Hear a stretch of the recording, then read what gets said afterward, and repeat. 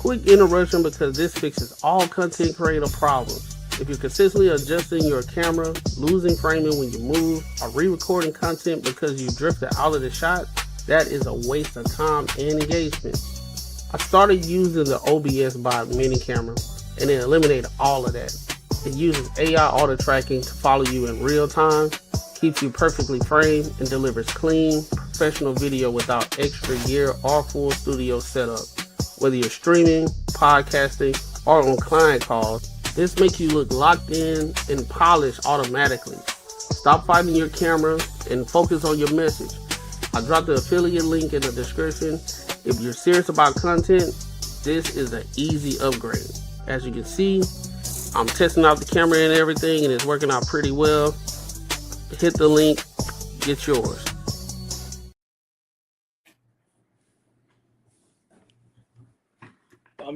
What's good? What up? What up? Hey, all right. Welcome to another show of the Banter and Barter Show, where we talking about everything under the sun, as long as we get back to the money, real conversations, and real solutions. What up, family? What's poppin', twin? How's it going? Hey, you doing? What's good? I'm gonna need later. Yeah, every time you play it. How y'all feeling? I'm good. I'm feeling good. Good in the hood. Yeah. Good. Y'all ready to get messy tonight? Let's Oh, go. I was glad we moved it to Friday so your boy can have a little bit of fun. I already know. I already know you already ready. I think I'll do a wraparound. We'll wrap around. Yeah, exactly. Oh, shit. We're in trouble. Hey. Your boy can jump in now. It's all good. But y'all don't gang up on me till the girls get here, okay? Listen, we're gonna try not to. The girls get here. If I gotta hold you down, meet me. I got you. Shit, I got to figure out my lighting situation anyway. We can see you clearly. You sure? Yeah, we can see you. Yeah, you know, you be I'm like, black. After 7, it's a struggle. All right. So before we get started, make sure you like, comment, and subscribe for the algorithm, and make sure you hit the bell notification. All right. This is gonna help the algorithm out, push our content out for more people. Come kick it with us. All right. So I want to go ahead and get into this first topic of the day. Let's go to Chicago. And apparently there was two couples that they're still fighting to get their child right after the mom had a child was taken away from her. Now the reason as to why, don't know. We're gonna figure that out right now. So I'm gonna go ahead and play it, and then we'll give our thoughts and opinions on it. All right. Let's go ahead and rock out. Birth, their newborn babies were taken from their arms. They say because of paperwork they didn't understand. Tonight, investigator Megan DeMar is looking into the painful problem that some parents say needs to be fixed immediately. Unfortunately, guys, we are going to have to take protective custody. Hours after Lakeith and Mikkel Ray welcomed their baby boy into the world on January 3rd, the Department of Children and Family Services came to take him. She has to have a court order to take our child. I do not. When they wouldn't hand him over, There's no safety concerns. Okay. Well, look, you need to argue that in court. an officer from the Peru, Illinois Police Department eventually took him from Mikkel's arms.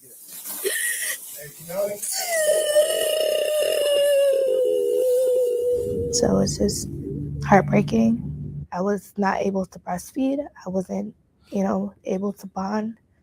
The Rays tell me it all stemmed from a DCFS hotline call 6 years ago when their older children were removed from their home to investigate an allegation.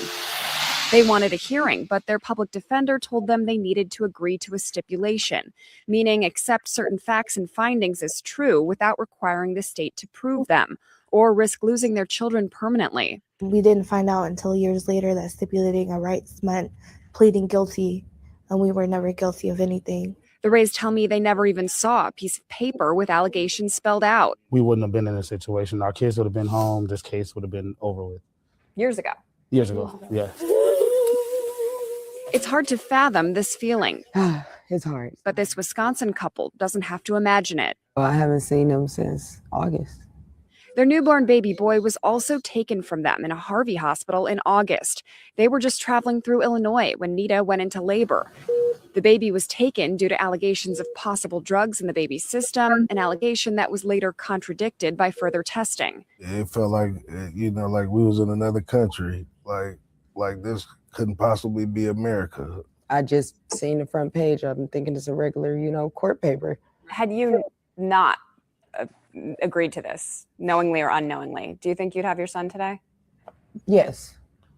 Yeah, because we knew what they were saying was false. Parents are just kind of signing off on these allegations without fully realizing it. Representative Jed Davis calls this a due process crisis. This isn't just a traffic ticket. This is a child and a parent. And introduced House Bill 5254 to overhaul it. The legislation would require each allegation be listed separately and individually acknowledged by the parent. Let's not skip things that can clearly help rectify situations that were wrongfully placed in the beginning. Meanwhile, both couples are still actively fighting for their kids, knowing it will be a long and complicated road. And we have to bring a knowledge to what's wrong in the system. It's ripping families apart and taking kids from families. I did reach out to DCFS for their input on the new legislation. A spokesperson told me they're reviewing and monitoring the bill and do not have a position at this time. The bill was introduced this month and referred to the Rules Committee for further discussion. Megan DeMar, CBS News Chicago, investigators. So what are y'all thoughts? What are y'all thoughts on this? Whoever want to go first. I'm going to jail. They're taking people's children based on a previous run-in with defects where they signed away their rights, or they signed saying that they did something then, but then they had a new baby, and now it's saying that now they're saying they've got to take all the children every time a new one comes into the world. I don't care what. Yeah, that shit kind of wild. That case was 6 years ago. And you just came and took my baby that's fresh out the coochie? Right. My mom burning that bitch down. I don't know, man. I feel like we missing something, Joe. Like Something that just seemed very odd. Ain't a damn thing missing. They told it how they told it. And I don't I saw him swoop in to get that kid. Yeah, they came and got that baby. That's gotta be something else, man. That is just crazy. Like that. So I know the first couple said that they I'm guessing they don't even still have those kids, and that was a long time before then. And they said, hey, I'm gonna start a new family. Then you want to soup this one up? Like, man, I don't know, bro. My half-past don't even let my family touch my kids within the first week or two of their life. You come first out the coochie trying to snatch the motherfucker. I don't know where they going. That was pretty fucked up either way. That they just rolled in and on birthday. I mean, I don't know, man. I don't know. Like, this seemed like a movie to me. I literally was watching some shit the other day that was almost like this on Chicago PD. Like I don't even, this don't even seem real to me, man. I'm guessing like shit, bro. That's crazy. Yeah, that was wild. That seemed very complicated of a situation.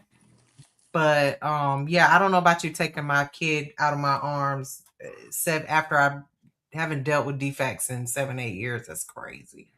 Yeah, just but the thing is, like, there's a reason why these motherfuckers would do that. Like, there's got to be so much behind that. Well, the second one, they said something about they had gotten a tip that they had drugs in the system. Yeah, they had a ticket. But couldn't you test that on the current baby to see if they had drugs in there? So I think now they automatically do that on babies.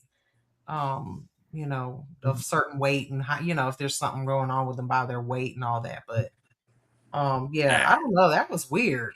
That was definitely some weird shit. That didn't seem like anything normal to me. What do these comments say? I'm curious to know what other people are saying. Yeah, so the first one says, as a labor and delivery nurse, I would have lost my job that day. Yeah. Said this is heartbreaking. Kat says them files are tied to all those missing babies. The hospitals are working with CPS, DCFS, and giving them up to those nasty people in those files. The call is coming in from the side of the house. So to be honest with you, I'm not even sure what the hell. Honestly, bro, just the way this seems, it just seems like this is something to get people in an uproar over I don't know, man, because it just don't seem right. It don't seem like there's definitely something missing. There's definitely fucking something missing. Yeah. I don't know what Like- you looking for to be missing. I'm flipping shit. But that shit just don't just happen like that. No. But here's my question: where you going after you I flip think something? you then heavily- what's gonna happen? Yeah. I think you heavily underestimate how fucked up the system really Oh, is. I know how fucked up the system is, but you at least know something. Like the system is fucked up. But you like it might not be fair, but you know there's a reason why though. It's still And they said they haven't seen their baby since it was born. exactly the other one. Like Oh. how long was that? Because there's no way. I don't know how I would have been able to. You came in the room when I could still shove a 2-liter inside my girl. Yeah. I mean, This ain't even close. that back was fucked up. But then you you gotta take understand, my kid? that's the Hell government too. So the government, like, that means they got you on radar. That means that you ain't just some God, I don't know, bro. Like to just pinpoint this one person who's having a kid that may have had some other shit going on. I don't know, man. That just seems very, very wild to me. They must have immaculate medical records. But look at that one comment. That almost is like believable with all the stuff that's coming out with them files, where it's like all those missing children and missing babies. I mean, if you believe in the whole conspiracy theory that, or you know, the other stuff that's coming out with the files, where they're talking about, you know, deleting babies and drinking their blood for youth and all that stuff. I mean, why not? I mean, that's definitely conspiracy theory, though. Yeah, it is, bro. I don't think you on mute? We can't hear you. You're muted. Hi, thank you so much for that. There Hi, you go. Alice. Hey. Nice Yo. to meet you. Good evening. I see you guys. Good in the comments. Hi, evening. guys. How you feeling? Now I feel settled because it's like, you know how when you're rushing to get out of the house and get to the thing, and then you finally get to the place you're trying to be, and you're like, okay, I can breathe. That's how I feel. I feel like I'm at ease. Thank you for Facts. inviting me. Oh yeah, for sure, no problem. Do you guys think, given, you know, the fact that some pale-skinned people used to eat slave babies, that it wouldn't be, could you also see how these babies would be intentionally kidnapped to participate in their child sacrifices? Is that where we're going? I hope not. It was one of I the ain't going comments. there. It was one of the comments under the original video in this. Was that Instagram or is that YouTube? No, this is on Facebook.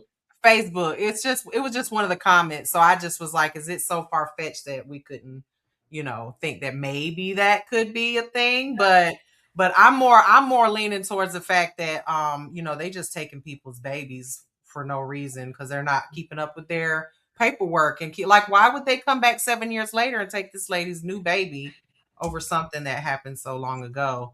I don't know that they cleared that out the system. You know, what if it's that bad in the government system where, you know, they're just like, whatever, we'll get to that, and then boom, she has a baby 7 years later, and they're flagging her like she did something wrong yesterday. Did she have any like priors? Like, was she a schmug addict or?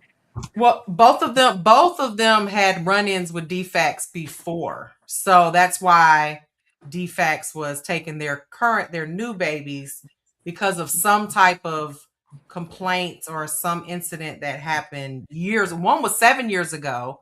The other one, I don't remember what it said, but one was 7 years ago. If Krishan Rock were to get pregnant again, should she be tested? In your opinion? Absolutely, 100%. Okay, so this is what I'm saying. Yeah, they should definitely take that baby. We're living in a culture where women are like literally fuck them kids, literally. Yeah. And so I think, for whatever reason, I do think the state has to do their due diligence, given who knows what they're seeing in and out of those. Fresh out the coochie though. Yeah, they do it. They do it. Fresh up out that bitch. Yeah. Like, I mean, you gotta do something. You gotta do colostrum or something. nothing. Yeah. Shit, I'm flipping shit. I'm sorry. I mean, to be on that radar, bro, to be on that radar to where they have focused this much on you on the day of your birth, they rolling in. It's gotta be something serious, man. Listen, I hate to profile people, but did y'all see that second couple? Oh yeah, that dude. They Was dressed them up. wild. They cleaned up real good. But did you see them? I hate the profile, but first of But all, let's they do look it. like they don't match for Listen, one. I don't mind profiling people. That you know what I'm saying, I'm that gets sorry. us They look like they nice just sometimes. one step away from living on the streets. If they I ain't weren't, gonna hold you. The first couple look a little sketchy too, though. they Both did. of them did. They both They did. did. They look This a is little crazy, sketchy. black people. This is crazy. Hey, the first couple was like, yo, like I the gotta first call couple it out. hadn't seen they first set of kids in like 7 years. They're like, yo, we starting over. Yeah, they lost the up first. Yeah, they lost their first set of kids. Yeah, so it's like shit. Now you see what I'm saying. Yeah, they lost the first set, so it's like, all right, bro, like, what we doing? Yeah, I think those kids, they must have got adopted out or something. Yeah, and don't. Yeah, but you don't get to come kidnap my coochie respawn. Is it looking at food stamp money? Is it kidnapping though? After it happened the first time with your first kids though? Yeah, I done ran back up in the gulag. I tried again, nigga. I done held X for 5 seconds. I done respawn. You done came and took my respawn. Apparently now they got to prove that they can be good parents. I mean, Do you think we should do that? Like, do you think I don't know. I don't know if that's a bad thing. I don't know. Before you're allowed to reproduce, you have to get a license that proves that you're a fit parent. You at least got to do some sort of mental test. At least, right? I would that. or kind of like how they do like marriage counseling and things like that. They should do some sort of counseling for children. Yeah. And before you actually have a kid, there's certain obstacles that you need to overcome before you can actually have a kid. I think that would be great in certain aspects. I do you one better. If you have a kid and you do get on government assistance, you can't have another one until you've been off of government assistance for like 5 years or something like that. Oh wow! I mean, you can't get right back on it. I mean, we need to do. It's supposed to be assistance to help you. They let you go to school. They could give your kid daycare. They do all this stuff to try to help you, and then you turn around and bust out another kid. Come on now, you gotta extend it. I say be on it for 3, and then you get monitored for the next 2. Like once you're off, you know what I'm saying, you're able to have the kid for 3 years, but you're monitored through the 3 years. And then after the 2 is like, all right, you know what I'm saying, everything is good. You see, like you can take care of everything now. So I don't know how old you are, Courtney, but it used to be back in the day, it was 4 years per kid because they figured you could get a 4-year degree with a kid, and they could be in daycare, and they could be, once they started kindergarten, then you should be able to go work. They kind of had it on a time schedule. Well, but they didn't have what they didn't have was a minimum of how many kids you could do that with. So a lot of women would have a kid, they would have it 4 years, they'd bust out another kid, and then 4 years went up and they'd bust out another kid. And it's like, there was never whose fault this is, right? Though it's the feminists' fault. Really? Oh yeah, the feminists fucked us all. I don't know why they said we wanted to go out and work while we were still pregnant. I don't know why but that's the thing. It's the feminists' fault. If you look at what they do in the UK, the government gives every single woman who gives birth at least 1 year of salary pay. She doesn't lose her job. She gets to go home. She still gets the same paycheck, and she's with her baby for a year. I think that's most why didn't they do that here? They should. Yeah. I agree. No, they should definitely do that. They snatch us out of the hospital after 2 days, and they're like, "Get out." Crazy. Well, that's because America giving them what they begging for. That's true. That free shit. Yeah, they getting that free shit. They was begging to go to work, so they're like, "All right, shit, stand up." I don't know, but I agree with you, and I wanted to say this on another panel, but it got derailed the other night. We were talking about feminism and stuff, and I wanted to say, I'm 44 years old, and the feminist movement robbed me of the life that I currently long for as an, as far, and I mean, that's the truth. I mean, that is the truth. I'm like I said, I was born in the 80s, so I'm in that kind of Generation X, millennial, right there on the line. So I remember the world before the internet and then after. So, I, the whole independent woman movement, and I can take care of myself, and I want, I don't need a man, blah, blah, blah. Totally was my entire like middle school, high school, adult years. That was the model. And then now we look back at it and it's like the feminists really fucked us, man, because now we're in our 40s. I mean, and you get to this age and you're like, oh, I kind of want to need a man if I want to have a family, if I want to retire on a 2-person income, if I want to like to have someone to talk to when you come home. Yeah, that part. To get so Yep. yeah, you know, and I tell all girls, I tell all the young girls that I meet nowadays, I'm like, y'all listen, do not fall for that feminist bullshit because you're gonna end up lonely and a cat lady one day. I'm lucky that I barely made it out alive before the cat lady days. But you know, but I will say that, you know, I had to change my entire mindset to get the one I got now. 100%. Like, and then you had to change your friends. You when I find a time machine, like, everything had to change. Yeah. Mm-hmm. When I find a time machine, I'll go back and save you. Oh, wow, that's a bar. Shit. Yeah. That was a bar. Yeah. Listen, I was a lot meaner then than I am now. You know I'm meaner than a rattlesnake now. Oh yeah, that's I'm a hood baby. That mean shit used to turn me on. What do you mean by that?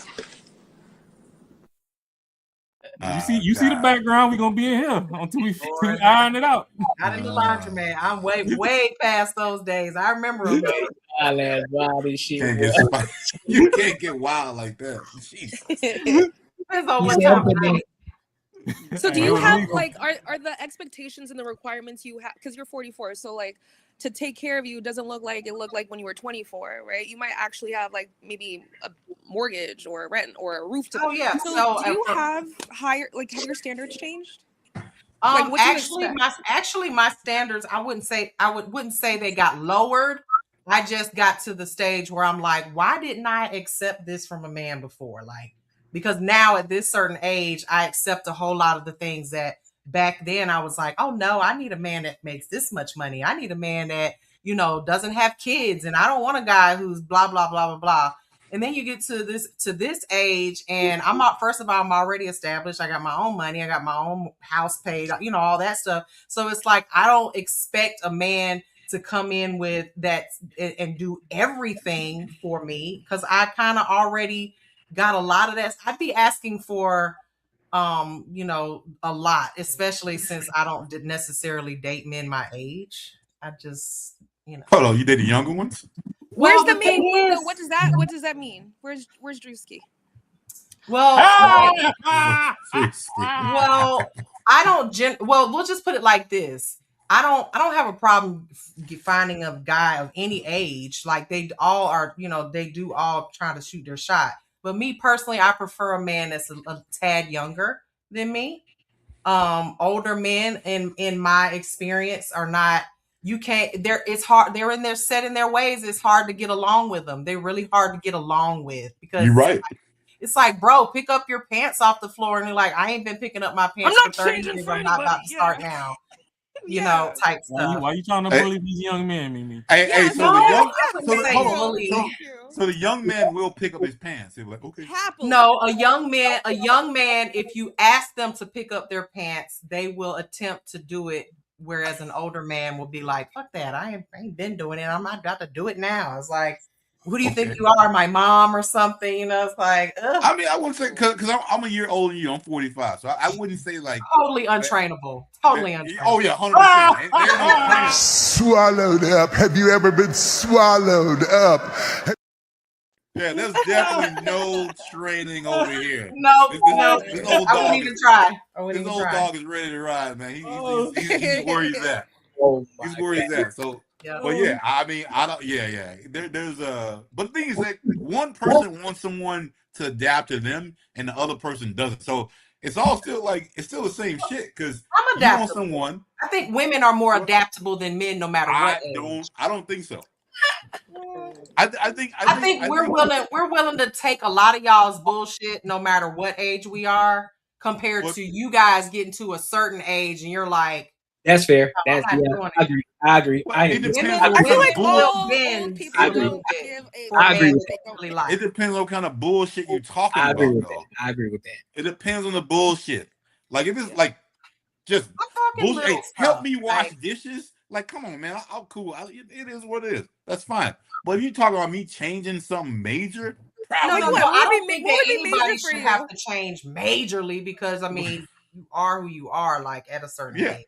So but I mean, like if it's because I'm one of those women that gets really annoyed by like my space. If someone new comes into my space, if I'm constantly cleaning up after them, if I'm constantly having to like, I'm like, you know, damn, you ain't gonna make the bed or nothing. Like you're not gonna put the toilet seat down ever. Like, you know, those little things that I think they're easier. They're easier to be like, listen, babe, come on now. Like, can we have the punishment later tonight? Can we have and we can move on. Can we have that conversation?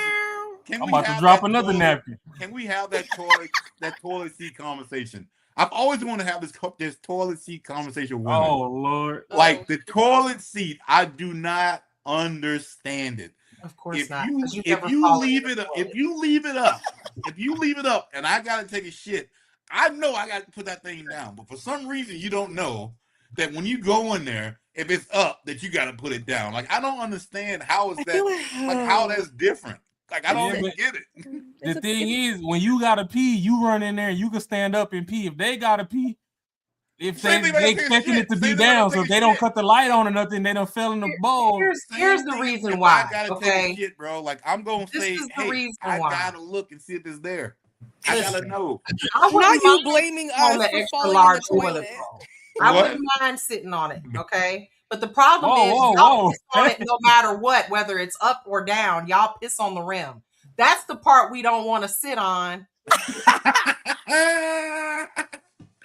not that bad. I could sit on it if it was clean, whether it was up or down, but y'all pee all over the inside of the rim of it. If we sit down, now we've got a yellow pee rim around our butt cheeks and thighs. Oh my God. That's the part that is disgusting. Okay. I think it's gonna be all men. I think all men are like that. You know what I always wanted to know? Nah, fam, my white man like that. You not about to look me into the yellow ring game. No. Down and pee. What? Why can't y'all sit down and pee? Y'all sit down. Are you serious? Are you serious? Y'all sit down to doo-doo. Is there a magazine around here? I don't know. What do you mean? You gotta be joking. No, the men. Why can't y'all sit down while y'all pee? Because their little peepees touch the water. Even better. There is no. First of all, little and water touch don't go in the same sentence structure. I don't know if it's little. It don't. It just if it's touching the water, that means that thing long. Yeah, if it's touching the water, that means that thing long. Little and water touch. Yeah, I was trying to be cute, not actually refer to the size, because if your member is dipping into the water, obviously. I mean, I'm not. The mushroom tip touching. You know what I'm saying? But I'm not. You'd be crazy if someone if someone even gave a notion for me to sit down and pee. I'm just work in a nursing home. Exactly. I'm fucking out. I am out. I'm out. That's some rich white man stuff. You know, they got no way. They got Forbes, and you know, they wife get on their nerves and stuff, and they go in there and they just like, fuck it, I'm gonna sit down and read a couple pages real quick. Hell no, not okay, to I have pee. a question. You're gonna sit down to pee. I used to work in a nursing home, and all them old men sat down to pee. What's up, Well, when you were 85, that's different. Well, you can't get it in the damn hole, then you need to sit down to pee. Okay. Hey, you know what? Hey, not you gonna break up with dude. Doesn't matter. Hey, no. Hey, you gotta deal with it. Okay, shit. Question. Hey, you said you had a question. Go ahead. Why do you guys run off to the bathroom and take your phones with you? Oh, inquiring minds want to know. It's the most peaceful fucking place in the goddamn world, especially if you live with your girl. Oh my God, it is so peaceful. Why you send me memes all day? You mad that I'm trying to go watch them? I'm looking up I'm looking up crazy shit. I'm looking up cars. No one's bugging me. That's facts. Doing my shit. You're texting your side chick. I'm definitely not doing that. I'm just kidding. Black men don't cheat. That's fact. Okay. Well, I'm not saying that. I'm not saying that, but I'm just saying. But no, yours is crazy. Why you can't say ours? To the bathroom? Nah, you ain't just going. Nah, he ain't doing that shit. I think most smart people do that shit before they get home. Or on your fake phone, your other fake phone. Yeah. I mean, you do that shit before you get to the crib. Oh man. But no. The thing is, you guys think we cheat like y'all. If someone's cheating, unless unless they really want to be with that person, they're not gonna be fucking talking to them. They don't give a fuck. Unless they really want to be with them. That's how y'all are. We're not like that. I give every man the benefit of the doubt until they give me a reason. If someone wants to be with someone, usually a lot of times with dudes cheat when they have in a relationship, they don't show the other person any sort of attention. It's almost like, hey, this is what it is. Like, fuck it, whatever. Oh. It's not like, oh, hey, I like you. No, that's not that. So it's an internal thing that you're trying to get satisfied.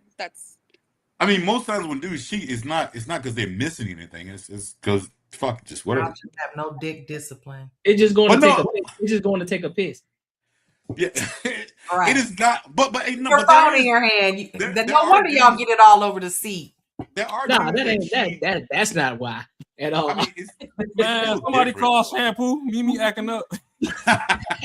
Shampoo don't run me. Y'all better know I be running that show. Okay, I run that shampoo. Show. Don't get it twisted, y'all. If I showed y'all the behind the scenes, y'all wouldn't even believe me. Yeah, listen. The only reason we've been there for a long time because it's just a peace of mind.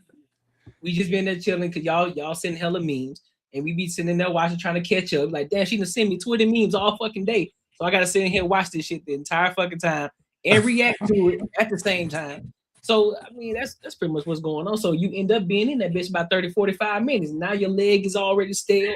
You can't move, you can't get up. Now you limping out the bathroom and shit. Like, man, listen. Oh, it's just peace though. No one fucks with you in the bathroom.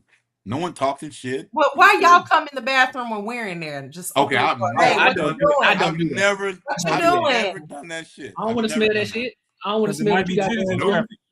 And your shit stink too. So I'm not going in there. I feel like you don't really love your girl if you won't go in there. I think so. No, I'm not going in there. I'm just saying. Nah, you can't do that. When I hit the door, she better flash a titty. The only time I ever lived with a girl, we had separate bathrooms. I don't even fuck with that. That sounds like I chose them. I don't care about the separate bathrooms. Like you pay all the bills. But you got separate bathrooms. Not Marcus. No, Marcus wouldn't. No. She do her shit in the bathroom, and I do my shit in my own bathroom. Like it's just different. Oh, you mean do I pay all the bills? Fuck no. I just told you. That was a terrible assumption. Marcus. I'm sorry. No, I've only been on this show with him maybe 2 or 3 times, and I can tell you he's not paying no bills. So whenever my girl does move in, we definitely gonna fucking split the bills for sure. 100%. That's a real man right there. Do you think? Why is that? And that this boy is just said me belt the ass day one. No, because I want things to actually last. I know myself. I know me. So should she give you 50% submission? What's that? Should she give me 50% submission? Yeah. She has say so. What? Like, what do you mean by submission? What do you mean by submission? Like admitting to respecting you, your authority. Oh, yeah, of course. If she didn't respect me, it doesn't fucking. It's not gonna work. So there's this She's saying she go half on the respect though, like Monday, Tuesday, Wednesday, but then Thursday through Sunday is big fuck you. Okay, so for me, if I'm paying for everything, you better not say a fucking word to me. Right. Like I've been, but I don't go in the bathroom for as long as you need. I don't want someone I can tell what the fuck to do all the time. Like it's not me. Like, but here's the thing, I don't want that type of shit. Here's the thing though, that should not be equivalent to your submission, depending on if I'm paying 50%. It shouldn't be. It should not be 50. If I'm paying 50% of it, no, you still submit to me 100% because at the end of the day, I'm still gonna take care of you regardless of the situation. I'm still gonna do what it is that I gotta do to make sure to make sure we making things happen. So you still gonna give me 100% submission. Yeah, absolutely. It's not realistic. If I'm not paying all the bills or not, it don't matter. If you're making more money, guess what? I'm still the leader of the household. Your money does not equate to that at all. Yeah, 50-50. She better have service with a smile. I don't give a fuck. If I could be making 50,000, you making 100K. I wish you would come in here talking crazy. It's just not realistic in a fucking relationship to be like. I mean, this is not the way I roll. Like I'm just not like that. Facts. Right between that wash and dry. Don't play with me, bro. It don't. I mean, disrespect is respect. I'm gonna respect her. She respects me. We're good. Don't play with me, bro. Crazy word. Hey, but the things like y'all talk about, if someone paid 100%, like all the bills and shit, y'all still ain't gonna give him the like submission, respect. That's ridiculous. That deserves that shit. No, it's not, because you keep talking. Like it's No, not Joe. gonna happen. Like that's what I'm saying. Like you always got something to say. So like for someone who pays everything, you should have nothing to say. Like nothing. Like not literally nothing. And like, so okay, cool. Now we're working together. We're adults. We can both talk in this conversation. Yes, we both pay our own bills. And now I don't feel a certain kind of way, like I'm getting taken advantage of. So I won't feel a certain kind of way. And now we have a good relationship. We're good. It doesn't mean that 50-50 doesn't mean really 50-50. I mean, Jesus, it doesn't really mean that. But it means you're contributing like something, like Jesus, like, and it's not just I'm gonna pay for going out and whatever, because you already know I'm gonna do that. But like, no, you gotta contribute something towards where we're going, and that makes shit. Like, yeah, I'm not hell no, I'm not one of those 100% guys. We already knew that. All right, well, but that's a great segue when we talk about 50-50, because I want to go to this next topic, talking about Aisha Diaz. Yeah, I don't know if y'all heard about that, right? So, but before I saw we get the there, thumbnail somewhere else, but I was like, let me not watch it. I want to see, like, have my perspective from here 100%. Bet. So before we get there, make sure you like, comment, and subscribe for the algorithm, and make sure you hit the bell notification. All right, so we're gonna go ahead and play this video. And basically what it is, for those of y'all who don't know, Aisha Diaz, she's basically saying that she likes to be spoiled, and she pretty much expects her man to pay 40 to 50K a month on her alone. So yeah, we finna get the context in this and see what she's talking about. We'll give our thoughts, because this is wild. Wow. All right, frog out. Honestly, I'm spoiled. No, as soon as they said it's spoiled, it's gonna be a ticket. Go ahead. What's that mean? Just what's that mean? Hear it. Because it's good insight. Because we just have this hypothetical. Can you guys hear it? I can. Yeah, I can hear it.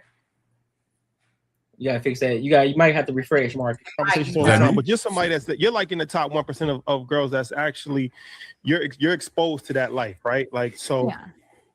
What is you say you're spoiled? What does that mean? Spoiled means I need you to be able to keep up with my lifestyle if you want to be with me.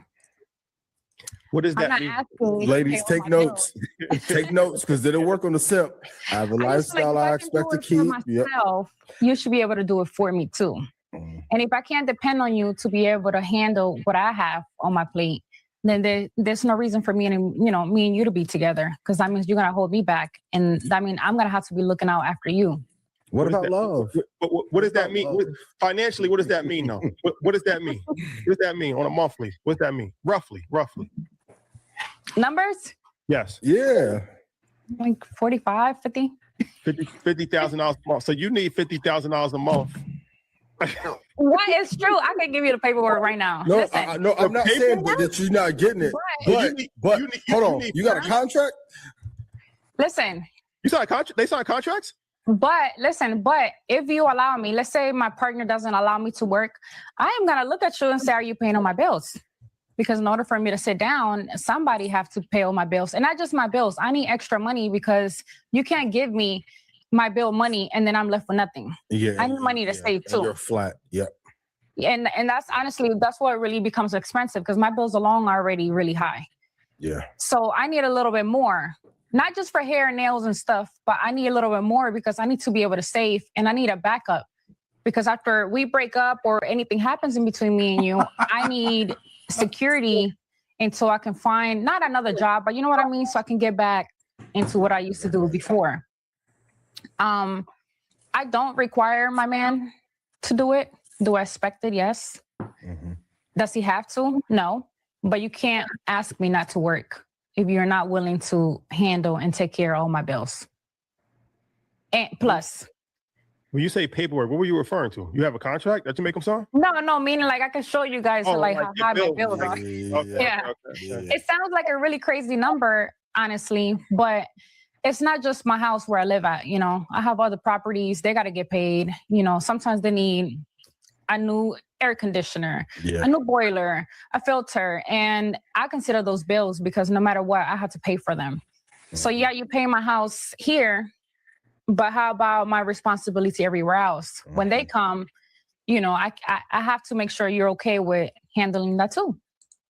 So what are y'all thoughts on that? I'm gonna let Ann go first, and then I'll let Mimi go, and then we'll open up the panel. And what are your thoughts on it? Oh, you mute. Can you hear me? Am I tripping? I can hear you. I wonder if she got a delay. Oh, she probably got a delay. She probably do, huh? Well, Mimi, and can you hear me? Doesn't look like she have a delay. Yeah, I don't think she does. I don't think she can hear you. She probably got to restart like I did. Probably. But Mimi, I'll let you go ahead. What do you think about it? Well, first of all, I need to know what she does for a living to make $50,000 a month. I'm gonna assume it starts with an O and the second word it starts with an F. To be able to balloon nut. Because $50,000 a month, great day. I don't know who she is, so I'm just speculating. I'm just joking, but I was with her. I wasn't with her until the second part. Okay, so when she said, when she was saying that she needed a man who could pay all her bills, I was like, wait a minute, like 50 grand a month, that's a lot. But I understood where she was coming from, and I could actually go with what she said when she said,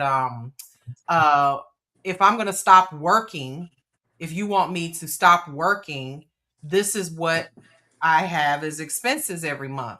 So in order for me, I think even in a situation where the bills were cheaper than that, if a man says to his woman, hey, I know you make $25,000 a year. Let's just say she works at McDonald's, but I want you to stay at home with the kids and I don't want you to work anymore. And she's like, well, the only reason I work is so I can pay the car note and pay for my hair and nails and blah, blah, blah. And he's like, you know what? Don't worry about it. I got you. I'm going to take care of that from now on. Like, I think people have those type of conversations in regular relationships. I mean, I think hearing the $50,000 number is kind of mind blowing, but I think that's what's making it hard for us to be like, whoa, 50 grand, you want somebody to pay that? But I think people do it on a much lower scale every day in relationships, especially when people get married and they're like, I want my wife to be at home with the kids, or I don't want her to work. I want her to just cater to me. And she had a job before then. You know, well, you're going to have to at least pay this, because I was paying this, and this before. And it could be something that she can't let go of. You know, like a car note, or, you know, maybe it's a house payment on another property that, you know, it could be anything. But I mean, I think we're just getting hung up on that big number. I think this happens every day. Because I would expect that. Me personally, if my boyfriend was like, hey, you know, I make enough money to take care of us and I would really love for you to just stay at home and do your own business or do whatever. I got a lot of bills. Shoot, I got a lot of them. And I'm like, are you going to take care of those? Or what am I going to sacrifice in this to be in a relationship with you? And a man's either going to say, well, nothing or everything, you know, or maybe some things in between, but that's something you'd have to come to an agreement about, I think. So I don't know. I think everybody's looking at her and going, oh, she's beautiful. It's a lot of money. She costs a lot of money to take care of. I think it's more than that. And I agreed with her on the second part. But the first part, no, you got to be able to pay my bills in order for me to date you. I think that's weird. Like, you obviously you have enough money to take care of yourself, right? Right. Why do you need to find a man that can either make more money to take care of you when you're already doing? I don't understand that trade-off that women want all the time.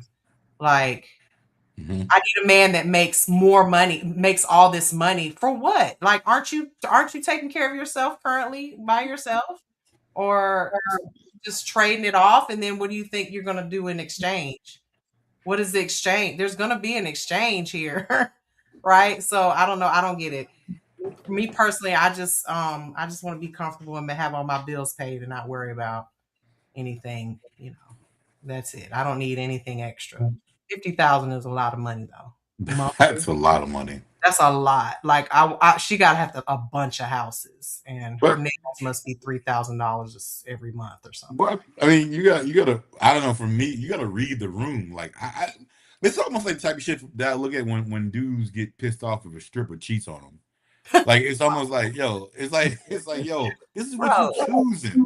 You choosing the girl who's got like if you happen to choose a girl who's got a lot of shit going on and she's making a lot of money, you can't be the kind of dude. And I mean, unless you got it like that, they say, hey, I'm gonna control the situation. I'm gonna do all this, and I'm gonna make it. But I want the same fucking effects as if I just rescue some girl who had nothing going on in life. Like, you know what I mean? Like, you can't expect that type of It's not shit. gonna Like, happen. it's not gonna fucking happen, man. Like, it's just not real life shit. Like, you comparing two different things. Like, that's just the way shit just does not work out. Like, you gotta understand what the fuck you like. Like, to me, me personally, I couldn't deal with a girl. I wouldn't. The type of chicks that I deal with wouldn't be the one that I think would be validated for me to pay 100%. And those are the ones who don't never buy shit for themselves. They're just so appreciative. And for me, I've never run into that type of girl. And to be honest with you, I don't think that will mesh well with my personality. I think my personality does mesh well with a girl who does and it is ambitious, but like not obviously just not like respects me as a man too. Right. So I mean, you got to understand who the fuck you are first, and then you try to figure that shit out. It's not Build-A-Bear, bro. Like you can't pick certain kind of shit and expect certain kind of things from like these type of girls. Like even if you're a basketball player, you make millions and millions of dollars. She is not gonna be happy with you paying for everything. Like you're gonna get a headache. Like that's what you're gonna get. The moment you tell a woman like that no, she's done. She got so many options, bro. You're done. She got. You can never tell her no ever. I'll be honest with you though. I don't see. I'm glad she clarified it in this aspect of she expects it, but she doesn't require it. I'm sure there are a lot of men who do it, right? So I can't sit here and say like, oh, she's straight out bugging, because I'm pretty sure the type of men that she deal with, they are able to appease the 50K. That's what she used to. She probably had it done before. That's why she said 50K, because somebody already set the standard for her to pay the 50K. So I hear, you know what I'm saying? Us average everyday people is like, all right, man, nigga, 50K, I'm not finna pay for your houses too. You talking about you got some shit going on. That's your responsibility, right? Mm-hmm. That side of me, regardless of how much money I have, listen, I'm not doing that. I don't give a fuck what you got going on. You gonna take care of your own shit. You decided to get that. That's your responsibility. That's not mine. You ain't my wife, so I'm not taking care of none of that shit you got going on over there. And the key thing she said is when we break up. Yeah, you know what I'm saying? You take my money and then you gonna save some of that money. Like, nah, buddy, nah, we're not doing that. Oh, girl said when we break up, I need to make sure I'm good. So blah blah. Like she's already expecting like any dude is gonna pay for that shit. Y'all gonna break up. Like it's not like it's not a forever thing. Like y'all ain't building a life together. She already know this is a for now thing. This kind of brings me back a little bit to the beginning when I was saying when Ann was asking, about me being older, the type of things that I my expectations. That's one of them. Like, so let me be clear. I totally get what she's saying, where it's like she expects it, but she doesn't require it. Because I think as a younger woman that didn't have as, have done as well as I had at this age, felt that way. Like, no, I need somebody that's going to give me 100%. Now, like, for instance, I could even do 50-50 because I'm not pressed. You know what I mean? I'm at that phase in my life where I'm not gonna be pressed either way. But do I want a man to tell me, you know what, baby, don't worry, I got all the bills? I'm like, okay, cool. Well, you know what's gonna end up happening? He gonna pay all the bills, and I'm gonna be booking flights, and I'm gonna be doing this, and so it's gonna come out even. At the end of the day, I'm gonna buy clothes, I'm gonna be buying them cologne because you paying all my bills. I'm definitely gonna make sure that you straight all the time. So that's where I'm at this phase in life. Luckily, you know what I'm saying, I haven't come across a 50-50 guy in a while, but again, I'm still, if I'm dating somebody or if I'm with somebody that pays 100%, I'm spending on other stuff. So, you know, I get what she's saying. That changes as you get older, those expectations for sure. I don't require it, but I definitely, you know, expect the man to say he gonna try. You know, let me try to take care of you. God forbid, you know, I needed that. You know, my thing is, one of my biggest things is too, I know a lot of people have the conversation about 50-50 or 100%. And I talk about this a lot on the Coordinator show. A lot of these, and again, of course, the age matters too, but a lot of these individuals, they sit between the age of 25 and 35, right? This is the time, that's the time of building. That's the time of growing. I'm not going to expect this man to be making $200,000, $500,000, right? And even if he isn't making it, if he's a person, if you see what he's doing, and he's a man of action, and he's putting forth the effort, he's doing the things he needs to do, and he has a goal, he has a plan, and where he wants to be in the next 5 to 10 years, these women should be able to see that. It's like, all right, I see he's not there yet. He may be making $50,000 right now, but I see his plan, and I'm rocking with him on that aspect. And so we're gonna build this thing up together, and I'm gonna help him in every way I can. I'm gonna add the value that I need to add to him, so that way we can build this thing and grow it together. So I don't have to be worrying about paying 100% down the line, because I know that's his ultimate goal. That's what he wants to do for me, but he just can't do it right now. But a lot of these women, they want that microwave to say, oh, I want it right now. I want it right now, because social media has put us in the place of, oh, I need it now. I want this lifestyle. I want this luxury. We need to be taking trips to Tulum, or we need to be taking trips over here to Greece. Nah, that ain't real life. That's not real life, man. Even your biggest entrepreneurs, they aren't taking trips like that. And if they are taking trips like that, it's strictly for business. And they're right back on the plane the next fucking morning, right back to the city doing what they were doing before. They're working, man. They're not out this bitch kicking it. They're not chilling. They're working. So you ain't gonna have the time to do all of that. The effects of social media will be a college course in Harvard one day. Like, seriously, like you can tie it into just about every situation or problem that we have in the community these days. I mean, or in general, as human beings, not just the community, but just in general, everyone. I mean, when it comes to, you know, sizing yourself up as a woman, looking at other women, thinking, oh, this girl has the greatest guy ever. Meanwhile, he's beating her ass every day. We don't see that in the backhand, you know, just stuff like that. You know, it's just, it didn't never used to be so front and center, you know, our shortcomings, so-called shortcomings. And social media, it has got everybody completely just changed. It's not the same anymore. The way I talked about this the other night, like my students in my classroom would rather sit there I'm in the classroom live on TikTok, because I go live on TikTok, and they will have their phones out watching me on TikTok when I'm sitting right in front of them teaching that live class, and they would much rather watch me on that little screen. No way. Chat with the chat. Huh?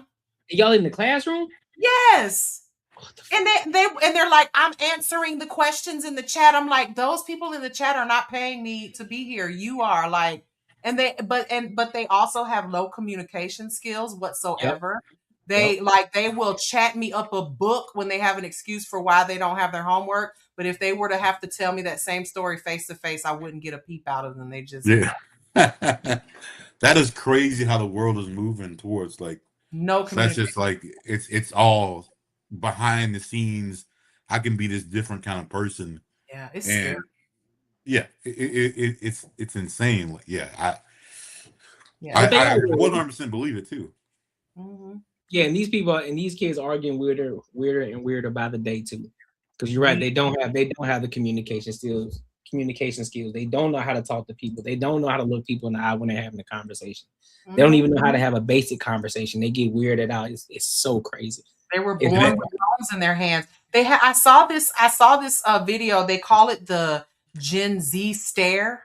Have you heard of that? No, I haven't heard of that. Just like if you go on TikTok and just type in Gen Z stare, it's apparently teachers are saying when they're teaching these kids and they ask them a question, they just kind of look at you like they have no answer.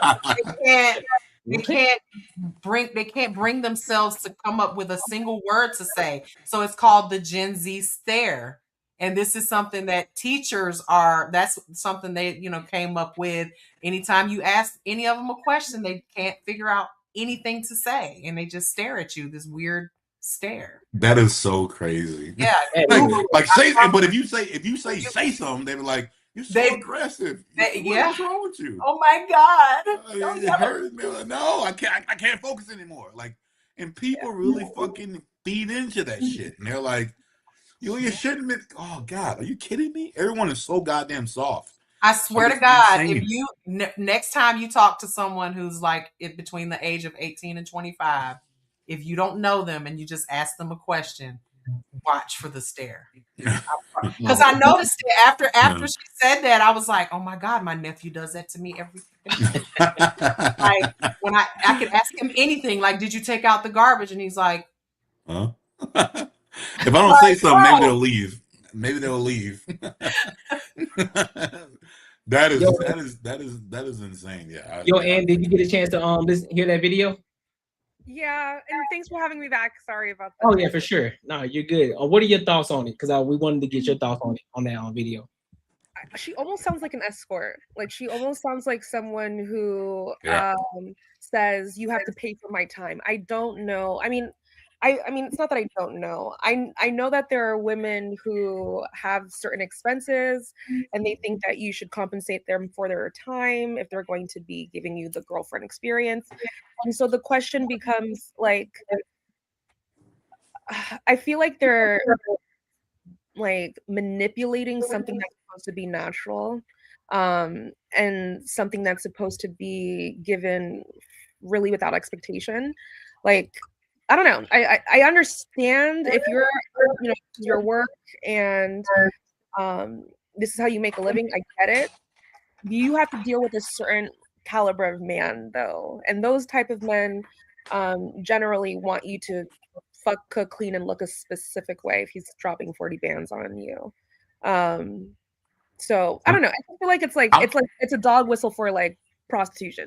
And I'm gonna play advocate on this, which I don't ever do type of shit but like, do you think if a dude like we were talking earlier, like this screams to me like stripper. Like for me, it's stripper, and like me going to my boys and like, man, I gave her the best life that she could ever imagine. She cheated on me, bro. She's a fucking stripper. Like your boy should be like, yo, what the fuck, man? She's a stripper. Like, what the fuck do you expect? Like, now we should be telling these dudes the same shit. Like, what the fuck did you expect? Why that one? I'm pretty sure that one girl who probably wasn't what you thought she was, but probably did what you wanted, but you're not. I don't know. I don't know how we can address those situations. We all do it, but like those are the biggest ones to be like, yo, bro, like, what the fuck did you expect? Like, I don't even get it. Like, and I'm not saying like definitely not taking anything away from what she's doing. I think what she's doing is whatever she's doing. But like, I don't know, man. I some of these dudes, bro, you just gotta. We need you to can't be victim. Our men and children, male children, about women like this. Warn them. This. I mean, what she's just asking for money in exchange for whatever it is, whether it's her time, whether it's bills, whether it's money is all she cares about. So that again, this is if something happens, she's not going to care. It's going to be about the money. But on the reverse side, oh my God, go ahead. Hold on, but on the reverse side, I do think that like how I can look at for as a man that you got fucked up. I think women should start looking at the other way too. Is that dude may have did some fuck? He may have got so mad he did something bad to you or whatever it is. Like, I think there should be some sort of like accountability. Like, what do you expect to happen? Like no one's gonna be like. I couldn't imagine if someone would boost me on and say, "I went and took this person's money and they didn't do shit to me." Like, yeah.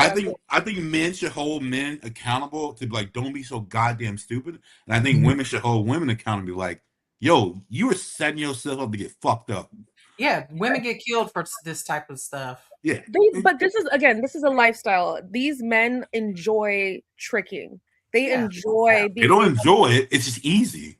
I don't think no one enjoys it. It's like, I don't They don't have to deal with the drama. They don't have to deal with the they just get what they need. She behaves, and it is what it is. And ultimately, women, we have a biological clock, and every single time we have a failed relationship, the likelihood of you producing a healthy child becomes more and more like unattainable. And so I think she's exercising hypergamy to the highest degree. She's associating herself with someone who I would hope is actually exclusive to her. And if it doesn't work out, at least according to her, I have something that doesn't make it all a waste. And essentially we do that already in relationships. She's just doing it with the 1%. Okay. So Mark, let me ask you a question, because I know you said something real quick, Mark, before you go. Yeah. You said that some men don't enjoy it. I disagree. I think there are men who actually love doing that. They actually enjoy spending a ton of bread on chicks like that. I think they get off on doing that. I do. They love how it makes them feel like he's him. Yeah.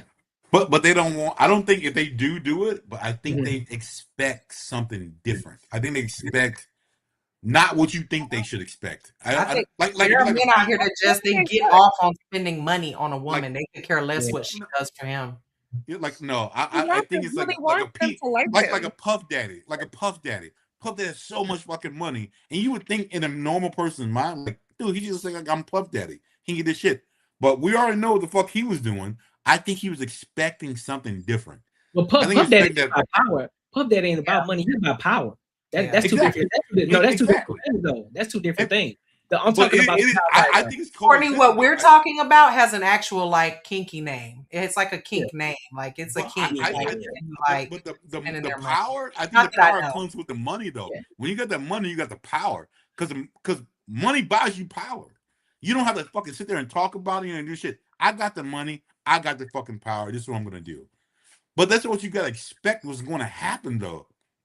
For me, that's what I would think. I would think that's what you're gonna expect. You expect like a Puff Daddy. Yeah, 40,000, cool. Let's do it.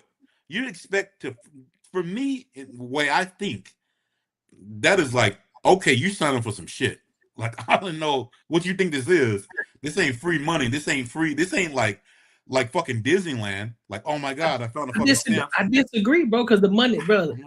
There's guys who make crazy amounts of money and they spend 50K like it ain't shit.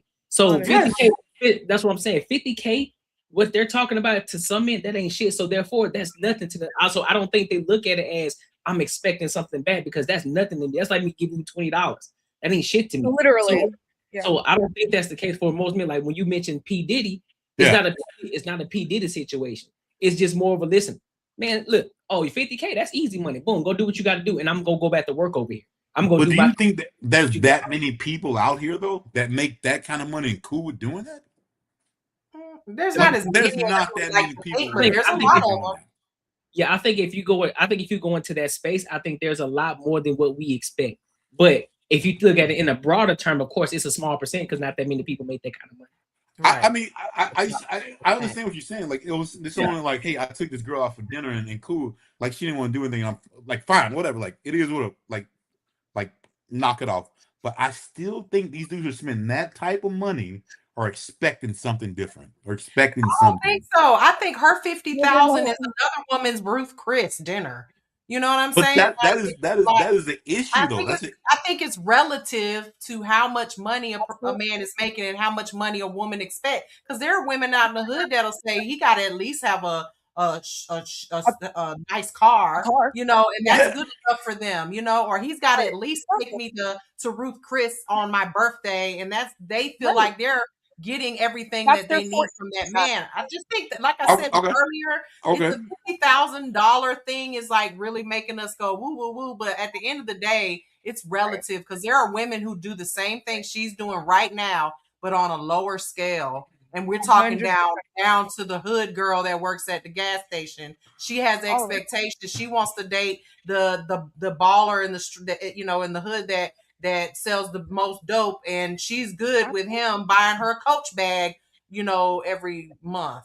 But we can look at that like that, but we can look at the reality is $50,000 is still a fucking lot of money. And I understand it's a lot of money. That's It's not a lot of money. 7,500 is a lot for these girls Marcus, losing their that's part of income the tax game. right now. It's They not like a lot of feeling money. that It's not a lot of power. money. It's That's not the a lot of point. money to. It's not a lot of money to other people. Obviously, like there's billionaires. know There's it's a lot of money. there's oil tycoons out there who are worth billions. They know that Billions. they enjoy being able to change your life with a 10, 20, 50, whatever. The reason why they're doing it is because they're trying to integrate into your life so that you're like they provide a lifestyle that would make you never want to leave. Even after you guys break up, you're still gonna call him. Even if you get married, you're still thinking about Drake. Like they know it's a lot of money. They know it has the capacity to change people's lives, and that's why they love it. They get off on the power. They get It's off. experience. They know it. I think it's how people look at it, but it's not really how it is. But I get what you're saying. I think that's how people look at like how they perceive it is, but I don't think that's how it is. I think people who have that kind of money, like if you were a true player, like not like you got like a lot of times, like how I look at like Puff Daddy, right? He, to me, where I look at, he can go out and get any girl, but that's not fun for him. Any girl who would be a cool and I'm hanging out, Pete, like that's not fun for him. He's gonna pay you a lot of money to do some fucked up shit that he wants to do. So what I'm trying to say is, you need to expect that. You're like, Puff Daddy can go down the street and probably get one of the baddest chicks who's normal, but he's not gonna like it because it's gonna be like, I'd rather throw this girl some money and do this, and I'm gonna get what the fuck I want. Yeah. But everybody, but you keep mentioning Puff Daddy though. A lot of these cats ain't doing what Puff Daddy doing, bro. No, they're not. They're not. It might not be. I'm not saying it's the same thing, but it is something. It is something. Yeah, Is something. we know there are some guys out there that are like that. We're not negating that, but what we are saying is that there are men out here who actually don't expect anything, and they're willing to pay $50K. They're willing to pay $50K a month on a chick just like that with no expectation. With no expectation behind it. Shannon Sharp, same thing. Yeah, he wouldn't look. Shannon Sharp was expecting something. We're talking about. Listen, I'm gonna give you a prototype. We talking about a white man or a goofy ass guy who make a lot of fucking money, and he see a baddie like this, and he willing to spend some money on it, and he don't care about fucking. He don't care about. He just want to break bread on it because he want to make her feel good. That's all, bro.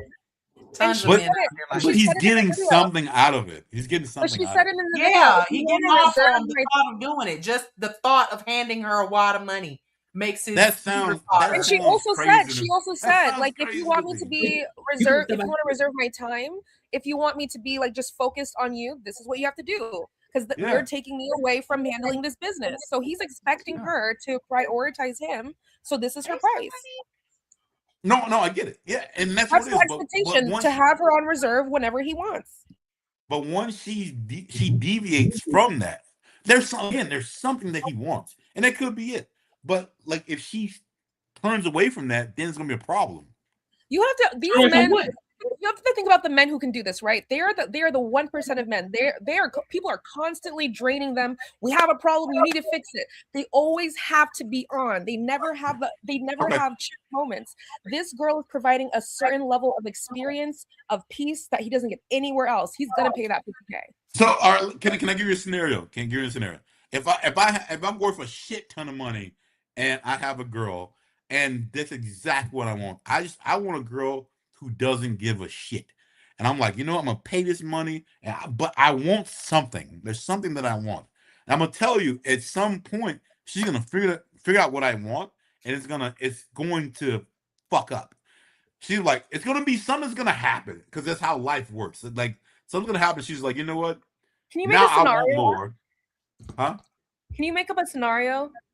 Sorry, it's like, yeah, I have a girl. She said I have a girl, and then I'm gonna say I found some girl in Miami who's hot as fuck, and I got a shit ton of money. It's like, you know what? I'm gonna put you in this penthouse. I'm gonna fucking get you a Ferrari. You just hang the fuck out. When I come in town, we're gonna do our thing. You can even fuck with other dudes. I don't care. I'll give you a allowance of $20,000. Cool. That's what he wants. That's what he wants. But I guarantee you, at some point, she's gonna be like, nah, fuck that. that's something else. And I'm coming to do something else. But like shit, just like no one just wants to give shit away because they want to. It just doesn't happen. Absolutely, that's not how people are selfish, right? But Yeah, you're correct. exactly. You want something. That's just the nature of women. We always want more. And dudes too, you want something. Like I said, if I was a dude that I did not, if I want to keep my girl, but I just wanted some side piece, and that's what I want. That's all I wanted. Something's gonna fuck up. Like, so let me ask you a question, Mark. That way. Want more so let me ask you a question. What about the people who give money to charity? What are they expecting out of it? Oh, they want to be happy. They want to feel. They want to be recognized by society as a good person and by God. I did something good. Yeah, it's for them. It's not for nobody else. So ultimately, what you're saying is that you're not saying anything specific in regards to what it is that they're expecting back, but they're always expecting something back, whether it's happiness, sex, or all right, I got you. That's the definition of the word selfish. Like even when when you say you're giving stuff to charity, you're doing it because you like the way it makes you feel, whether it's because you're getting some recognition from your community, whether because if you really didn't want all that, you would just give and not say anything. We wouldn't know.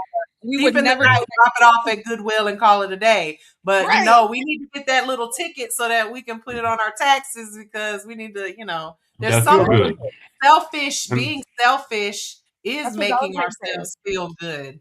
So let me ask you a question though. So that I'm glad you said that, Mimi. So that goes to my other question, Marcus. Are there people who are willing to spend money without the expectation? Because Mimi just said it. She said there are some people who are willing to give to charity and they're not expecting anything. No happiness. They just listen. I'm just gonna give it to you, boom, and I'm gonna go on by my day. I ain't gonna think twice about it. So do you think that there are people out here who do that? And men who spend $50K on a woman like this? No, because it still happens. I know there are. I'm gonna find out the name. But no, that's I don't think so. On that part, no, because that's different. If you want to do something for someone else and you really feel good in your heart, like there are some people that very few, but like who will do that, and it's just like I just want to do it. I don't want no recognition. Cool, but that means, but if you're talking about a person, you still have interaction with that person. These other people don't give a fuck. They just want to do something good. That's like for me, like I am 100% on abortions, like big time. Because other people, like, they feel good by doing this shit, but guess who the fuck suffers are the goddamn kids that they never give a fuck about. That nigga crazy. Dude, they never give a fuck about these. Are you pro or not pro? I'm pro, 100%. If a girl says I don't want to have this kid, you should let her do what she needs to do, 100%.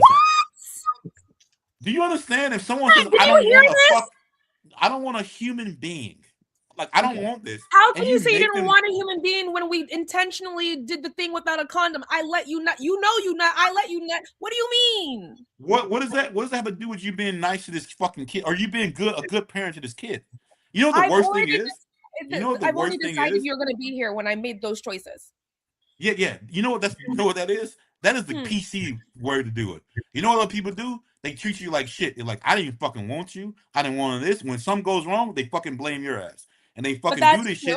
But those other people who want to say, oh, I saved a life, they don't think about that kid that's going through that shit. They never do. That's not always the case, though, when that happens, though, Marcus. That is not always the case. That is 100% not always the case. Yeah, that's not always the case. Sometimes they take care and they love their child. That is the case, though, for a lot of situations. You don't think it is. But I'm going to tell you, if this is crazy. They should start doing shit like this. They start going through some shit to talk to people who were forced to have kids and see how their kids turned out. Perfectly. I mean, sure. I mean, they have some issues. No one wants to see that shit. No one wants to see. Everyone wants to see that fucking good story. Like, I didn't really want to have a kid, but I did, and oh my god, it's so awesome. No, turn out how fucked up that person turned that other kid out. A lot of us have like uncles and aunties who are a product of grandma didn't want, uncle, but he's here. A lot of us have seen what it looks like when, we know this, but that doesn't take away the fact that you deserve to live. Like, you deserve to live. And like, just because people don't like you doesn't mean we should murder you. Like, what the fuck? So you've obviously, you didn't grow up anywhere where no one didn't The person Wait. Hold on. What? So This is the just person that's supposed to love you the most, morality. the person that is supposed to love you the most did not like you. That sucks. Have you ever grown up through some shit like that? No, I was spoiled. My dad and mom, I'm their favorite. It's very easy to say that whatever you can get over, but the person supposed to take care of you the most who didn't give a fuck about you. Giving a fuck, okay, hard. but giving a fuck is a choice, right? Like I don't have to like you to do what I as a kid, as a child.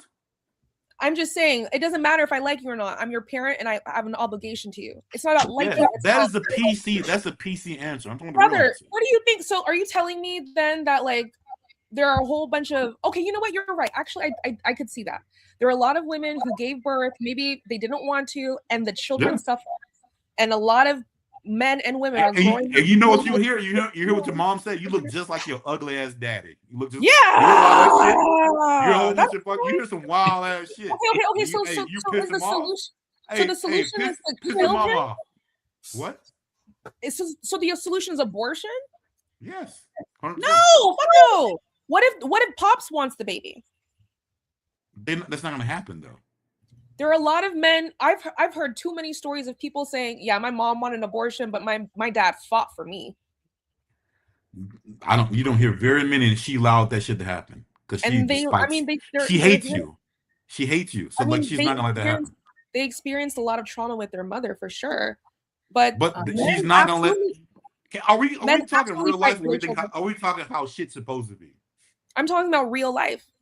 Okay, real life. If she doesn't like you, you didn't do what she wanted, she will not do shit to fucking appease you. Nothing. Like, if that means whatever it is, that's not gonna happen. That means I don't want to have this kid and you do. Fuck. Hey, I'm doing the complete opposite. Like that's not real life. People aren't like that. People just don't work that way. Why do you Courtney? think that? So not to cut you guys' very passionate conversation about abortion. But back to the other subject where we were talking about financial. I found the name of it. It's called financial domination, right? Or FinDom, and they call them pay pigs. Men are called pay pigs, okay? Pay pigs or the cash master or cash mistress. I had to ask ChatGPT because I knew it was a thing. They're men. The definition is a man in that dynamic. The man gets sexual or psychological gratification from giving money, gifts, or financial control to a woman. It's often called a financial dominatrix or FinDom, and the men are called pay pigs. But he's getting something. He's getting something. Research. Right, but he doesn't get. It didn't say any sexual gratification with sex. It said but if she doesn't do it anymore, and he spent all that money, I'm pretty sure do it anymore. If she says I'm doing whatever, you bought me this house, I'm not doing it anymore, he's gonna get mad. No, he's gonna get hard. Who's gonna not do it anymore when all you got to do is accept the money, accept the cash? You don't care what you do with the money. He just wants you to accept the money. What do I have to do? What do I have to do to make you happy, mistress? They love this shit. Are you saying, girl, you don't think chicks just say, you know what, man, I'm fucking done with this loser. I'm done with this shit. I know what the fuck I done. They're like, what do I have to pay for you to not be done with me? Hey, Tony. Marcus, for real. Marcus, for real. You telling me, hold on, bro. You telling me that if a chick, she ain't got to give up the box. This man paying her $50K a month. You telling me she finna stop fucking with him?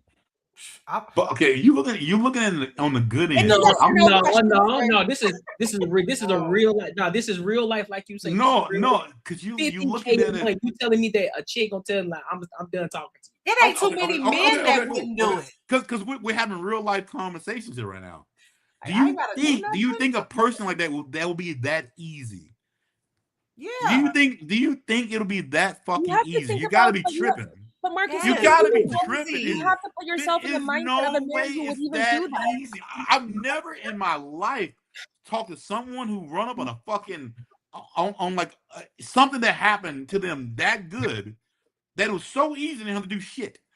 that mother's gonna be creepy. That's why it's called something a that's gonna kink. ick you the fuck That's why out. you're You say not. the money ain't worth it, bro. If you were that woman that we just saw, you would understand.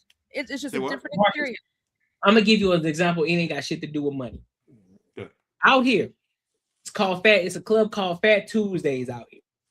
Yeah. They literally pay these chicks to throw water in their face and slap them, just off the rip.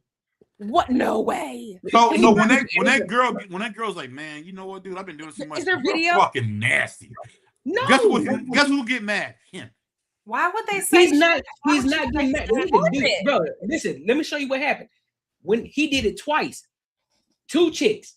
He said, look, I want both of y'all to do it. All they did is this. They sit on the little counterpoint. This is crazy. Throw water in his face, smack his shit out. And guess what he did? He turned around. Woo! Yeah. Paid again to a bigger chick. Nigga. We even convinced old girls like, hey man, go slap that nigga, man. And she was like, but we still talking about. Hold on. She's like, I never slapped him before. Go slap him. Got his first slap, and he got off on that. And he paid for that. He paid to get slapped, bro. Yeah. I'm talking about a life. You're talking about lifestyle for someone. You're paying for someone's house. Like this is when that's a lifestyle, bro. What are you talking about? You're gonna interact with this person a lot. You're gonna interact with this person a Bro, lot. You bought them a house. No, they're paying just so they don't have to interact with you a lot. They want to just do their work. Step outside of what you would do. No, thinking realistic. No, you guys aren't thinking realistic. You're not being outside of what you would do. Go ahead. Sorry, Quinn. Yeah, step outside of what you would do, bro. That's how you're talking. You speaking from the lens of what you would do. The lens of the outside world. There are niggas out here who are like that, bro. I agree. You would be like that, bro. Marcus, you would be the worst of them. I agree. I agree that there are people who will let shit happen at one point. But if you're talking about funding someone for a long time, a house. Marcus, if that is your like king, you're, you will do it until if you had an indiscriminate amount of money to do what you have, fuck you money for the next 100 million years. Your children's children would be good. You mean to tell me you're not buying a woman a house just to see her? Mark, hey, look. Like Mark is not doing that. I'm gonna just let you know, Mark is not doing that. I get you trying to make it seem, oh, you got so much infinite money and all that type of stuff. No, I didn't see multi-millionaires like Ocho Cinco. He do not play no games with that wallet, bro. Marcus. I'm talking billionaire Marcus. We would first of all. No, I'm saying just like I think you kind of doing the same thing Mark is doing. You gotta go outside yourself. Like just because it makes sense, a guy that got all that money, he just gonna do it frivolously. No, it's guys out there that's multi-millionaires, billionaires, and they still type what even Jay-Z.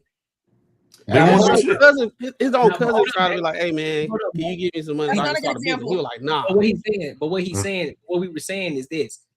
Well, Marcus is saying that he don't think no man does it just off the strength of No. That's not what I said. There's so many levels to it. The levels were, hey, I'm going to fund your life. I'm going to fund all this shit. That means like you and I are like intertwined. So that means like you do certain shit that I fucking want you to do. And if you step outside of that, I'm going to get mad and something's not going to fucking work out. But what you're not getting is the women aren't doing anything. They're just existing and the men are just happy to and I'm telling you, that doesn't fucking happen. It does. You're going to do shit. It does. For him. You're doing, that's why he's paying. There's a whole Netflix movie about it. I'll send it to you. There's a movie about it. It's a fucking movie. No, it's a documentary. I'm sorry, a documentary about it. Okay, so are you trying to say? We want to reserve the girl they want. I'm gonna say this. Yeah, that's true. If there was a dude that's worth $18 billion, unless he was, again, context matters. If he was 40, 50, whatever, hey, I just want to give you all this money and you just come out with me, have a good time, you can leave. Cool. Yeah. I'm going to tell you at some point, you're going to be like, I can't make it tonight. He's like, fuck you, you better come. No, and that's he what I'm probably got saying. other women. He's got other women that he can call. No, see now you adding on right. to it. Now you She's I'm right. serious, bro. Like I can't believe you got all that gray hair in your damn chin and you don't have this much. You don't know this much about the world. Be for real. It's called You gotta escorting. know there are men out here. You have got to know that there are men out here that are paying for a woman's attention. That's what escorts are.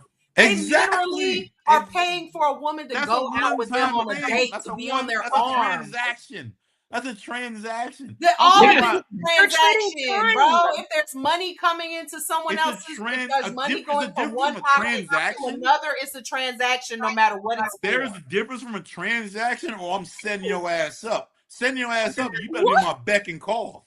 Marcus. Come on, really? Marcus, You think I'm gonna spend? I'm gonna buy a house. Darling.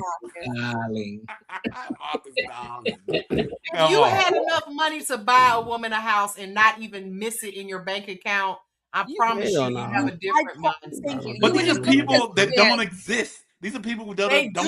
exist, Marcus. They do. They Marcus. do. They And they're do not just exist, rappers but and we athletes, would they're never meet lawyers, these. they're We business would owners. never meet these people. We would never. No. Well, yeah, that world is is we getting ain't never trying to meet these meet them, people. but we know they're out here. You're crazy, and they're on all different It's not levels. that many of They're them. literally But just like what you're money. But I'm gonna tell misunderstanding you, is that they are on all different people levels who would be too. that privileged with their money if it was inherited. If they fucking made it, I'm gonna tell you, they probably wouldn't be that way. What Unless about they no? want to You're inherit it. wrong, Marcus. You're wrong. So wrong. Listen, like I said, there's so many levels to it. Think about the lawyer guy who goes on the strip and he finds a prostitute. He falls in love. Think about Pretty Woman. It happened in Pretty That's Woman. a goddamn movie. But it Like, happens. Yes, Men and break wars they all the just want time. to take care of that woman, and they're like, "I can't be with you because I'm a lawyer, but I do like fucking you, and I'm gonna make sure I pay your I bills used to and look your at crack fucking and all that." what Like was it the happens all the time. Can I ask you a question? Hey, what was the one where the little black kid got fucking adopted by all the little white people? Yeah, it don't happen all the time. Well, hold on, wait, what? That was a bad one, but okay. Yeah, but that was and ask what your question was. Boy, it's out the mud. We got Rashad McCown. Do you think that all men have a desire to provide? Like they feel good when they handle business? Absolutely. Yeah. All right. And how essential do you think that is to a man's psychology, not only to feel respected, but to have everyone recognize he's him? Like on a scale of 1 to 10.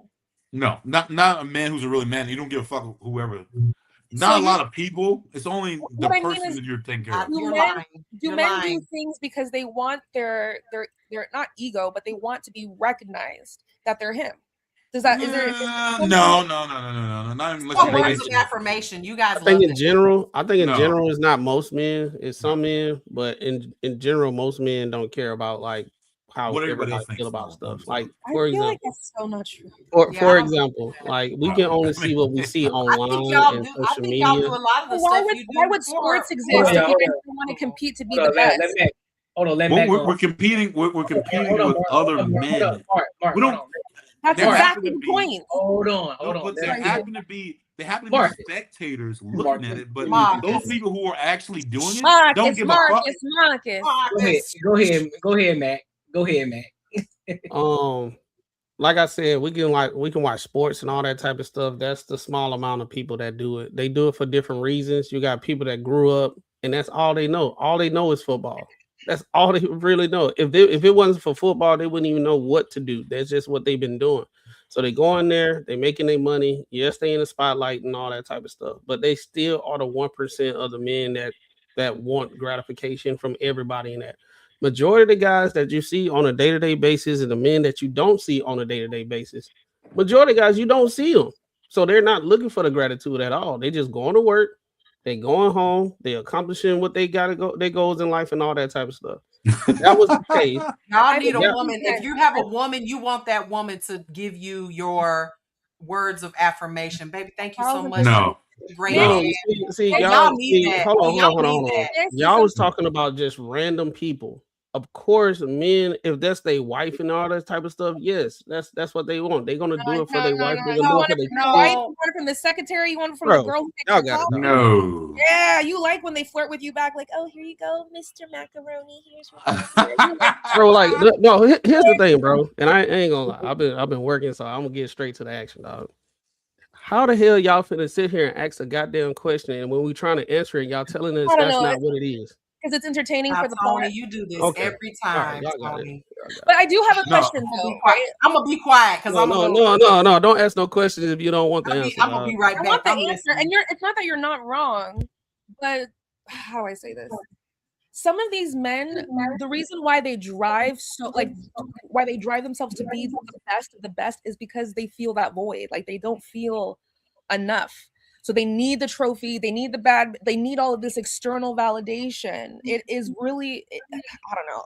I think you'd be That's surprised. just the way you look at it. That's the way you look at it. Every time you start Sure, that talking, is how I you look at don't it. know. But So if I'm sitting here trying to tell you, I've heard in okay. general what it is, yes, there are men that's out there. We don't live in an absolute world. Yes, the things that you're seeing, men seeking the validation, trophies, and all that stuff. But in general, most men are just working. They going home. They got their family.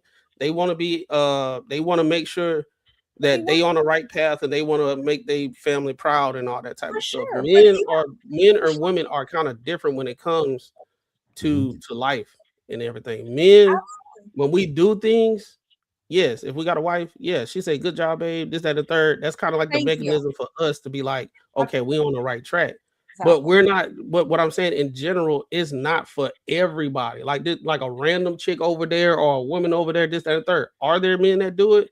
Yes, but in general, most men, you don't even see most men. You want to know why you don't see most men? Because Why? they're not seeking validation for everybody. Not true. Well, okay, let me So ask you you. see most men. Let me So you ask you a see most question. Mark. men. You know Yeah. most men. You know, like millions and How millions of can men I that's not out here see a working and man? doing stuff. Of course she doesn't. How can I wait? What are you talking about? See men, like as I'm dating saying partners? you saying like we're talking about do men why do men do what they do? Are they seeking validation from outside sources, right? Yeah, right. I have a Nope. question, Mac.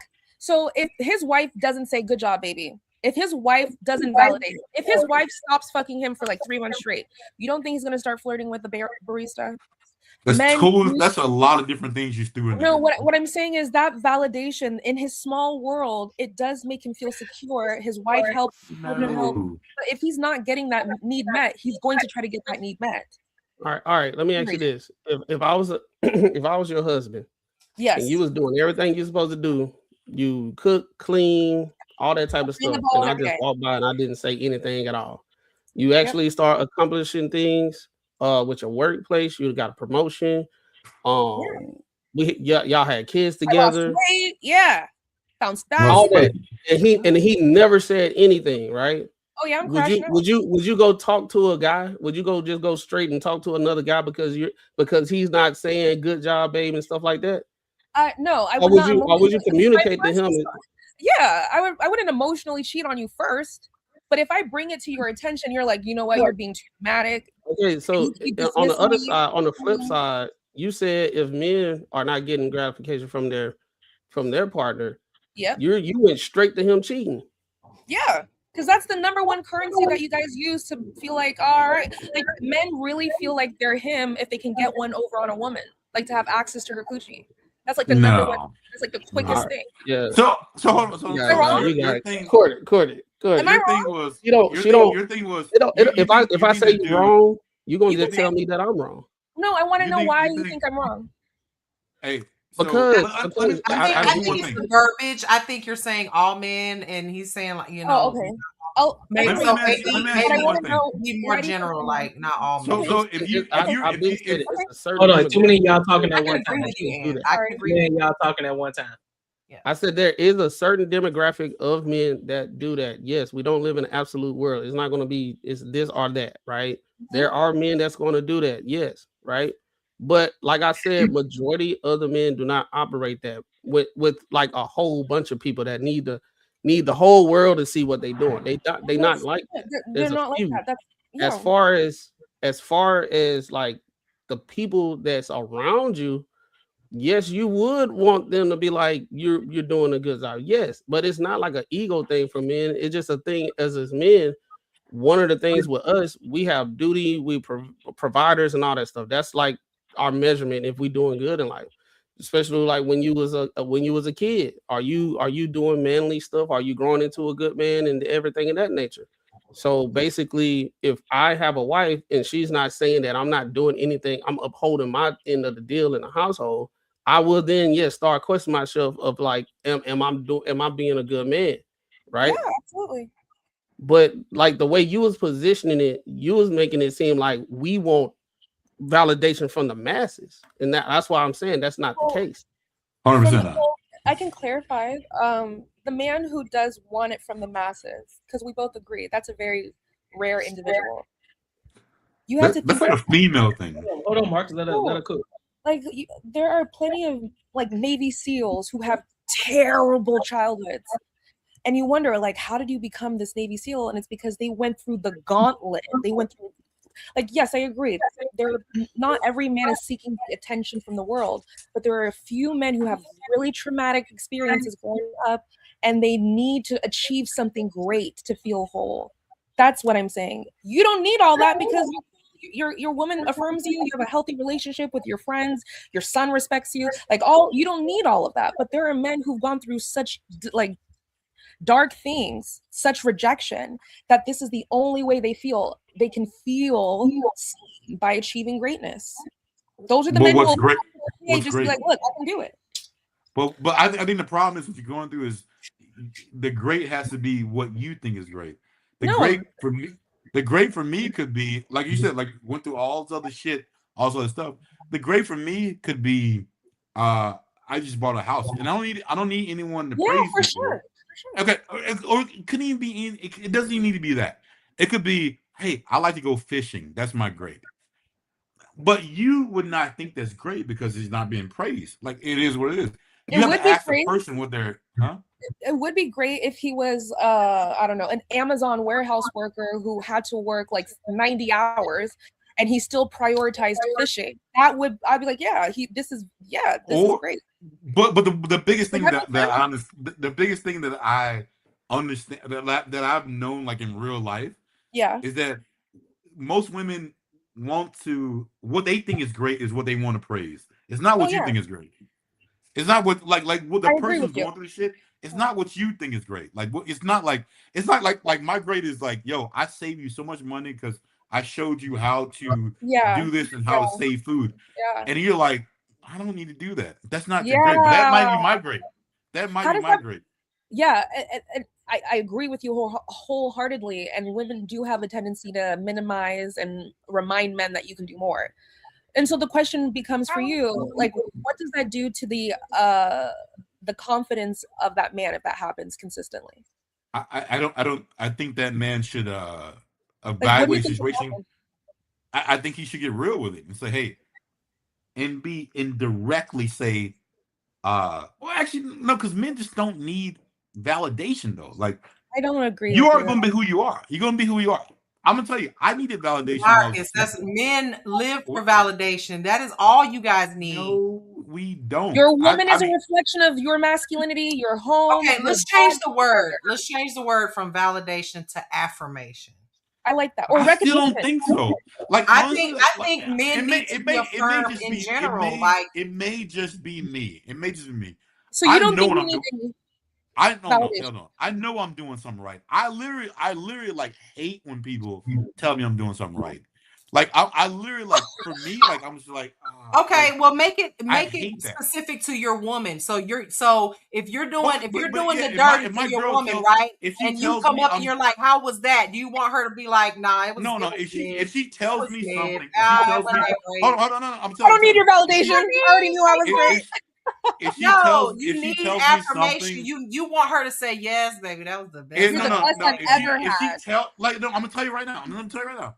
If she tells me something that me and her argued about, and it end up being I see it. Every time my girl say, I see what you're talking about, that makes me feel good. But you don't need it. I see it. That's affirmation, bro. I don't need it, but I'm good with that. She doesn't It say, makes you "Oh my feel God, good Mark, because she you're the made smartest you person in feel the good, world. and she was You're so probably smart." lying to you at the end of the day. She probably didn't know what the fuck you was talking about. But Now she we just in universe 7, dog. Now we in universe 7 again. We didn't took all the way off to universe 7. Let's Like, get back. yeah. Bring us back. That's it. What up, Court? Hey, Court. Hi, Court. She's like, I can't hear y'all. She You can't on hear delay? you, Court. Hey, Raw, girl. what you? Raw, you How ain't are saying y'all? no. Okay, There she go. you can hear us. She's recording to this joint. Yes, honey. It's been a while. Raw, I know you. Raw, what you got to say? I know you just woke up out your slumber. So we taking $350 out of your pay. You out, son. charging tariffs 10%. Yeah. 350. What you trying to do? Buy some drugs? That's the going rate to be on panels these days. You know what I'm saying? Just saying. Huh? I hear that's the going rate for panels these days. Oh Lord. Yeah. 350 shit. That's the rumor out here. You have to pay $50,000 a month for some women, so I don't. Well, yeah, 50,000. Yeah. That's nothing. Man, that lady capping with that 50,000. She needs to put them receipts on the table. You know, living in Miami or living in these like big area, like in San Francisco. I live in the Bay Area. A 1-bedroom in San Francisco goes for $5,000 for a 1-bedroom. And she might be living in that area. She lying to me? You lying? And then let's say she wants a certain lifestyle. She's in a high rise. Another 5,000. Then she wants a bag. Then like you see, I could easily see how that could happen. Like pile up. Yeah, because I mean, if you think about it, she's to me, she's just as beautiful as Miss Ann right here. I can guarantee you that it doesn't take $50,000, and I'm sure you can attest to this, to be as beautiful and well taken care of as this young lady here. We can all, but she is obviously 50 grand. We heard that number. She's obviously living way above her means. Her means, yeah.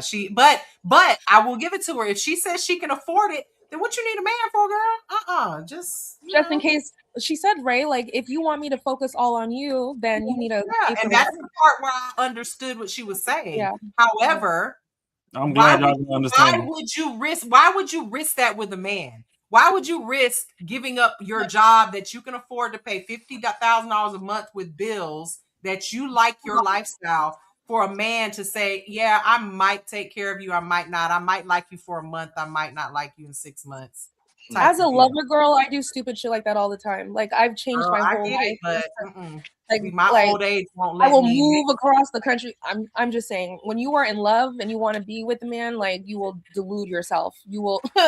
And so this is just something I see it as like a form of security. Even if I fly across the country and move in and do all of the things, at least I know I'm not going to be hurt at the end of it. It's very difficult to rebuild.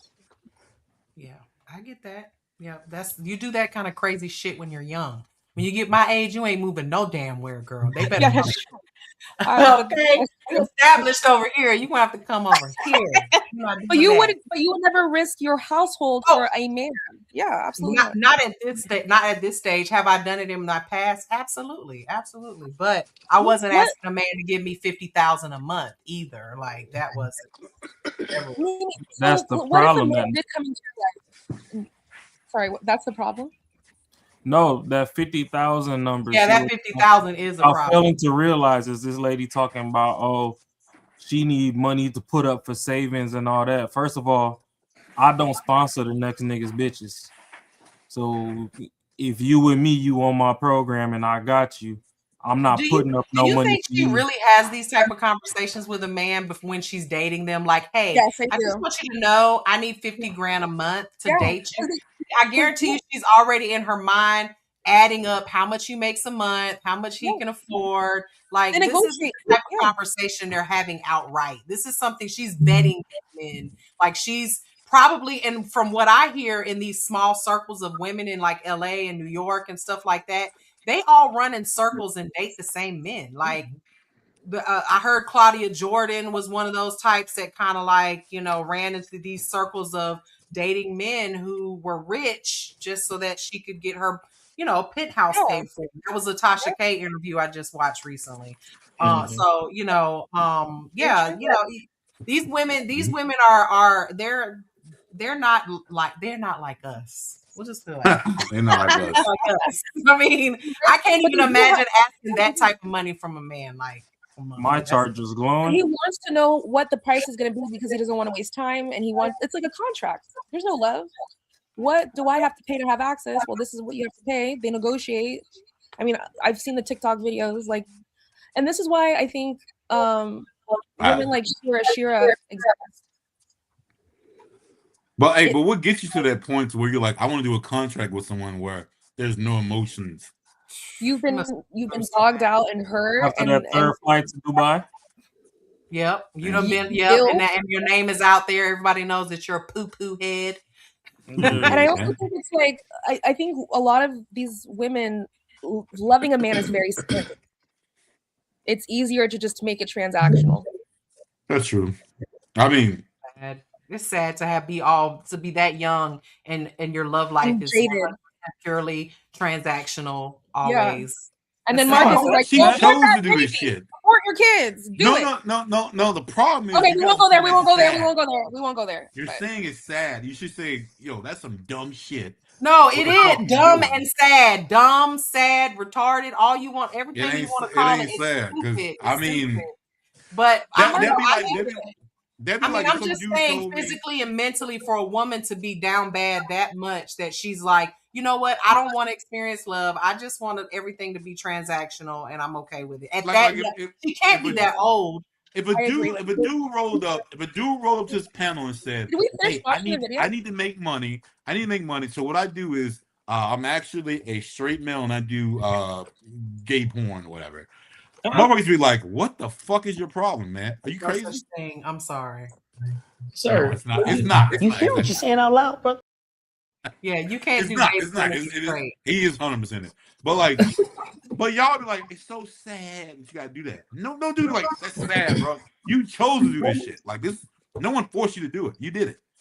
No, I see what you're saying, Marcus, but I just feel like for a woman or a man to have to sell themselves in that way at such a young age, it's like you don't know any. She obviously doesn't know anything else other than that. But she shouldn't get. She should not get a pass. She shouldn't. She's definitely a whore. She's a whore. 100% a whore. And that's what people need to start telling her. I think other people would be like, you know what? All right. What's up, man? Do you get the men on the panel? Is there a difference between finding a woman you like, taking her out, you drop maybe $300 on the date, and then you go back to your place and smash? Did you technically pay for it? No. You're just like him. Raw's like, what? 300? No, I don't think you paid for it. You don't, but no, you see, what if because you dropped $300 on the dinner, that's why you got cheeks that night? You don't. Nah, you paying. I paid for dinner. If you're just sitting there like a fucking lump on, if you're just sitting there not saying shit, if she was just sitting there and saying, "Hey, I want the most expensive shit," and not talking to me, I would not go further. No. So I would imagine if we went to the $300 thing, that I'm thinking she likes me. Who wants to $300? We going to the park. What you talking about? So I'm gonna say like she likes me. I would not sit there and keep throwing money and the girl's not talking to me. She's not doing shit. Like she's just like on her phone. No, she's not doing that shit. I'm just obviously she likes you, right? Or at least you think she likes you. Yeah. But I'm just giving this scenario to see, like, do you think that's tricking? Do you think that's that transactional exchange like this? No. And the next day, if she says, you know what, we don't match, then we fucking don't match. It is what it is. It's done. You get $300 on a date, brother. But I'm not gonna keep doing it. I'm not gonna keep doing it. Like I'm not gonna say, hey, I'm gonna fund your life because I'm gonna make you like me. No, that's not gonna happen. That's why you get a coffee date. That's right. First date. My thing is, I love do her nostrils and her tear ducts, can they afford a $300 date? Okay, shampoo. We're not punching nobody in the face. No, we put it's gonna be hands free, but she getting punched in the throat. Oh my God. You definitely shampoo out here. Dreaded shampoo. Oh, shampoo. But the thing is, what these women don't realize is If you got a gobble after 300, it's like the lowest form of masculine provision. Him throwing money at you. They think because he paid this much, he must mean he loves me. And the saddest part of it is like they will never know what it's like to truly be under masculine provision. A man giving you money is bare minimum. Last thing on the list, in my opinion. if Absolutely. I prepay up front, I need her nose running when she What does hot this cooked. mean? What does it mean? No running. You don't want to know. It means I when wanna she know. blessed the Stop. mic, What she are they needs to put talking her about? soul in it. Girl, it's some. Hey, you know when a dude likes you when he tells him shit you don't want to hear. 300? I skipped the Jordan release. Do we expect anything different from Raw? Because I didn't. I saw what they was coming with before he even opened his mouth. Like, we didn't expect nothing different. Nothing different from Raw. That's why he ain't Raw. Unbiasedly Raw. That's why. Pause. But yeah. 300, it's finna be National Geographic the way that jaw finna unhinge. Bruh. This Yes, crazy, sir. man. Yes, I'm sir. getting some Discovery Channel tonight. Yes, sir. See what I'm saying? very impressed.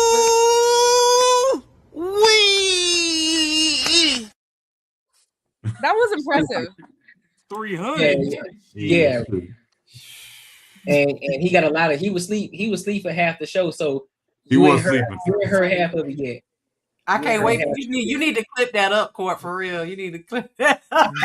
Your boy's passed out. Like zoom in on him over here like that.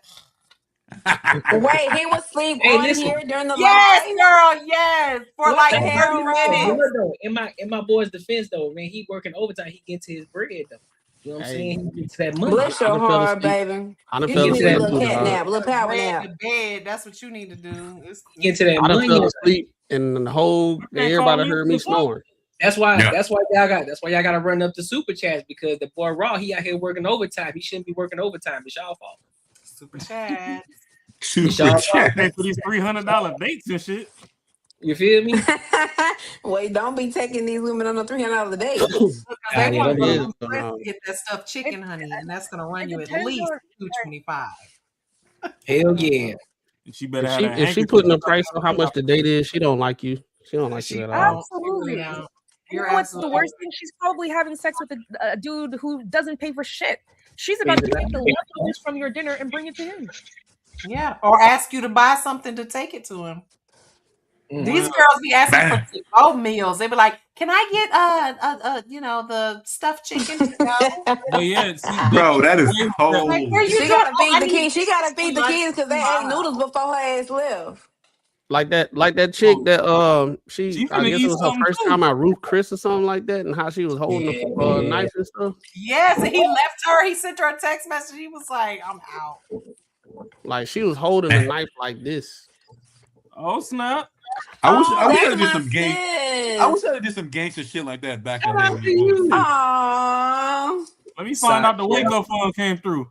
Let me find out. All right, y'all ready to go to this next topic? Wait a minute. Did this man say the refund? Leave my sister alone. Leave her alone. But while y'all playing, I'm just saying she can do them taxes for you. My guy, Bull City, though. Anyway, What's I'm up done. with you, Bull City? Listen, man, y'all ready to go to this next topic since we're gonna be talking about money a little bit. Like, dude. All right. So, but before we do, make sure you like, comment, and subscribe for the algorithm. Make sure you hit the bell notification. Let's look at these super chats real quick. First and foremost, shout out to our girl Snow Bunny Bag Chaser. Hey girl, As a new member. What's up with you, my girl? Yeah, shout out Snow. Saw a girl right there. That's top dog aura right there.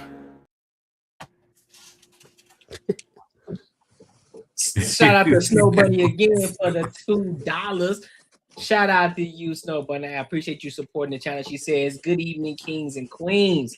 You already know what it is. I appreciate you. And then to our new viewer, shout out to Sasha Chicks 8833 for the 20 bar. I appreciate you for the support, mamas. Thank you. You know what I'm saying? Yeah, you right, man. Making money is me, man. 10 years, me and you gonna have matching Benzes. 10 years?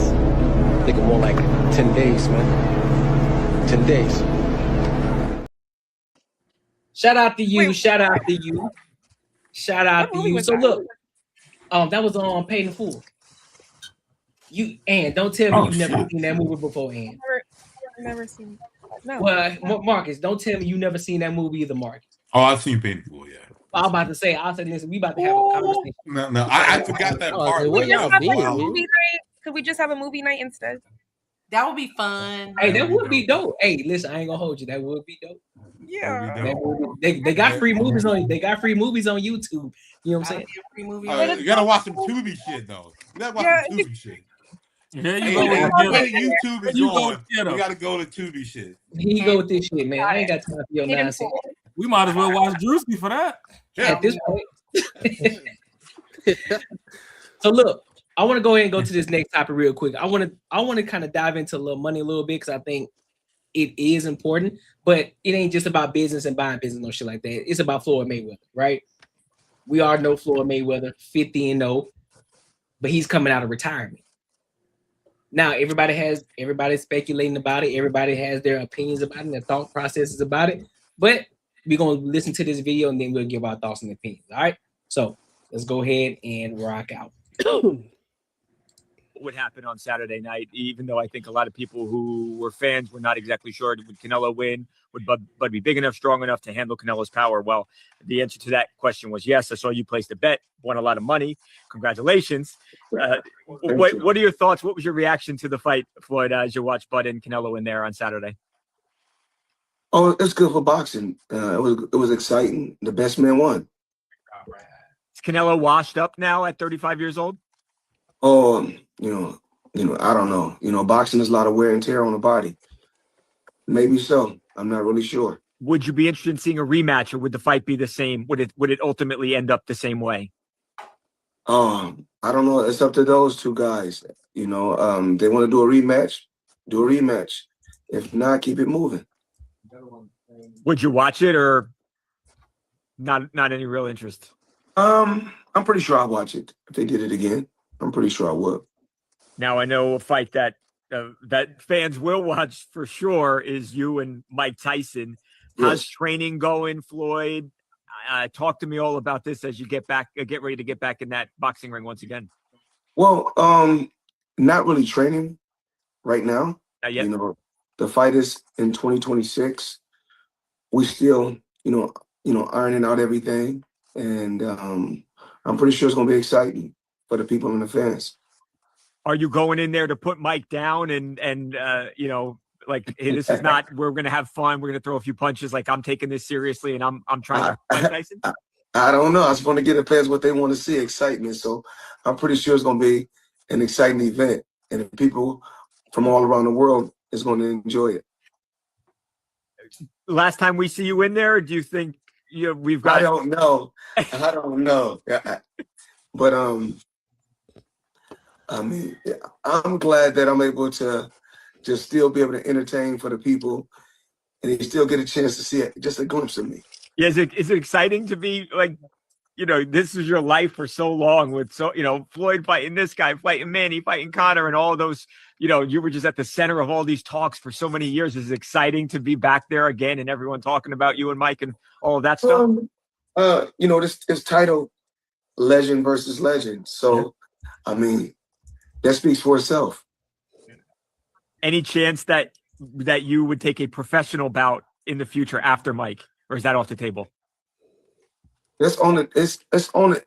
It's been talks. It's possible. Okay, so not totally against that possibility. No, not at all. But we just don't know. But as of right now, everything is going great. I feel good. Working hard each and every day, and I can't wait for 2026. All right, so let me go back. Hours after birth, they're not. We're sure about. All right, so I'm gonna ask a question. I'm gonna pose a question first. Do y'all think the reason that Floyd Mayweather is getting back into boxing or retiring, right? Do you think it's because he's broke, or going broke, or do you think it's just because it's the love of the sport and he wants to get back into it? What do y'all think? Definitely love. I'm gonna let Court go first, and then Mimi, then Ann, then we'll open the panel up. Why I got to go first? I don't know nothing about no sports. Well, listen, give me your thoughts on it. I already know Flame. I mean, I was reading some of the comments, but why they say he looked depressed? Ain't that he looked like that on all the time I see him on pictures and videos. I read that in the comments. But anyway, I wouldn't think money, right?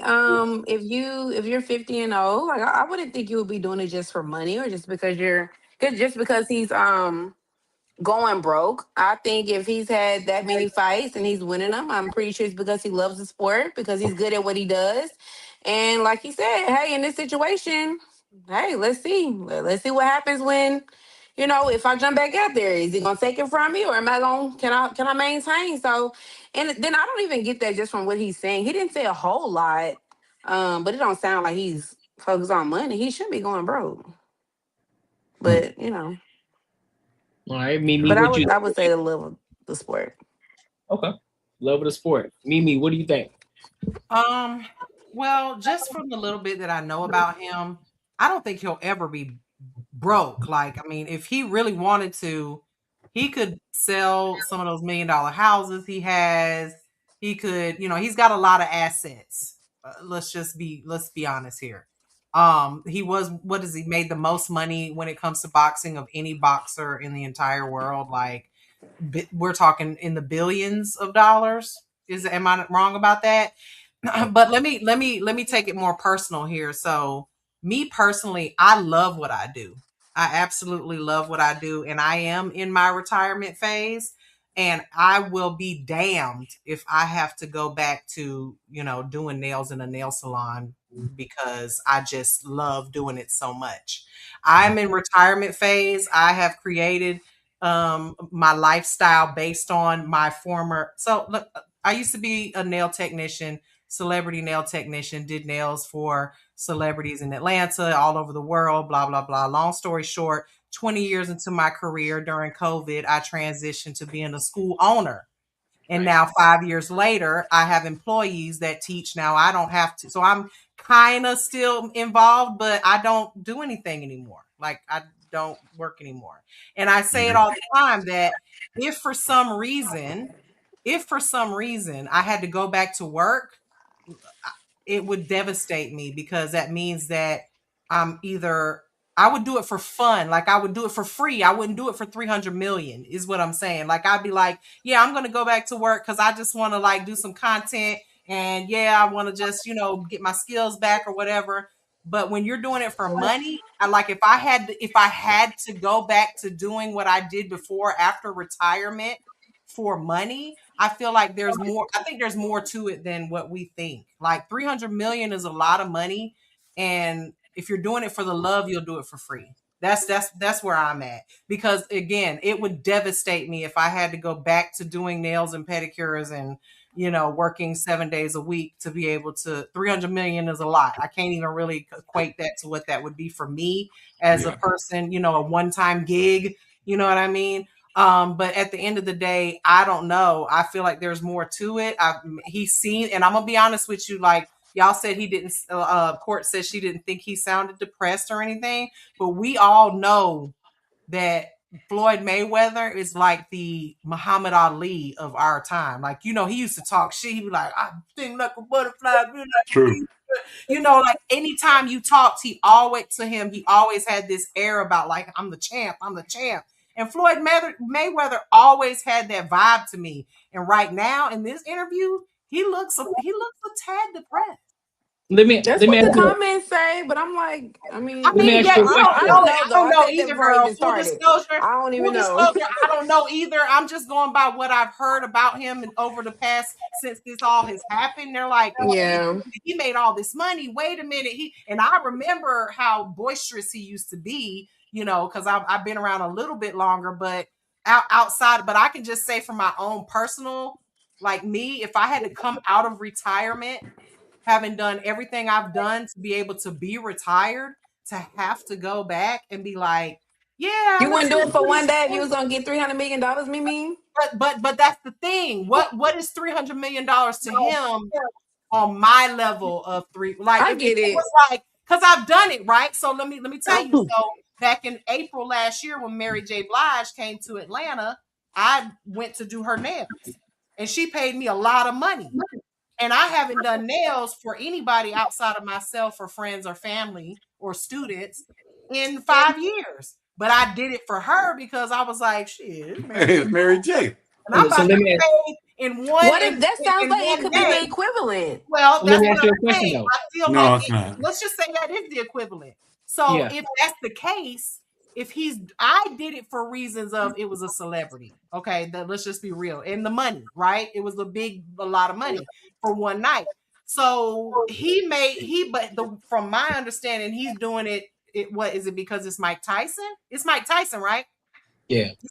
So No, Mike, it's Manny Pacquiao, right? look, let's just look at it from a social media perspective or an internet. This is a good look for both of them. Neither one of them You said are. Crawford. Mike Crawford's So young. it's not Mike Tyson. No. Mike Oh, Crawford. okay. They kept saying Mike though. Whoever Yeah, that I is. kept hearing It Mike. said Mike, but the video say Crawford.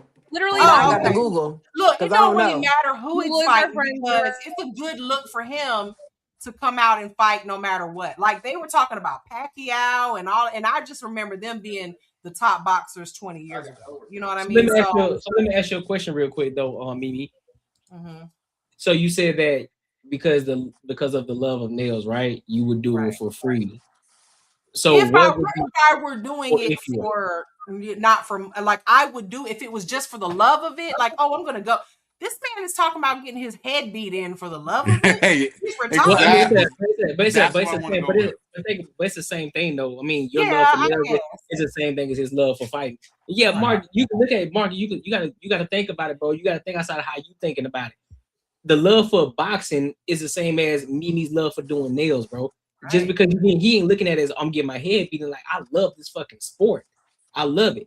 You know, Can I tell you something real quick though? The real boxer's name is Terrence Crawford. Terrence Crawford is the name of the Okay, boxer. yeah, that's what I thought. All right, can I tell you? I love so Courtney. So I will look at this too, and maybe can she probably doesn't riding motorcycles. Same shit. Mm-hmm. Like 5-6 years ago, bro. I was Manny Pacquiao. He's fighting. I was all into the shit, and I have a bike, so it's like. But then I start getting older and shit. It's like, man, that shit's fucking crazy out there. Like shit's fucking wilding. You get a little bit scared. For me to get back out there is not the same as it was before.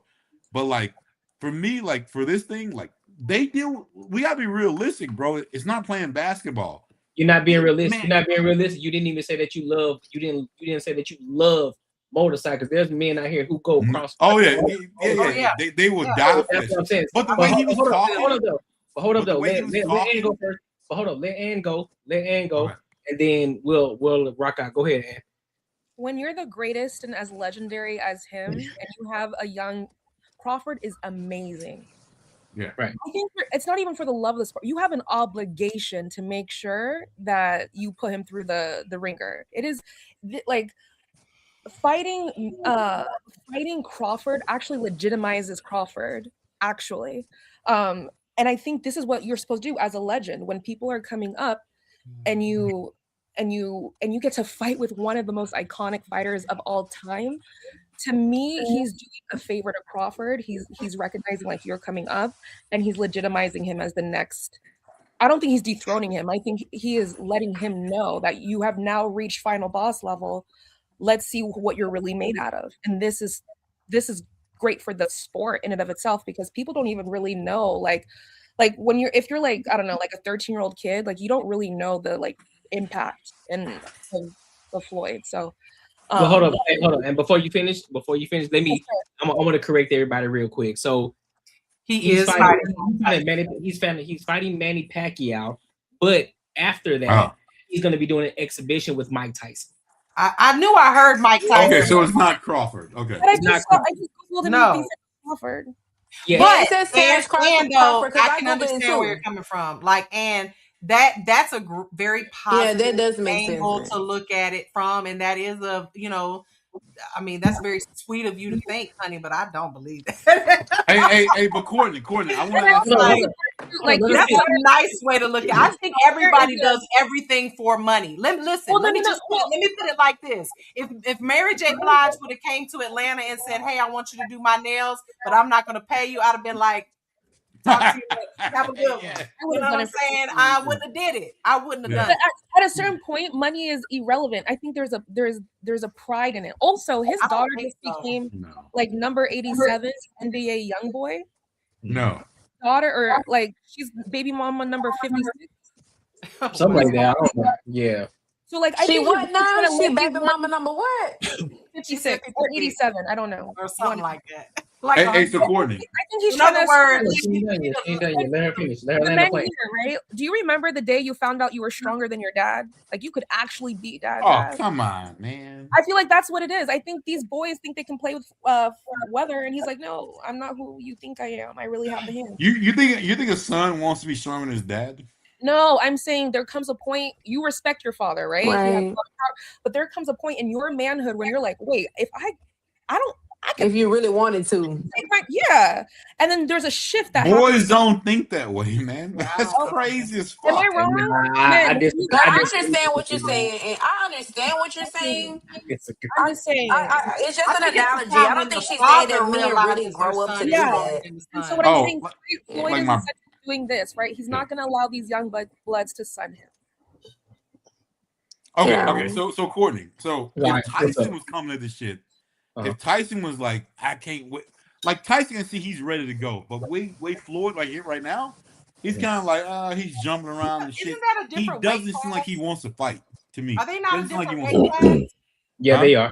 I was about to say they're a different weight class. Like, how is this even happening? This is 100% It's an exhibition. They already know who's gonna win. They already have that planned out, and the money is already in a pool somewhere. Oh, for 300 million, I would Yeah. take a fucking fight. I would take. I would let him beat my ass for 300 million. Hell yeah! Yeah, in the first and out. Look, live on I TV, would butt too, naked, girl. girl. Just leave me alive, honey. Just Listen, leave me with something. So here's my question I though. would go for 300,000. So here's my question: Do y'all think he's actually broke, or do you think it's something No, deeper? he's not broke, Courtney. He's not. He's not broke. You don't think I he's broke? wouldn't think that either, but I love Ann's point of view. No, I You love her know, point of view, too. That was a good yeah, one. especially with, because that's true, right? When you have legendary people, like, yeah, people that, I guess you would say, people look up to him, right? So like she said, I like that she said it will legitimize, the younger person or the person with lesser experience, because we see that every day. Like, oh, like, how did he get over here with, this prominent person? Like, oh, Here's that's the- good. here's Then the people issue. start No, paying when more that attention happens, to him. that happens in father and son relationships. So on That an doesn't equal happen in level. business Here's the relationships. issue though. Here's the issue with that though. That could also fuck up his reputation. It could. That's what I said. So this is why Whose reputation? Floyd? This is why they say Floyd. yeah. This is also why, because he's think about this. You're 50 50 and and 0. you're retired. You're supposed to be You done. want to die with that legacy. So That's you're why gonna he's die at with that 300. legacy. So everybody. Who cares if he finally gets some hooking laws? Hold up. This is They what ain't like us, though. exactly. You can know who the athletes are and who wouldn't. But this is the thing. You're 50 and 0. And so now you're going into, regardless if it's an exhibition, if you're fighting Manny Pacquiao, whatever the case may be, this is going to be a stain on your record. So everybody know Floyd Mayweather as 50 and 0. You coming out of retirement to fight. Yeah. Now, do I think he's broke? I agree with you, Mimi. I don't think he's broke. I do think that he may got some debt that he got to pay off. He's like, listen, I need to get an extra little bag to help me go ahead and get all these people, get that monkey off my back. But right? broke is relative, though, Courtney. Yeah. Broke is Risk your relative. legacy, though? No, that's what I'm saying. I don't think he's broke. That's what I'm saying. I You don't would think sell your house first. Huh? Yeah, that's what I'm saying. He got enough money. I'm pretty sure. No, but what I'm saying, as far as broke is relative, like him having 300 million in the bank is broke to someone who, because me, I gotta have a certain threshold in my bank account. That's a and fact. for most people, that would be like, oh, I'm good, But for me, it's fact. I don't want to get below that threshold. So That's again, fact. broke to him and broke to me and broke to you is relative. Facts. It's Yeah, relative. it's facts. It's relative. Yeah, 100%. And I agree with that. You know what I'm saying? He's probably like, listen, the funds getting kind of low. I don't want to go past that threshold, and ain't no money coming in. It's all the money going out. So I need to come out of retirement real quick do these couple of fights, make some bread, get this, you know what I'm saying? Get this we need to marketing be better going. with our management of money, if that's the You're case. right, sis. 100%. Yeah, hold up though. But that sounds good. But once you start to get to a certain level, that's what I'm saying. When you get to a certain level, when he was young. When you get to a Floyd Mayweather's type of money, you know what I'm saying? It never runs out. But also you got to think about the debt, the people that he's taking care of, the gambling that he gambles like insane, like an insane that's what person. I'm saying. You spend you built a legacy. You could be good. To start gambling it away, like we need to do better. That monkey on their back. You just talk. You really are talking from like a outside looking in. I feel like you're just. I feel like you might just be a little not used to me because I actually am have to talk from an outside looking in. I know what Marcus wants to say. What is he saying? That she's privileged. That she's privileged. Well, it is a privilege. He thinks I'm out of touch with reality, but I just have a different reality from you. It is a privilege, like thing to look at. Like it is a privilege, like thing to look at. It's like what you should do. This is what you should do. This is what you should do. What you should do. Right. I didn't hear doesn't privilege work from her. that way. I think she's absolutely right. I don't hear privilege at all. I hear she's absolutely right. Manage your money. That's for anybody. I don't care what you have. But not every. Our parents only know what they know, right? So our parents can only teach us what they know, and if they didn't know how to manage their money, then they're not. But at some point, you're an adult, and when you have that much money, you can get people. You 100% am on your side because you can't. But you don't understand. Like Mayweather was given a lot of money. And he don't know what to do with it, right? Because he's just hire an accountant. Like, didn't he come from a poor family? No. It's not taking up for him. It's not saying, hey, you know what? You get a free pass. You gotta learn from that shit. The more is you gotta learn from. You gotta learn to say, well, hey, he ain't young no more. Hell, he was once young, but after all this time, you mean to tell me he ain't encountered men that are greater, or he don't know nothing about lawyers, attorneys, CPAs. He don't know nothing. You don't. Greatest. In his mind, he's the greatest everything. But I think that's still her. I still think that's her point. We should learn to do better. We should do better because because you don't come from something doesn't mean that you can't eventually learn it. Because at some point you're wise enough to say, "Hey, I ain't never seen this much money before. A day in my life. I need somebody who can help me." So you can afford it. No one needs to help you. You need to help your goddamn self. That's it. You need help. Okay, but how can you turn around and say he came from nothing, so that's why he fucking up? But then you can say he can help your goddamn self. But he said someone should help me though. But he could have paid somebody to teach him how to help him. That's still someone helping him. Who would you listen to if you got all this money? Who the fuck are you gonna listen to?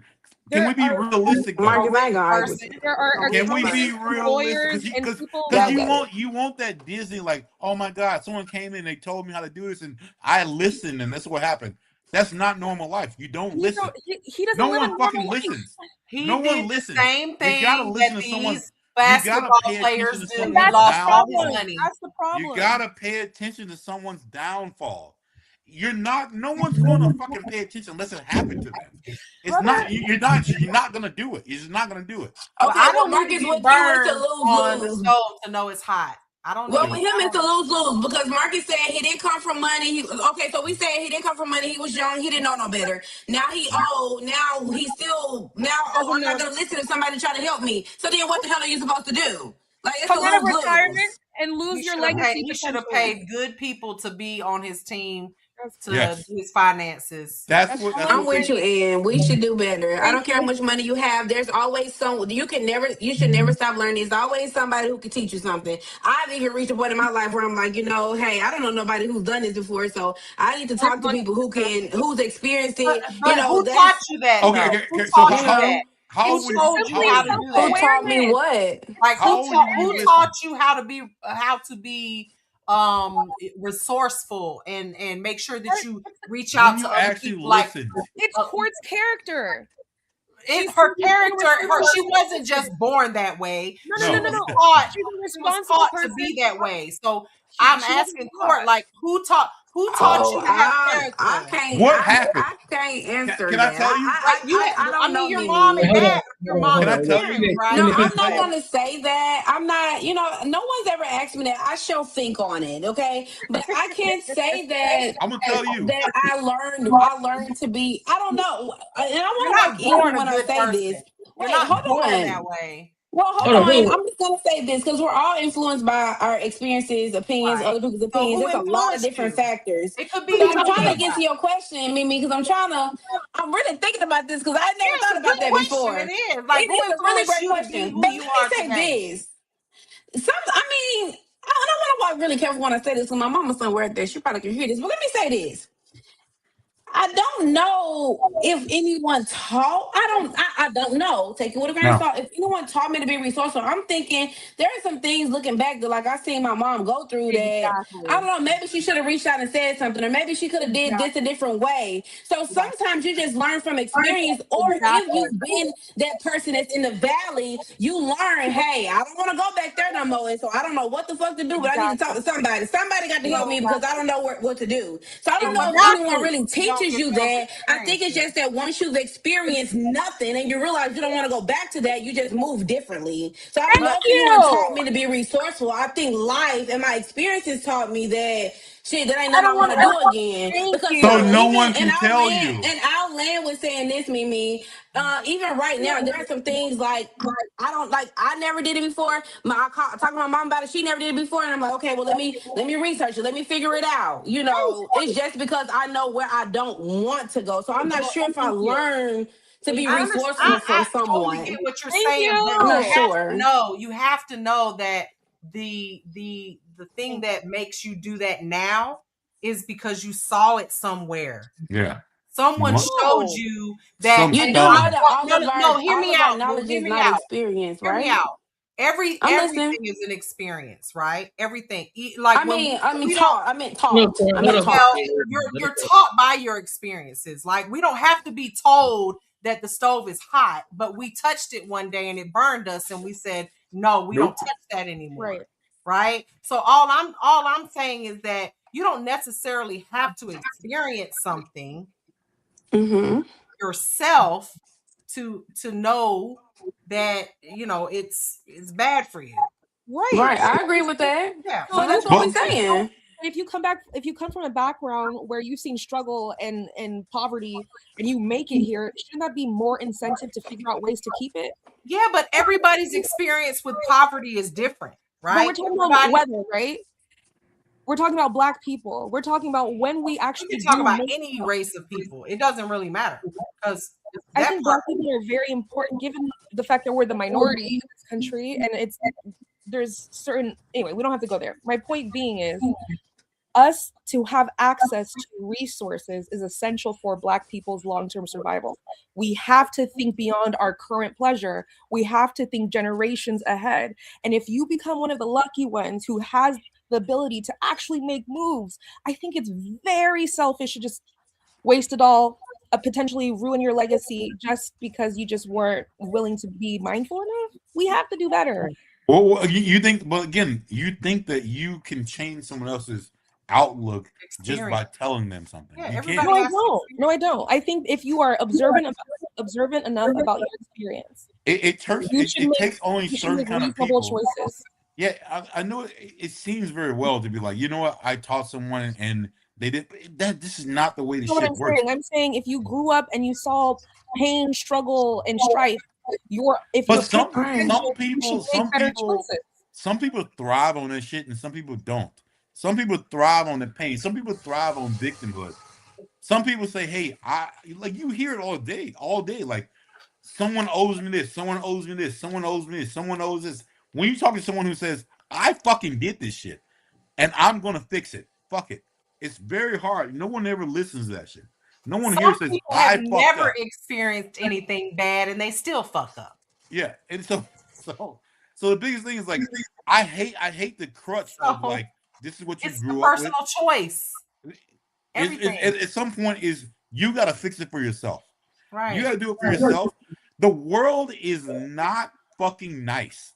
Well, you're saying that now, but she also just said that we've got to do better. But then you argue that, but now you're saying, you know, you like it's on that person. Like now you got to make the decision for yourself. But is that not what Ann said? Because I'm confused. Because I feel like that's what she said when you first started to argue her point. Yo, It's hold on, where we at? Hold on, where you. we at? It's Hold on, all hold on you. on, where we at? What I missed? Where we going? Where we at right now? So I'm trying to figure out confused, what Marcus is saying because like after we watched this, Ann said we've got to do better. We got to make better financial decisions. Marcus began to argue that. So I'm trying to understand what is it that the argument people are supposed to was do. how do you we have to make better decisions financially, but how do you do that? No one can tell you that. You have to learn it. You have to learn it yourself. I also just said that that's what I was telling Mimi. Mimi says that the experiences are taught, or not all. Maybe she feels that all knowledge is taught. She did not use those words, but I was saying that yes, you learn from experience, but you don't always learn because someone taught you that. Which is why I gave the example about resources. It's not always what someone taught you. That's why I said I don't know if I was taught how to be resourceful because I didn't really see many. You had to be taught how to be resourceful. I don't think you're ever. Well, you're how? never Like, taught. what about the kid? Let me ask the question. Let me ask the question to Mimi because she said you got to be taught. Well, what about the children that grow up and their parents are addicts and they have nothing, they know nothing, they've just been in a house with lights off all the time. Like they don't always turn out horrible. Look at some of the celebrities. You know, like look at a lot of their stories. Viola Davis, Tyler Perry, they talk about how they came from nothing. Look where they are now. Their parents did not teach them resources, but life taught them. Right. You know, Well, so that's all I'm something saying. So life taught them. Life taught them. But Somebody your taught question them. to me And was life, who? let's be It's real. not Life somebody. is a Life person. is a something. Life is a something. A person. So life is a person. Taught them. Life was you meeting me, or you meeting Marcus, or you meeting someone who taught you or something. me just knowing that I really came from absolutely nothing, and I don't want to go back. You obviously have never lived in a third world country where they've never seen anything. And do you understand what I'm saying, baby? Yes, Of course you does. Another person who has not lived in a third world country and have no idea what it's like. But no. Did you want approval or do you want to get the real shit? Like I don't need approval because she made a statement and I said I understood her. And I understand. Okay, understanding is not right or wrong. Understanding is just there is right. I understand her and I agree. Hold on. Right, we said the same thing. There is a right and wrong. We shouldn't cushion everything. There is right and wrong. Most people learn when you like Mimi said, when you get fucking burnt on that stove, you learn. You fucking learn. Your parents can't fucking teach you shit until it fucking happens. Until it fucking happens. The biggest thing, I thought I got a DUI was the best thing that ever happened in my life. When I was 25 years old. I'm driving, I'm fucking drinking, I'm fucking riding, like I'm doing my thing. And thank God I got a DUI. But I'm a person who learns. I'm like, you know what? And I started looking at other shit like you could literally have one drink and go out and do something and someone happens to like pass away, you go to prison. Like, thank God that opened my eyes to so much other shit that could have happened. If it didn't, I got away with it, I would have kept doing it. I would swear to God I would have kept doing it. Because I'm like, all right, cool, fuck, I could have doing it. You gotta learn when shit happens. It's up to you to fucking actually learn though. So there's no one else. There's no one else. No one else's fault. It's yours. It's your life. Fuck it. It's your life. The world is not fucking, it is not fair. Even if you meant to do it, you didn't mean to do it. Some shit could fucking happen, but you know what? You gotta be aware of some shit that could fucking fuck you up. That's it. I'm happy that you did better. And now all I'm saying is that we, as a collective, as Black people in our individual lives, when we come across a situation, I'm just asking them to do what you did, Marcus. Do better. Yeah, 100%. Yeah. You have to do better, but doing better, and that requires you also to be active in your life, to be willing to learn. Can I ask? In order to learn, you must be taught. Can I ask you, ladies? Like, have you learned something that wasn't like, I wouldn't say detrimental, but it wasn't comfort. Like, it wasn't like, I understand. Anything I've ever learned, it hurt a lot. That's why I remember it. And that's what you learn from. You never learn from. I You understand only why learn you did it. from uncomfortable experiences. Uncomfortable fucking Not really. You shit. can learn. I don't think we let's be argued that. honest. I think it was just the fact that people are the only teachers when life is not a person, but you can learn from your So I don't know. I don't know Right. if I said people have to teach, but I said that we learn from we actually Right. And experiences it doesn't have to be a people. It could a dog can teach you not to touch it because it bit your ass and you bled from it. It doesn't have to be a people. It can be an experience. It can be years of just living in this world alone. But okay, I agree with that. It's just that Yeah, you but asked me. it's It's just that you asked Hold me on. who taught you. That's all. So how does because I hold on. So how does this tie back? How does I this just tie back into misunderstood. the Maybe I Mayweather? misunderstood. How does it tie back into the Because Mayweather the fact, situation? Oh, the fact that we're sitting here asking the question, is he coming out of retirement because he's broke? The fact that that's even a question is why we're here. Because there's a tendency for us to even, when we do make it, did we blow it all away because we were irresponsible? The fact that we're even asking this question, is he coming back because he's broke, is exactly the point. Right, and I think Marcus said that we can't say that he shouldn't be broke because of like maybe how he grew up or what he had or something like that. It's kind of how we got started. Okay, so but my thing is, I don't think he's broke though. Yeah. So where do we go? So where do we go with that? So what if, because we're only I get my answer. What I'm hearing is if he's broke, we got to do better. But what if it's just pure off of I just love fucking boxing? I just love it. And I want to do it until the day I fucking die. Right. What if I said I was being too unrealistic when I said my answer. Yeah, I got confused because you said something about privilege. No, I get it. And I get what you're saying, man. But I'm just coming from a different perspective and I'm looking at it from a different angle as well. What if it's just, hey, I just want to get back in the ring. I missed that itch. I want to scratch that itch. Would you risk your legacy for that though? Some people, to be honest with you, for him is bigger than that. It could be bigger than that. It could be bigger than just the 50-0 because he already solidified that. Listen, I can beat you. I'm 50-0. Nobody could beat me. Now, if I lose, it is what it is. But I've held this 50-0 for this long time. Well, that's what I'm saying too. What if we don't care about the loss? But then you said, but he didn't show Mike Tyson shit though. But that's what I'm saying. Like it could be that, but I'm saying that we're looking at it from all angles, not just from one side. Like, oh, he's broke, because that's the immediately where we want to go to. Oh, a black man, he want to get out of retirement. Oh, he's broke. No, I don't think he's broke. I don't think he's broke at all. I think you're far from it. Right? I think he's doing it for the love of sport. No, I think he's doing it for the money. I think he's doing it for the money because you can love it and still do it for the money. I did that. It's an easy thing. It's an easy shit. I don't know. I feel like love requires you to enjoy doing it without the expectation of a reward. No. This is that's how you know it's love. 300 million is a lot of reward. He's getting easy $300 million. 300 million set his family up for life, and he ain't got to never. Like, that could be what's his net worth? Let's see. He's not doing it for the love. The way he was talking is not for love. When Mike Tyson was talking about fighting those other cats, that motherfucker was ready fucking with blood. This dude's like, yo, he's a grandpa. He doesn't. But Mike Tyson is crazy though, bro. He's crazy as fuck. They're too different. They're too different. And Mayweather's like, yo, like, hey. But you gotta think about it. Mayweather loves the sport too, though. He loves it too, though. You gotta. I'm not doubting. Think about it. No, think about it. I'm not doubting. Think about it. Think about it. LeBron James. He's still playing until this day. LeBron James is a billionaire. LeBron James is a billionaire. Bro, you better not say a motherfucking thing. Hey, you but go back to sleep, nigga. Courtney, go back to sleep, nigga. Hey, Courtney, if LeBron retired today, 5 years from now, do you think it'd be different? If he retired? If he retired today, you think 5 years we had that conversation is way different? He ain't coming back. Exactly. 2026. So, exactly. But if someone offered him $1 billion, guess what? He's gonna play that fucking league. He's gonna play that shit. No, he ain't coming back. No, he's not coming back.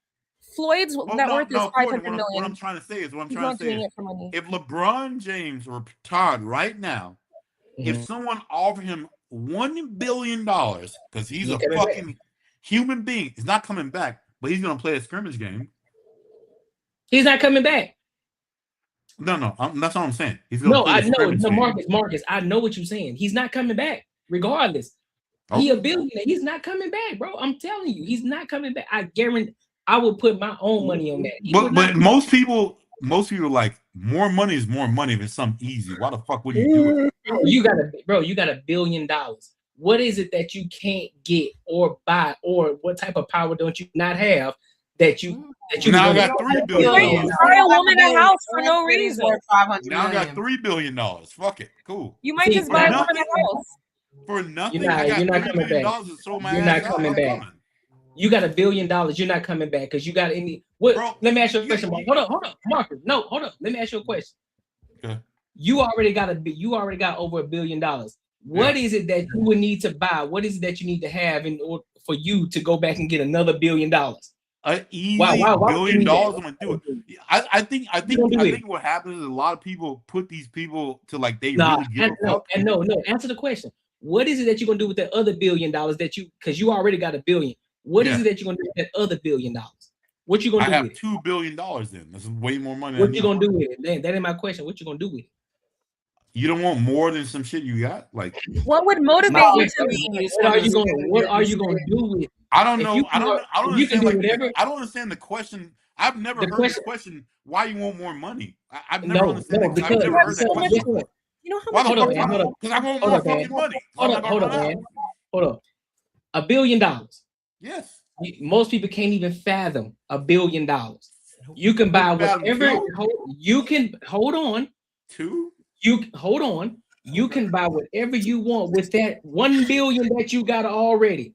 Yeah. Why the fuck do you? I'm asking you a question. What is it that you need? What is it that you can buy? What is it that you're looking for? What is it that you're trying to gain with that other $1 billion for you to come out of? For you to come out of your retirement to say, you know what, I'm coming back because I'm getting $1 billion. Oh, okay. I guess I get it. I think the people who actually do this job don't care about as much as people who actually care about it. If you get what I'm saying, like I think like sports players don't care. I think spectators care more than they do. These are jobs. I'm gonna tell you, like my mama always used to tell me, a job ain't nothing but work. Whether you love it or not, it's still work. You ain't gotta do it. Why would you do it? Good at shit.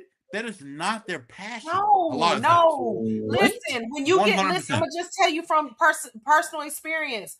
If I hate when people say I ain't gotta work, but I do it because no, you gotta work, whether it's you're doing it because you're bored or you're doing it because you love what you do and you miss it, or you're doing it for the money. The truth is, when you go to work, it's because you gotta work for whatever the reason might be. So whether he's doing this for money or for the love of it, he's doing it because something in him is making him do it.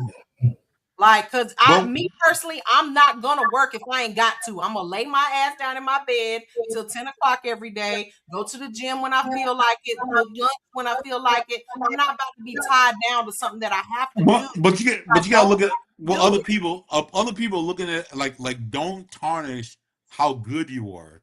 I get, and that's where I'm at. But the people who are actually good at it, that is not really their passion.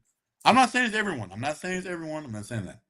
But for a lot of situations, a lot of people put a lot more on these other people who do these jobs, and they're like, dude, it's just a fucking job, bro. They like other shit more. That's why basketball players love golf more than they like fucking basketball. That's like football players like other sports more than like the actual fucking sport. But other people think that they should love it as much as they think how good they are.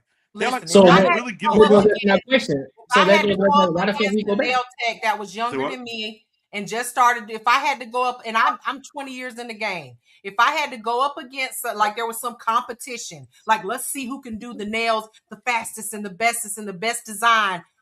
Me at my age and haven't worked in the salon space in the past 5 years, I'd say, you know what, baby, you know what? I'm better off being a judge than going against you because I'm out of that life right now. I haven't done all of the things that you girls are doing on the internet and on TikTok and all that stuff. Can I do it? Yeah.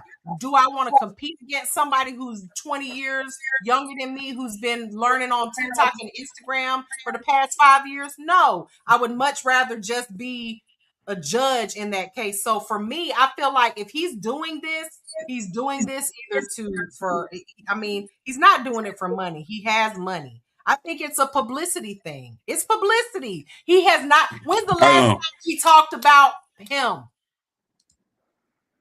Yeah. I don't think he needs talked about money. his daughter because she's like pregnant or something, or got a baby daddy or something. I don't know. I've seen it on the Shade Room, something Mayweather, his daughter. But when is the last time we talked about Floyd Mayweather? Hey, but have we talked about that addiction to being relative? That's what I'm saying. That's where it's coming from. If you ask me, it's more of either I'm bored or I love what I'm doing. But me personally, like I told you, I'm not going to risk my life at 50 years old to get my not head for that. in for something that I love. I mean, could you imagine a Jordan in his prime to a Jordan now? People will be like all his ass right now. Like, oh, it's Michael Jordan, cool. Like, like for a personal kind of shit, that they'd be like, man, people don't look at me the same. And maybe you want that. Maybe you want that high again. Maybe you got so much money. We established that he's not fighting the young guy. He's fighting Mike Tyson and also Pacquiao, right? Yeah. Y'all, this is a money grab for all of them. They're all getting paid millions of dollars. Whoever wins gets a little bit more, and they're all getting back in relevance in the boxing world. That's how it is to me. I'm just looking at how things have been going in as far as the YouTube world and how algorithms work and how we keep ourselves relevant and how we make sure that we get a bag. They are getting a bag, okay? And I am all for it if it's real or fake or whatever, because at the end of the day, they get a bag. Okay. It was a pleasure meeting you. God bless you, and I can't wait to do this again. Take care, All you guys. right, appreciate you. Bye. Oh, she's sweet. You got to have her back for sure. Facts. Yes, sir. But I think it's all for a bag, really. I mean, and but for the love of it, no, you don't do nothing for free. You don't. You're doing it for money. That's a fact. You ain't doing nothing for free. I'm not getting out of my bed for less than $300 a day. Yeah, 100%. That's just me at retirement. Okay. This is totally off topic, but I have a question because I keep hearing you say that. Hold on, Court. I'm sorry. Before you go, let Rob go, because I know Rob. Oh, my bad. I'm sorry. Yeah, they've been Don't quiet. forget your question, Court. I ain't gonna forget. Let me put it in my phone chat because I have been, kind of drinking. Let me see. Don't forget, I want to answer. Remember, I want to answer that shit. Nah, for me, in my opinion, she challenges me. Oh, hell yeah. Nah, in my opinion, I wouldn't say that he's doing it for money or the love of the game or anything like that. The thing with a lot of these masculine sports that people keep leaving off the table is a lot of these people really just do this shit for ego. Yeah. And then did he ever successfully fight Pacquiao? I don't remember. Did he fight Pacquiao before or Yeah. Okay, so then he I know won, it was like obviously. Yeah, but there was like a whole bunch of drug talk and all that. So now he done retired and he come back out and he whoop his ass again. It's like, okay, well, what now? You know what I mean? So it's like an ego thing. Then you want to go do an exhibition with Tyson. Like, I don't know how that's going to go because they have to pay a lot of money to keep Jake Paul protected. But you see how his last fight went. JP. But you don't think all of that stuff is pre-planned? You really think they were going to let Mike Tyson whoop that young boy? No. The fact that Tyson damn near bit the gloves off his hands, I know that they put extra money. Yeah, but that was all for show. Like, he's a biter. He likes to bite. No, like that's Mimi. I'm just honestly, saying. If it was somebody else, maybe I would say that. But Tyson, no, we seen how he done fuck somebody up on an airplane. Is he not the one that bit off the ear of Holyfield? He bit Holyfield? Yeah, but you got to understand. Come on now. That was all drama and pre-planned. No, Mimi. Like a WWE fight. No, it's like, just like you said earlier, if you try to go to pet a dog and it bites you, you're probably not going to try to touch the dog anymore. unless you're somebody that knows how to read the body language of animals. Then you be like, oh, okay, well, when I was reaching out, I was moving too fast. The dog got jumpy and bit. Versus if you go slowly and let him sniff you first or something, then you could pet him. It's a fight or flight trigger that's in some of these people's heads. You can see where Tyson was getting frustrated. He really wanted to lay the dude out, and he was probably thinking about the coin because he needed the bread. He was like, I ain't you gonna, know I they ain't gonna get say he paid was, whether they win or lose, right? yeah, but still, the bag is bigger if he takes the L than if he takes the dub because of who he's going against in the whole. That's where the behind the scenes money comes into play. So you can see where there was a couple times, you can go replay it right now. There's a couple times where he went and you can see he was about to put full power into a throw. He just resorted to biting the glove instead. Like, ooh, I really want to lay this motherfucker out. I want to KO his ass. Why didn't he? Why do you think that was? Because it's a contract. The bag is bigger if he takes the L. That's what I'm saying. It's pre-planned. Like these, we just don't know who's gonna win or lose.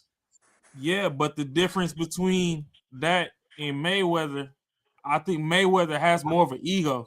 I don't think it's gonna make a difference. I think it's pre-planned. Tyson had already told the whole world, like, listen, I'm at the point in life where I don't give a fuck about shit. Fuck my whole legacy. I don't give a damn. He don't care about losing. He gonna probably get a bigger bag if he does lose. Listen, who was the one commercial you remember from the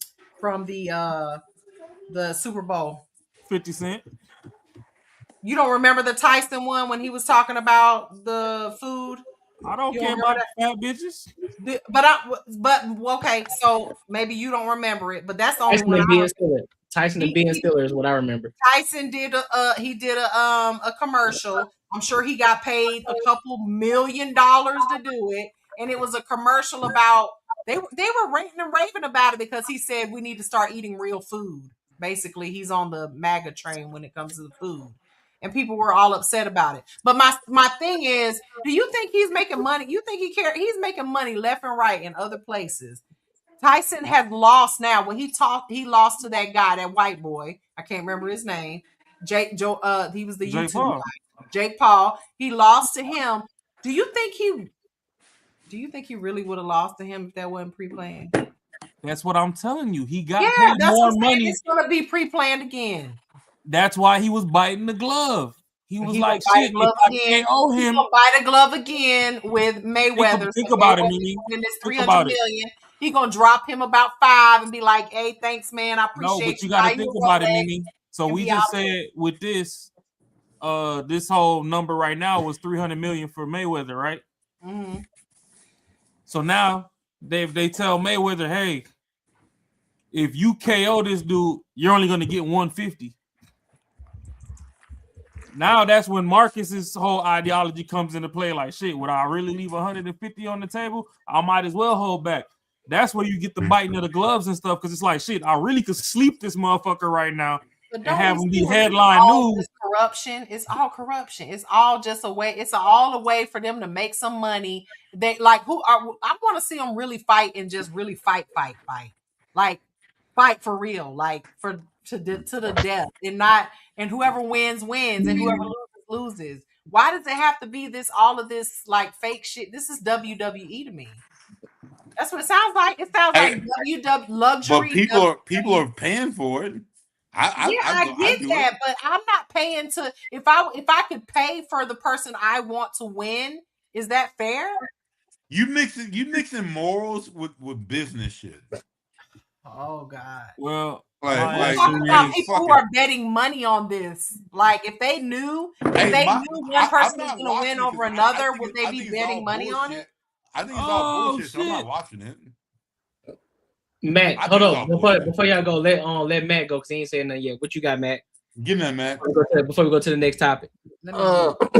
Honestly, I don't know, bro. I've been thinking about it. I done heard everybody's perspective. I really don't know.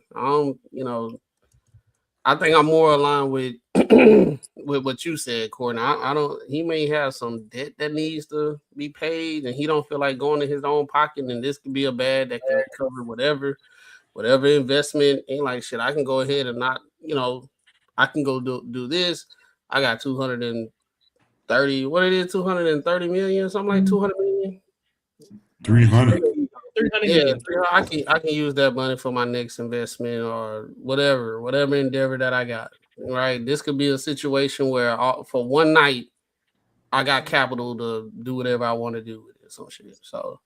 I'm done. I really don't think it's about the love of the sport and all this stuff. I don't think he really. I think he at this point. It's just me. I think he at the point. I'm not going to say he don't care about it, but I don't think it's the. I miss the sport so much that I'm about to get back in the ring. I think it's like I might as well. Goddamn, I get 300 million and I do what I know how to do. Shit, fuck it, run it up. Goddamn, that's what I think it is. It's an opportunity because we already know how it is. Somebody pitched it to him, and he was probably like, "Nah, I'm good. I'm good. I'm doing my thing." And they were like, "No, look, it could be a bag. It can help out with this, that, and the third." And they might got some behind the scenes stuff that's going on with the agreement of this fight with old buddy, and it's just money, bro. Like I'm with Marcus. Like if I had $1 billion and somebody offered me another $1 billion, I'd do that shit. If it's easy, if it's detrimental to your health, I don't see nothing wrong with just wanting more money. Yeah, not in like an evil way. I'm just Right. money hungry like that. I ain't looking at that. But if I get if somebody say, "Hey, you come out of retirement, this the script," you walk away 300 million. Crawford walk away, whatever he walk away with. Then we got some plays going on in the back end. We're gonna do an expedition with Mike Tyson. It's just money in everybody's pocket. Yeah. Let me ask you. I don't see nothing wrong with it. So let me ask you a question. Though, because I know we're saying $1 billion is $1 billion. Say, oh, somebody offered me another $1 billion. But once you got that $1 billion, you ain't worried about money no more because now it's all about your time. It's like, hey man, that's what I was saying. It's about your time. I read this book, bro, and basically one of the principles in the book is like when people be making an X amount of money, it's not about the actual money. It's more like a high score. You know what I'm saying? They make the money, and it's not about buying stuff and this, that, and the third. It's literally like a high score. And they looking at it as a high score. Like it's like a mindset that some people have with money. They look at it like a high score. So that's what I think it is, right? I got $1 billion. I got 2 billion. I got a high score. I'm finna go for the high score. I'm gonna keep on going. That's the motive that they have. That's their North Star, right? But then also you gotta think about your passion though. What you're passionate about. Passion shit, you can offer me any sort of money that I'm passionate about that I will give up based on that. And I think that's what you're going at with Courtney. Like my passion and shit, fuck that. Money doesn't even it doesn't even matter. Like it really doesn't matter. But like the thing that I think what we get confused with, a lot of people who are good at shit aren't passionate about it. When you're really good at something, a lot of people just aren't passionate about that. It just makes them a lot of money and they just do it and it is what it is. Well, they're no longer passionate because you got to be. I was about to say they had to be passionate about to come as great. Now, once they reach that, give us an example, Marcus. Since you're so passionate about it, give us an example of someone who is good at what they do, but they're not passionate about it. It's like a LeBron James. I can guarantee you. So hold on, Mimi. So you mean to tell me LeBron James isn't passionate about the work that he's put in? That's what you're telling me. I think LeBron James is very, very good at what he does. And I'm not saying he doesn't like the sport. I'm not saying that. But I think it's certain things that we think that he shouldn't do that he would do. To win a game or not win a game. Or to get someone. You ain't answering my question. What? You're telling me that you heard it, Courtney. The one who been playing basketball for years and years and still playing this game to this day. You telling me that he wasn't passionate about the game? Of course he's passionate. Okay, they don't say nothing passionate about load management. No. He's passionate about the game.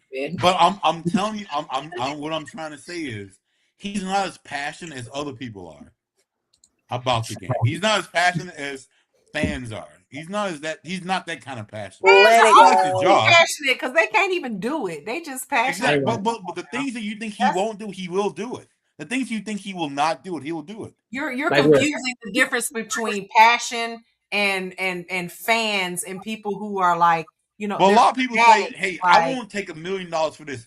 LeBron would be like, "Yo, I'm gonna switch a team, fuck my legacy with the team to make more money or to win a championship." we already know LeBron will do that. He's done it before. Okay, that's what most people would do. But other people will say, "I'm so passionate that I'm gonna stick with this certain team, and I will never change." Wait. That does not equate. Courtney, is LeBron not the one who left one? Is he not the one that left one team for another because he knew he was going to get a ring? Oh, Is that 100%. That's what I'm saying. That's what I'm saying. Oh, okay. I don't think Jordan back in the day would have left the Bulls. Hey, this your time to jump in, Raw. Go ahead and jump in and talk about Brun. I'm gonna be quiet because I don't know. Hey, it doesn't matter. Jordan would have never left the Bulls back. I'm gonna let Courtney agree. No matter. Nah, come back. Hey, but again though, it is. I just think it's different, bro. I think it's different from like your passion versus like making money. I think it's all different, man. I think some people are blessed.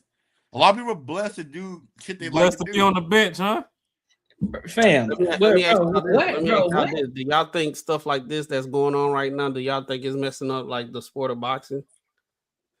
Because to me, the reason why I asked that is it seems like it's like the WWE effect right now. Like if it wasn't for the old heads in WWE keep on coming back, like the views really wouldn't be where it's at right now. Like superstars are not being created in the WWE no more. They keep coming back.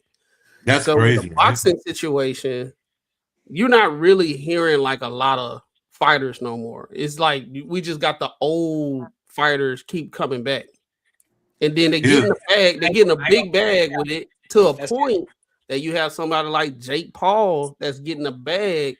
That's more than actual boxers that have been fighting their entire lives. That's hey, it's almost like the strip club music, Raw. You know what I'm saying? You said that what? You said that what? Strip club music. I said that. It's been the same for like 50 years. It's like the algorithm, bro. It's like that white snake. It's like an algorithm, dog. Hey, it's okay. I'm gonna let Marcus go. Marcus, this nigga going crazy. Like that's that talent, dog. On what I'm talking about, bro. Like being able to see somebody talking, you talk at the same time, bro. Is that alcohol? Yeah. Is that alcohol? Hey, that's Paul. Hey, Paul be like, hey, bro, keep talking, bro. Keep talking, that bro. shit before you said it, Marcus. But go ahead. You see what Paul talk at the same time, dog. Hey, no, we talked about this shit. Women are real good at that. I'm not really good at that. No, you, boy, you killing it tonight, though. Yeah, got me. This is hilarious. Oh my god. Killing it tonight, boy. I think I'll do a wrap around now. We'll wrap around. How everyone now understands it now. No, I really think that y'all everyone understands it now, but before you doing it now, Rob? Huh? Is it he doing it now? Oh yeah. No, I was saying, I really think y'all discredit ego. Like They brought tears to my eyes. God, look at Bud, right? When Bud won the last fight, and they was trying to make him pay all that money for the belt, and he was like, "Fuck it, y'all can have the belt, nigga. These hands certified. Y'all know what the hands can do. I don't need the fucking belt." Like, so it's the same thing. It's like, you know, if we gonna agree that Mayweather don't need money, because I know Mayweather got his investment shit. Didn't they say one time he threw some money in the strip club and he sent the bill the next day for taxes? Like y'all bitches thought y'all finna get off with these ones. Like, shit. He's good with money. Like he good with money. That's why the previous conversation, I was like, I don't think he bad with money. Like, yeah, so that's why I'm like, it's just an ego thing. Y'all was talking about I was juiced up and all this shit with Pacquiao. We both retired. I'm looking at it's opportunity, the money right there. Why the hell not, dog? I don't know. For me, in a couple things that I said, some stuff that we don't know. You know, they might got some plays going on, and they like, hey, yeah. But at the same time, I'm kind of with Mimi earlier. once you get to a certain age, at the detriment of your health, I'm not doing some certain things. So there's a health factor involved with boxing. Like, we could I'm supposed to die. go get hit for how much? Man, fuck No. you. I'm gonna go to this. Bro, let's be serious, dog. Yeah, Let's but be that serious, speaks, Art. that speaks into the love of it too, though. That speaks into the love of the game too, though, because you gotta truly, really love that shit. And I don't care how much money they throwing at you, right? Cool. They can throw 300 mil. They can throw a bill at you, but you really gotta love that shit to get back into it, nigga. You couldn't pay me $1 million to get back on the court and play a full court basketball game. Courtney, you're wrong because of playing a basketball game, you're not risking your life doing it. It don't matter. I'm risking my body. Mayweather don't get hit. That's the thing. Mayweather don't get hit, bro. I'm risking but it. we gotta I'm make risking- sure we're on hold up. equal Now, playing hold up. field here. Hold up. Like you're I'm talking about risking somebody that could punch you in the temple MCL. and you're dead. Nuh-uh. Hold up. I'm risking the MCL, ACL. I'm risking ACL ain't your brain, bro. I'm risking that Achilles tear. I'm risking a whole bunch of shit to get back on the court, regardless of the situation. No, you can still. I get what you're saying. Yeah, you risking your life on. You risking your life, but again, that's what I told Marcus. Regardless of how we look at it, it's still a love for the sport, even though you're risking something. The risk can be greater. The risk can be greater. We got to make sure that the risk is equal before we compare the risks. Yeah. No, you can't. You right, can't because like in my case, would I risk going up 50 flights of stairs in a New York City apartment to get to Mary J. Blige to do her nails when I know it's going to kill me doing it? No, I'm not going to do it for a certain amount of money. But for the amount of money she paid me is what I'm saying. So when we're talking about relativeness, what she paid me versus what he's getting paid to possibly get knocked out and die from a stroke or whatever head injury, there's differences there. Would I do it for 300 million? I would climb them steps 10,000 times with all my stuff in tow for that amount of money. But for what I'm saying is we have to in order to make this conversation equal, we have to make sure that the risks are equal, the money is equal, or at least relative to what we're talking about here. Because none of us can talk like we've made $300 million for one day of work. But you gotta make it relative. But in order to make it, but you also got to draw a parallel too, though, to that situation. Yeah, you're talking about life or death, but you're still risking your body at the end of the day. So that's why I can easily. But what I'm saying is you're still risking your body at the end of the day. It's not a guarantee that he's gonna get knocked out and he's gonna die, right? That's not a fact. When was the last time somebody died in the boxing ring? We haven't seen that in a while, right? So I'm risking my body to get back in the ring. So there has to be a point of, all right, I'm getting back into this ring because I got all the money that I could ever make. Anton says it all the time, right? I can make so much money. Like, nigga, what is it that I can't buy with the money that I got now? So what would be the other reason that I would want to get back in this ring? What would be that reason for me to say, you know what? Let me get up off this couch from what I was doing to get back in this motherfucking ring. Because you're used to the gratification. You're used to people praising you. It could be that. Like, and that's what Ross said. Ego. It can go back to the ego. That's just the ego. That can go back to the ego. What about my question I had for Mimi? I need to hear this. Oh yeah, that's true. In the microwave. Hold on. It's really not that bad. It's really I do want to answer it, whatever it is. No, it's for anyone really. But originally Mimi was the one that was saying, you don't come out of retirement just because you love something. Like Mimi has said that like 1,000 times. Mm-hmm. This may be a pretty weak example, but hear me. Mm-hmm. I look at old people. Do you know how many old people retire just to go back to work? And then you ask them, why did you come back to work? A lot of times they say, I just love it. I don't want to sit at home. I actually enjoy doing this. I just want to. So I don't think it's fair to say that people don't sometimes come out of retirement or willing to do things just because. And a lot of times when you look at those people that have ailments, I mentioned on this show before that my grandfather been at the same job like 55 years or something like that. He just told me he's gonna retire like next month. It's been more than 50 years. You know, I don't see my grandfather sitting down anytime soon. Why? Because he loves to be on the go. I don't think my granddaddy needs for not one piece of money. He said he want to buy a brand new truck when he retire. I believe he can go pay cash for it and it'll never hurt him. Like, so but I also know that he's not gonna sit down because he likes to keep moving. He likes to do the things that he likes to do. So I'm just saying, Marcus, is that you, honey? You got something to say?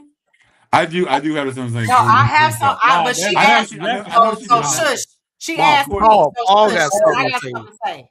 Paul got something to say. Or Jack, his boy Jack, or Crown, I Royal. ain't got time, Marcus. I don't know. Go listen to Marcus. I'll just Marcus say this. don't know I'm what he's done, talking Mimi. about. Royal I'm got done, Mimi, something to after say. this. But I'm just saying, the only thing I'm challenging is that you said people don't come out of retirement just to go back because they love something. That's all I'm challenging here, because it is because we don't know what he's really doing.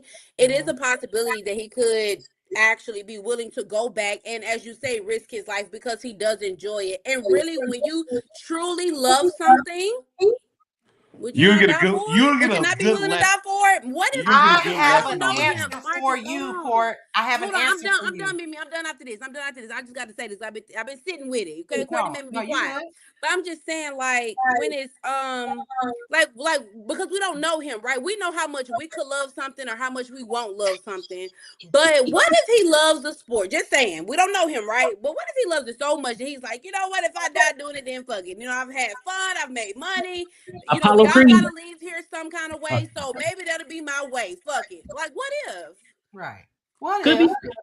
That's not ideal. But can I answer her question without interruption, y'all? Because I Go ahead. got a whole thing in my head here, and it's so Royal funny might come that you in. mentioned that. So today I went into Walmart, and there was this little old, like maybe 80-year-old lady that greeted me at the door. She was a greeter. Yeah. Right. We all got those. So here's the thing. Do you think that lady was a greeter her whole life, or that she had to do that so that she could make money in her because she's making ends meet, or because she's bored? Because let's be real. I'm almost 50 years old. I'm 45, going on 45. I'm going to just go ahead and claim it now. 45. Right? I'm 44, going on 45 this year. I promise you, I'm not going to be a greeter at Walmart for nobody unless I have to. Okay. So that's number one. So I just want to get that out of the way. Now, in the case of your grandfather, right? You said your grandfather, he don't want for money. The thing about it is, you don't think that he'll sit back and he'll just. Oh, I know he won't. If he does, he'll probably I get get it, sick. because I'm retired and I'm bored, right? And I'm not even his age and probably making retirement money that he can go buy a truck and all that, right? My thing is, most people don't retire and go back to doing the same job that they did before.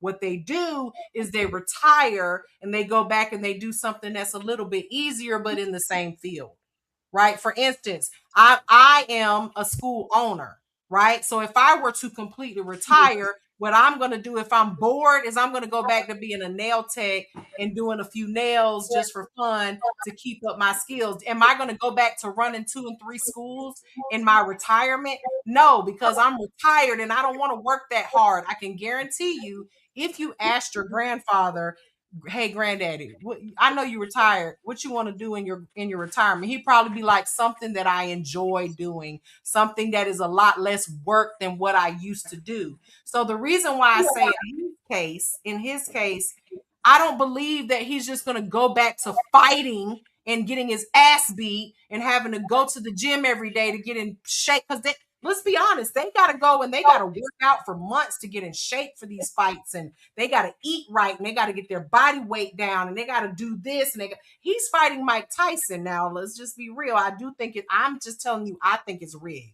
But without any of that, I just don't think that anyone goes from retirement to doing the same thing they used to do unless it's for their, like, if I retired right now and I didn't make the money that I was making when I was a school owner, I'd go right back to school owning, because I need the money and I know how much money it takes and how much money I can make. and that's how much that's what I would do. I wouldn't go back to being a nail tech because I know that I got the skills to do and make the money quick with one rebuttal and I'm done. One rebuttal. One. I want to hear it. You good? Like I hear what you're saying, and I think that's valid, right? You said most people don't go back doing the same thing, but we can't measure passion, right? It's not tangible. Right.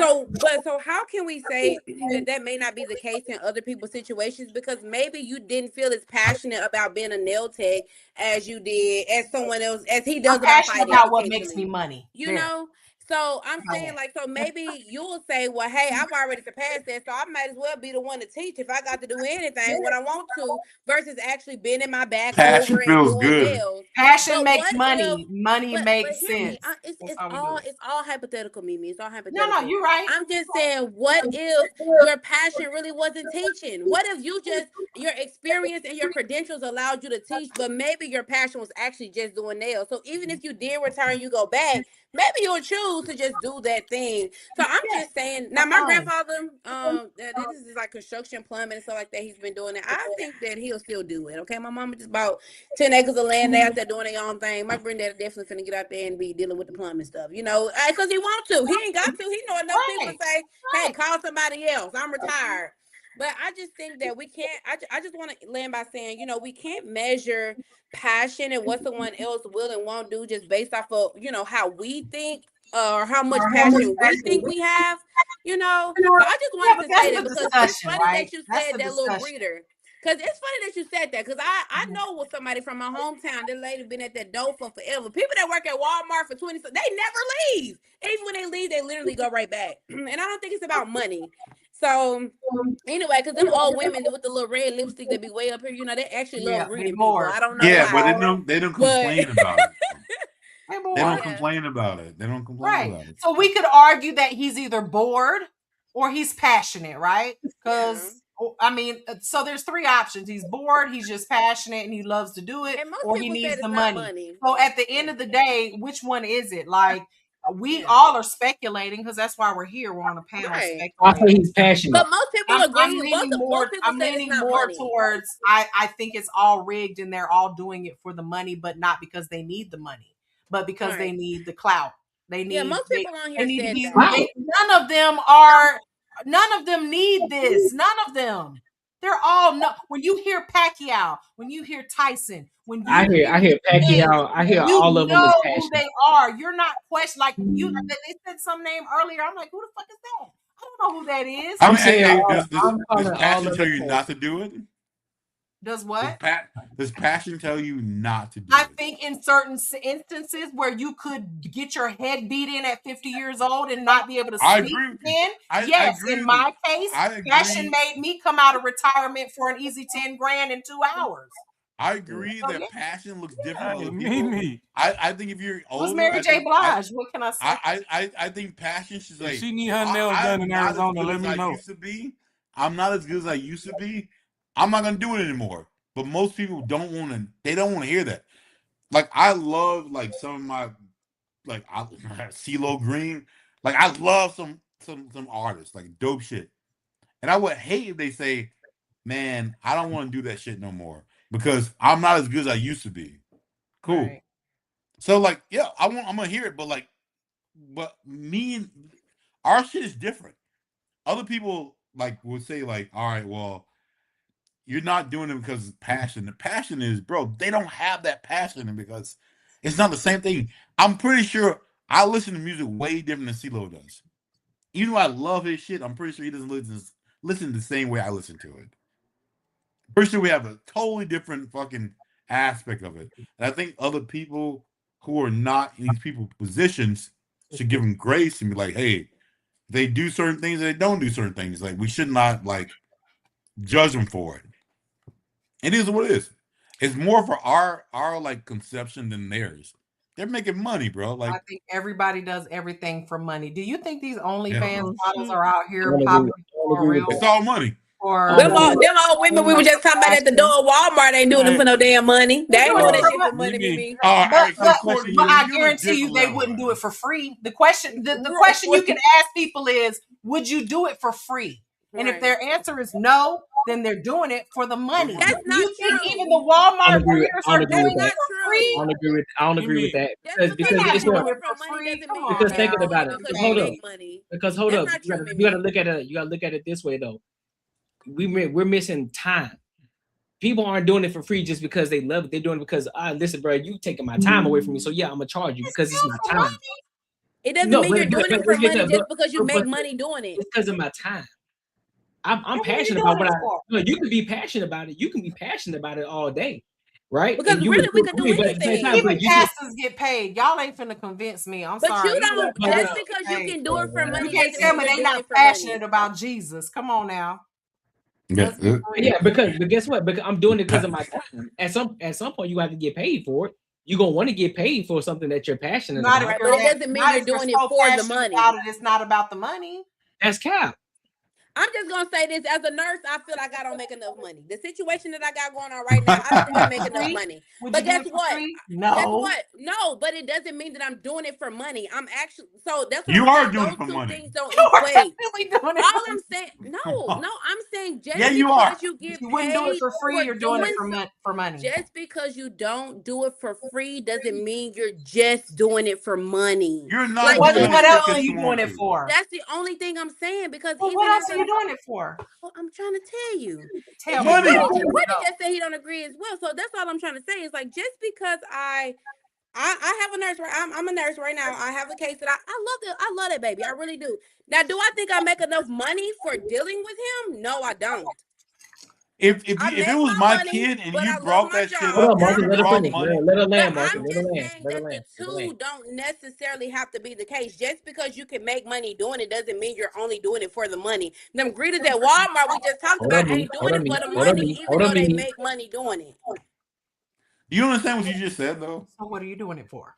It literally you just said because of money. Because you can do something and care about it, but it doesn't mean you're just doing it for the money. Care as long as your bills are paid. They don't say that. They don't even say that. True. I promise you, if they're not paying you, you're gonna do something else. I'm just saying. So that's why I asked you that question. That's why I said. So why do you think that people leave retirement and go back? You said because they're bored, which is basically what I'm saying. You're just because one reason is because they're bored. I said one reason was because they were bored. Doing it for the money. Yeah, I said the other reason is because they're retired and they're not making enough money to make ends meet. I said one. So you really think that that nobody in this world goes back to work just because they Fuck no. Fuck no, I don't believe that. No, I don't believe that. Nobody gets out of their bed every day for free. I believe nobody, not even the pastors of the church. That's cap. Okay? I believe it. I believe people do that. I got a dude at my job that he's only Tell there. me someone who does. That's why I said just because you can make money doing it doesn't mean you're just doing it for the money. Deacons in the church. But y'all talking about the minute. Y'all talking about minute. Get out of here. I got a question. Marcus, it don't matter if it's a minute. Mimi, I'm debating with Mimi because Mimi said people don't do it. So forget the minute. Well, Mimi, I got a question. It don't. People don't do it. Everyone does something. You're not getting out of bed if it's not benefiting you in some type of way. Just because you can make money doesn't mean you're only doing it to make money. That's all I'm saying. Going to work unless they issue you a paycheck every Friday. We don't gotta agree. How much you love your patients. Hey, Mimi. So tell me what you're doing. I'm making money, but the reason why I'm okay with doing this assignment is because I actually enjoy doing what I'm doing. I'm making. You ain't doing it for free though. Let's take that out of it. Let's take the money out of it. Would you do it? What about teachers? What if I hear you can't answer a question with a question. Would you do it without the pay? I was already saying that. So there you go. Then you're doing it for the money, and the benefit is you love doing it. It's good that be benefit. No. Answer the question. Would you do it without pay? That you love it. Do it without pay. But you're doing it for the money. Yeah, I'm taking care of the benefit. The plus is that you gotta give a chance to answer the question. You gotta give a chance to answer. I've taken care of it without money, and I honestly. No, that's not the question. Not answering the question. God damn, can I finish? You ain't doing You don't have to finish. Answer the question. Marcus, calm down, my love. Hold on. You're like, I got you. I hear you, baby. Damn. Calm down, Royal. I started by saying I'm taking care of people without making money. This little boy, without disclosing too much, hear me. I honestly feel like if this family really needed me, and because I've already established a relationship, I feel like I would definitely help them as a nurse without pay, because I understand the situation. But this is what I'm saying, Mimi. So you said people only do it for money. I said I'm landing with this. I said I don't agree that people only return to work for money. So when I gave that example about what I'm doing, I feel underpaid, yet I go. There's other things that I could pursue. I could go decide to be an engineer because I'd rather make $500,000 a year or whatever. I'm doing it because I actually have a liking for it.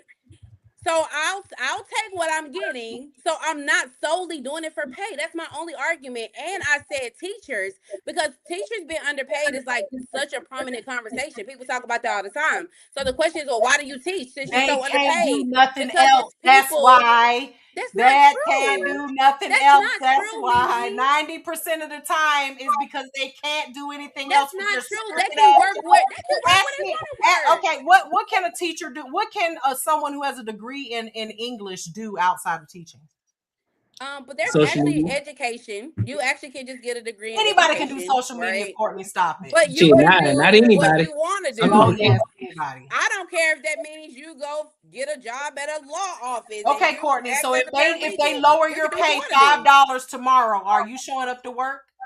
No, no one's doing He that. ain't. That's what I'm saying. Like, just get over but it. it does not mean we that don't I'm get out of our bed every day. What is wrong? What is wrong with Okay, doing so let something me. better Can for I answer yourself? that question? You know what, Mimi? That's a really good question. I would have an issue with my job, but because I understand the situation without explaining that these people are in, and because I've actually formed a relationship with them, if they needed me, I would still go. My issue would be with the job, not the family. So You gonna have patience? You think you're gonna have patience without the job? Maybe. No, it's I possible. actually care about being a nurse. You're not going to have a patient without the job. This is why they insure you. This is why they cover you when you go to work every day. So you're telling me you don't form relationships with people? You don't want to help without the job. Listen, Courtney. So what about? I got a question. Going to work for free. So what about when I'm driving down the road? I got a question. So what about when I'm driving down the road and I see an accident and I just decide, oh well, that's not my problem. No one's gonna pay me for being a nurse and saving the day, so I'm gonna keep going. You better not. That's you being a good person. You better not get out, because if you do get out, that is you being a good person. You're gonna get sued for that shit. Right, but what if I don't? At the end of the day, Yeah, we're gonna go to the next topic, y'all. You're only gonna care once. I got one question for Mimi before we move on. I would, and Mimi, dude, this is some if good I saw shit, you bro. on side the road, I would stop and help you. And you're right. You're right. Actually, I know, because I was a paramedic for 15 years. I know. You're right. If I put myself in that situation, I have to be willing to deal with what comes with it. I'm just saying that sometimes you care about people enough and what you do enough to do it without pay.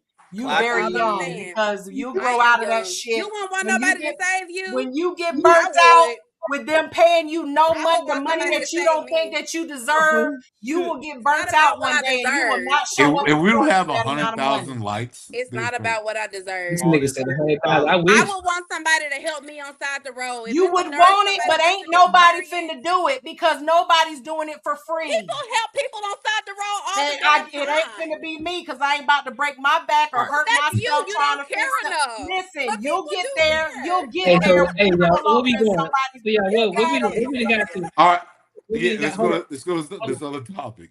Hold on. Let Rob real quick. And go ahead, Rob. Go ahead. On behalf of the black delegation, Mimi, why you ain't help Dr. Umar with his school? Oh, Jesus. What the fuck? Umar? I'm only 25%. I'm only 25%. Oh, shit. I'm not 51%. Hey, fucking Tony. I'm not dealing with that mess. No, we're not going there. Hey, all right, Court, not no. Corey. You remember the thing you said? You remember I say probability versus possibility? Yeah, it's a possibility, Court.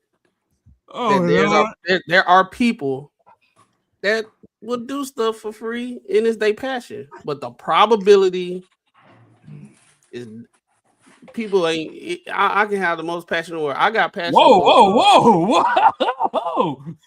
What? I got passion for I play the snare drum. I pick up the sticks and I play all the time. But I don't get paid for it, so I don't even do it as much as I used to. But if I got paid for it, I would have a good ass time getting paid for it and playing. I get it, but we can't say that people don't do it. Well, possibility versus probability. That's why But you can't say people don't do it. I heard Mac, but I'm saying that's why I argued it because let me digress because nothing is 100%. But 99.9% of beings are not getting up and going to work for free, to include you and me and everyone on this panel. We all do everything. Argued that. But I guarantee you, Courtney ain't doing this for just the love. I never argued he that. has the joy of doing it, yes. But at the end of the day, I hope his goal is to make money. You a bag chaser, right? We trying to make money doing this. We're not just doing it for free. I never argued that. I never argued that, Mimi. Well, then I digress if I said everyone, because I never mean to say everyone. Yeah, I never argued that. I get you. Nobody wants to work but for you free. ain't. My only You ain't. I can argument, tell you that. You ain't working for free. But I think, I hold up. never said that. Hold I up, never Court. said Hold up, people. Court. Go ahead. I'm glad you brought that up though, because you're right. In this predicament, Mimi, absolutely, we're doing it for the bread. But however, if I'm in a position where I don't need this shit no more, I'm gone. The only reason I would do it, and I don't need the money, is because of the passion. But it also ain't risking your life either, and it's not something you got to train for. It's not something you got to do. But you missing it. That's why I brought up basketball too. You don't just get back on the court after not playing for years. You still got to train because you're gonna get injured, and you don't want to fuck up your life. You don't want to fuck up your body. So that's why I use that as a sport. When some people, when it comes to something like that, a physical sport, it still revolves. You still have to train your body in order to get back in that tip-top shape that you once were. So when it comes to boxing, when it comes to hooping or baseball, whatever that sport is, you still got to put your body through the ringer in order to get to that tip-top shape that you. Do you think that they ever stop? Do you think that they stop? I'm sorry, man. No, hold up. But that's what I'm saying. That's one of the things that Mayweather always said. You know what I'm saying? I don't have to get ready. I stay ready. So he's consistently already doing it. So do we think he has to get back in shape? I don't think so. I think he's always doing it. He's always in ready mode to get started. So that's why I say I think it's a passion for him. Now that doesn't mean that's everybody. We know that because we know nothing is absolute. Right. We know it's not everybody. But in this case, I personally believe that I think it's a passion for him. I don't think it's oh shit, bro, it's a money I need it. Cool. Oh, I get paid on. If this is a addition to. Oh, I get paid. All right, bet we good. But I think it's more. I think it leans more towards a passion than versus I'm doing this for the money. That's my point. Nobody don't do. If he wasn't passionate, you think he would stop working out? He would stop doing things, right? Would you agree with that, Courtney? Oh yeah, facts. Okay, that's all. You said hold on. Let me make sure. You said if it was a passion, do I think that he? Yeah, like if he wasn't passionate, like even if he, let's just say he maybe he, I don't know, like maybe this fight wasn't planned or whatever, you know, but because you acknowledge that he continues to stay ready, right? Like he continues to work out, he wants to keep his body in shape, all of that will relate to passion for what he does, right? Or what he's always done, right? I would say that. I honestly would say that. It's too much at stake for him to do this just for passion. It's too much at stake. That's the only thing. That's what I said. I agree with the fact that I know it's more. I know it's an addition too, though. Yeah, the passion comes first because he's always staying ready. Why would you do it? What do you mean? Why would you do it? The passion has to be there for you to even want to do it for money. Is what I'm saying. If you didn't love doing it, why would you do it for money for any reason? That's my point. That's what I said. My point was, yeah, it's a passion first, but the addition to is like, oh yeah, we also make some money off of this shit too. So yeah, I'm gonna do it. Hey, before you gotta agree that a pickup game basketball is different from a boxing. But you can't use that because I didn't say pickup basketball. I said getting back onto the court and actually playing official basketball. I didn't say pickup. I didn't say pickup. Anything. I didn't say pickup. I didn't say pickup. Oh, okay, cool. Okay, cool. Because I know pickup ball is totally different from getting in the organized game. That's two different things, bro. Fine. Do you think it's the same thing as someone hitting your head? Like, okay, like pop. No, it's not. It's equivalent because it's not equivalent. Not. Y'all going into semantics right now. You can't say what basketball I'll go on a players basketball got knocked court out versus I'll go get my head knocked in by the heavyweight champion of the world. No, let they me ask both you a question. contact sports though. No, exactly. Cool. If you want to go by Marcus's point, he put a more dangerous scenario because street ball is way worse than on the court. Okay, Facts. we're not even throwing what ifs. What basketball player got fucked up head injury versus a boxer? Tell me. None. Not one. Hold on. That's a wonderful question, Marcus. When was the last time somebody died in the ring? When was the last time somebody had a head injury in the ring? It may not be a big name person, but I guarantee you. Don't give me that. Don't give me that. Tell me somebody that y'all know that happened recently that somebody had a head injury or died in the ring. What's the one UFC fighter who's like in that? I ain't say UFC. We said boxing. We ain't say nothing about UFC. We said boxing. Who? Name one. Well, who can't talk right? Fucking what's his name? Who? A lot of them. Exactly. Muhammad Ali. Thank you for proving my point.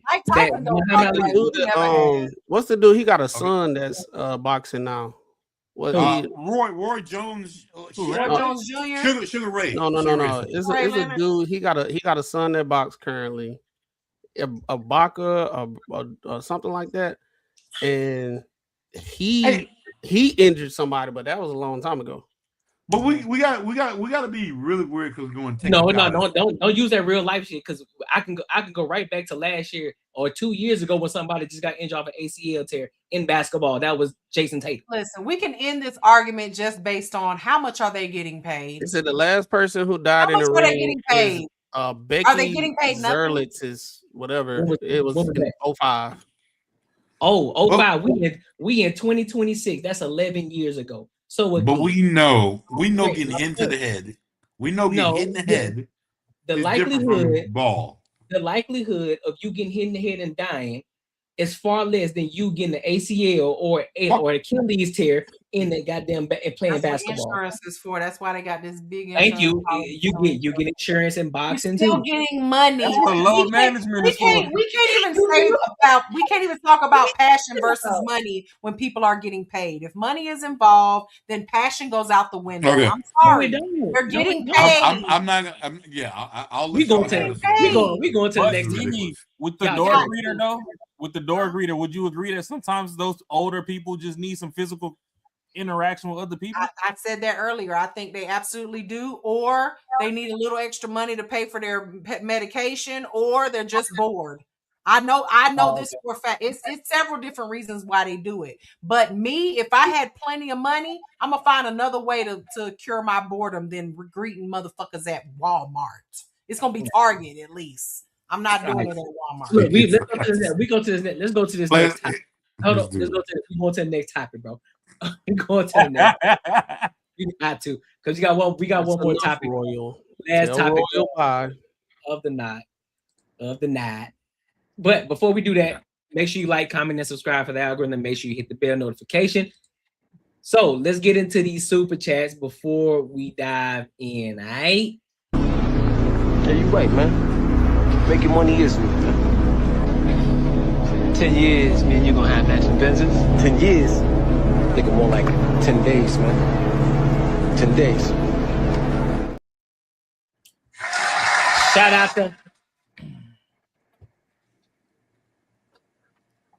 out to Sasha Chicks 8833 for the 20 ball.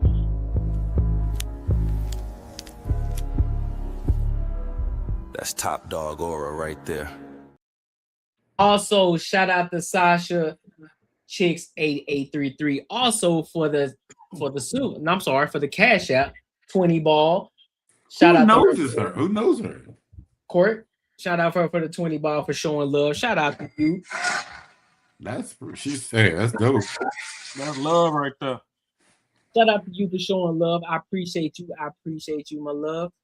And then also shout out to our girl Zyrex over there from the Fatty channel with the $3. I appreciate you.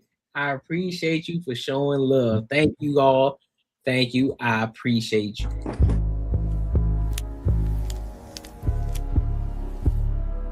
That's top dog aura right there.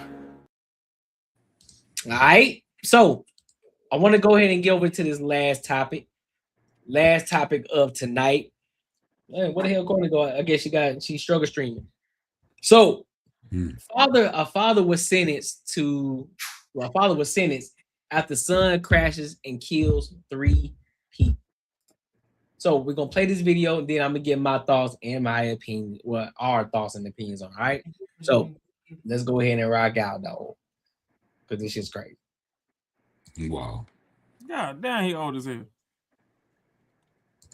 After his 15-year-old son sped through a stop sign and crashed into another car, taking the lives of a 50-year-old grandmother and her 3 grandchildren. And while the father, whose name is Richard Ferguson, was not in the car and certainly did not tell his son to speed, Ferguson's guilt or innocence really came down to one question. Did he give his 15-year-old unlicensed son permission to take his car? Because if the answer to that question is yes, then that means he's guilty of manslaughter by culpable negligence, which in layman's terms basically means you may have not meant to kill someone, but your actions were so reckless and so obviously dangerous that someone died because of you. So it's more than just a oops and more like a how could you and why would you? And the family members of these victims definitely feel like the answer to that question is yes. I just pray that the Lord, forget the court, that the Lord takes pity on this person who still, Mr. Ferguson still has not taken accountability. And that's so cowardly. I'm sorry to say it, but it is extremely cowardly that a man of his age, of his experience in life can't stand up and say, you know what, I screwed up. I gave him the keys. And this is why I'm here. This is the consequences. I'm not a lawyer, but let me give you the recap on this case. And then since this is starting to happen more and more, where parents are being charged with the crimes of their children. Did they say the age of the kid? I think he was 15. Like 16, yeah. 16, okay. 15, 16, yeah. I want to hear your thoughts. So according to testimony in the trial, on September 3rd, 2023, Richard Ferguson's 15-year-old son, whose name is Richard Ferguson, was hanging out at home with 3 of his friends. The group of friends had planned to go to the movies later that night, but before doing so, one of the friends needed to grab a belt from his house, which was about 3 minutes away. And this is where things get tricky. Here is some of the testimony from the 3 friends regarding what they remember about how exactly Richard got the keys to his dad's car. He was in his room. He left out to go ask his dad for the keys. And I guess his dad said yes. Was his dad around when you guys got in the car? He was sitting in the garage telling us to buckle up and stuff before we pulled off. So he just told us to come straight back and stay safe and stuff. Did Richard take the car without permission? No. He said he was going to ask for the keys and we were going to get something. His father was outside present with us in the front yard when we got in the car. And at some point in time, did Mr. Ferguson, the father, have to move a truck out of the way? I don't really recall. It was a long time ago. Did Richard take the car from the residence without permission? I was in the room. He left out the room. I don't know if he asked permission or not, but he came back with the keys. Where was the car parked? Driveway. At some point in time, did his dad come out on the driveway before you guys left? Yeah, he told us to buckle up and drive safe. Once the 4 boys got in the car with Richard driving, they pulled out of the driveway and first went to Elijah's house to get the belt. Then they made a stop at Anthony's house, and then they went to a park. When they left the park, instead of going directly home, Richard went a different way. We left the park and made a right, and he was just speeding down the road. I said, what the are you doing? He ran past the stop sign, and everything just went black after that. He was driving. I was looking at my phone. I looked up. He was going fast. I seen the car and I said, stop. When I woke up, we were in the ditch. I had blood coming from my mouth, everything.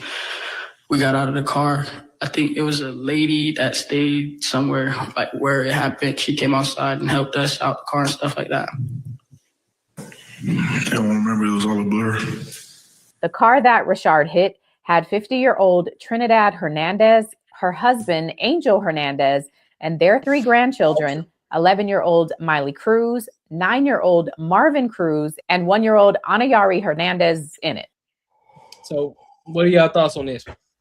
Oh, you don't want to know. Man, I honestly, I don't know, because at first, I remember me some time ago saying, "Hey, man, it's these parents that's not looking after their children out here doing some crazy stuff. They need to go to jail too." But now, actually seeing in this situation, yeah, it's like it's tough, because yeah, he did give him the keys. He was underage. He shouldn't have been driving.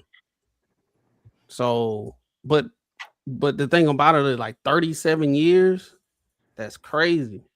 Bro, we would have done the same. My dad did the same thing to me, and I was like 14, 15. Hey, you're going down the street, go. Like, make sure you come back. Like, I don't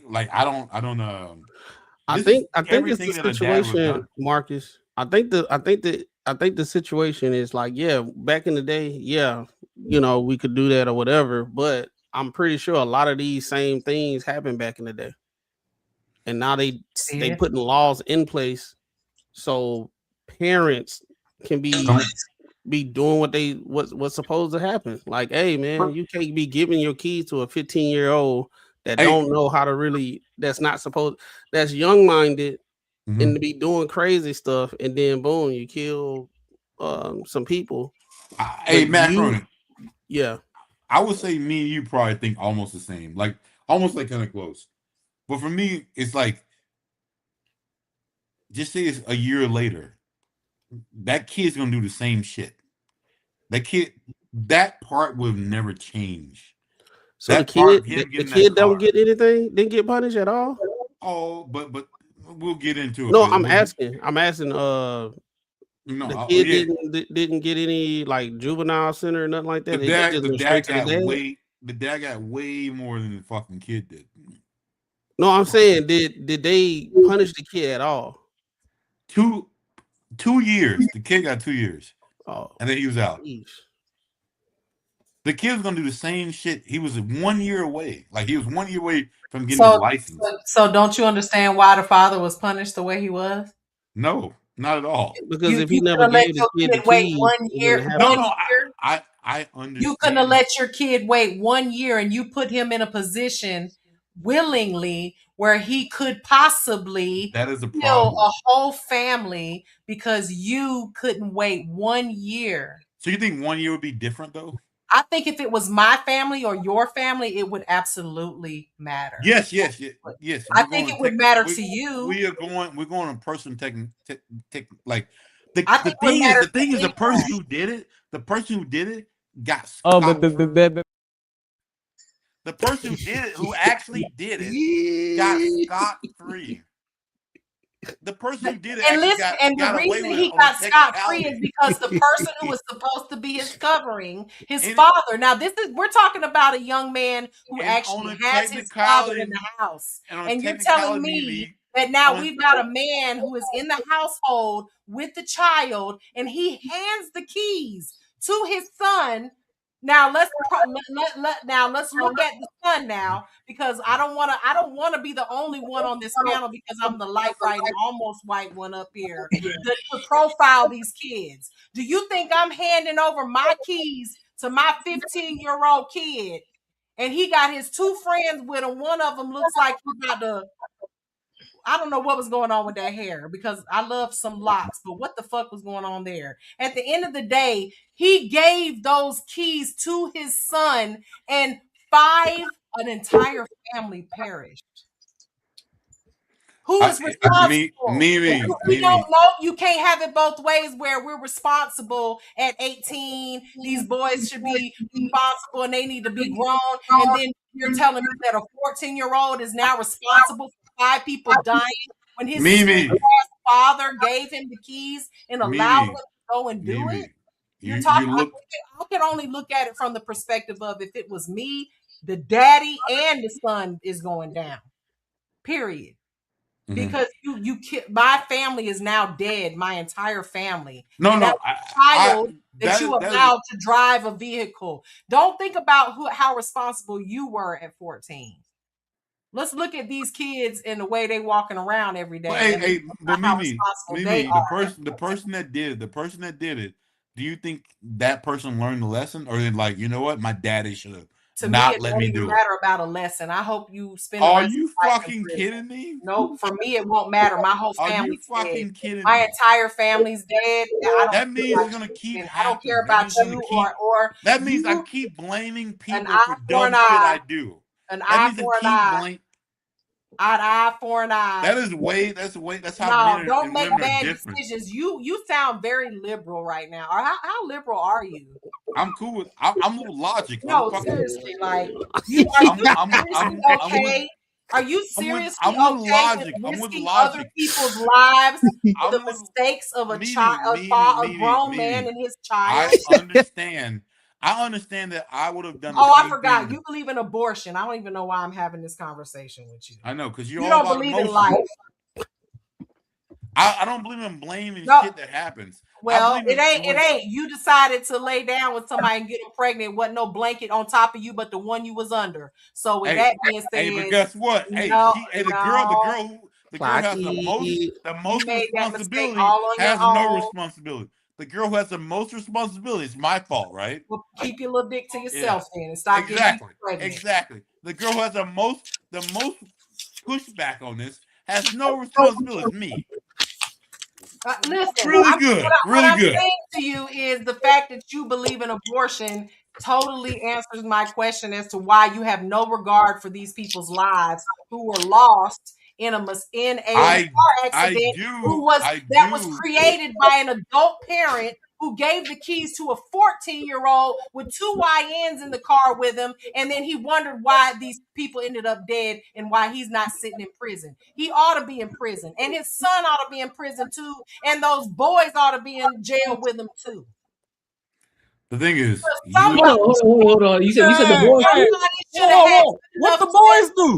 The boys one of them should have had good enough sense to say, you know what, man, I ain't going. No, hold on, Mimi. That's not the way life works. One of them responsible. Oh, really? Nah, no, you got I can't say that. I can't say that about the boys that's in the passenger seat. Okay, well, let me ask you this. So what if the boy that was driving was like, no, I don't really want to drive. And they were like, come on, man, ask your dad. Come on. That ain't happened, though. That's not their fucking, that's not, so he needs to be man enough to say no. Somebody should have been man enough to say, don't go. We're breaking the law right now. He said he was going down the goddamn street. Accountability. They all were old enough to know that they were breaking the law. Don't hold it over. These are for I gotta give you a different example. If it was your son, you wouldn't feel that way. Hold up. I gotta give you a different example, because as a 14, 15-year-old, I was one of those. Oh, no, hold up, Mimi. Hold up. Because I almost went to juvenile because I decided to go inside my parents' drawer and get the keys to my older brother's vehicle while he was in the Marines, drive it up to my middle school. At the age of 13, I got into a wreck and I did a hit and run. And then guess what I decided to do? I decided to take a nap because I like, all right, I take a nap. This shit all gonna go away. I get a call from the police department saying they're looking for my parents and shit like that. But by the grace of God, the librarian's car that I hit, she said she didn't want to press charges because she knew who I was, right? But I ain't seen Courtney for like 3 weeks, bro. Yeah, like he seen your father hand you the keys at an underage. No, he didn't. No, he whooped my ass for sure. He whooped my ass. Yeah, I got my ass whooped by my mom and my dad that day, 100%. But then I still didn't learn because I then decided my freshman year of high school, I decided without my license, without my permit, I decided to get the vehicle because I wanted, I was trying to keep up with my middle brother and shit. The one that was my middle brother, who was a senior in college at the time. I decided to get the vehicle and drive around the neighborhood because I thought I was hot shit. Guess what? Mm-hmm. My dad came home early one day, and that vehicle wasn't there. And I pulled up. He's standing right outside with the belt in his hand. He beat my ass. You understand me? Where did your father ever hand the keys to you? That's not the point he's trying to drive. He's talking about the point he's trying to drive is like his age and his thought process. Yeah, my thought process wasn't just trying to be reasonable and trying to, oh no, bro, hell let me no. ask you this: if you had walked in the house and said, "Hey, Dad, can I get the keys to my brother's car?" It's a no. That's the whole point. This boy had a whole another stop between him and going to prison, and it was his dad. Mimi, was the problem. No, hold on, Mimi. But I'm speaking to what you said in regards to the boys in the passenger seat and what they were in regards to like, oh, well, they should have known better. No, they didn't, because as 13 and 14-year-olds. If you get that opportunity, it's like, oh shit, my friend got the car. Shit, I'm riding with him. They're not thinking about that. We all got a story. Let me tell you mine. I jumped out of the window of my parents' house. Oh, you crazy. My sister came with me. We all were about to jump into the car with some boys. This was on Christmas Eve. I'll never forget. And my baby sister said, I'm not going. I don't think we should go. The intuition. I don't think you should go. I'm not going. I'm going back. And you know what she did? She went back. I went. And guess what? She's still to this day the golden child, because my parents never knew that she was there, but she decided to go back. There is something she could have convinced me. She could have convinced me not to go, because she convinced another. Let me out. I chose to go. So at the end of the day, who got their ass beat? Me. Because I made the decision to go. Even though I had somebody with me who never even to this day, my mama don't know, her ass jumped that window with me. She didn't never get looked at badly or never caught any charge with my parents, but I did because I But the point, the only point that you're missing is that these are 13, 14-year-old boys. Not Can I just say this real quick? I ain't gonna say I'm just I'm gonna keep that to myself, okay? Because you're not boys, girls. What's the difference? But okay. Hey, what you mean? What's the difference? And I was going to see a boy. So what makes you think? What's the difference? Hey, it's a big difference. Can I talk real quick? We going to see each other. Hold on, me. We gotta let Marcus talk. Go ahead. All right. So for me, way I grew up, this is normal shit. Before you get your license, before 15, my dad was like, oh, you want to take your friends home? Go ahead. But you better bring your ass back. Go ahead. You better go there and come back. That was normal shit. And like where I grew up, that was fucking normal. So the thing is, fucking normal, man. Yeah, it's fucking normal. That don't mean it's legal. Normal and legal are two. But that's the thing, though. But wait, the way my mind processes shit, it could have been a year later, and I would have did the same shit. Just say I fucked shit up. Just say. But now you're going to 15 times and never got caught. Now you're going to got caught this one time. But Mimi, it's a technicality. I got the same mind. The dead people or for him? I got the same mind as I had 3 years ago. I'm gonna rush that bitch. I got this car and I'm gonna fucking hit it. With my friends in the car, I'm gonna do it. Now I got my legit license.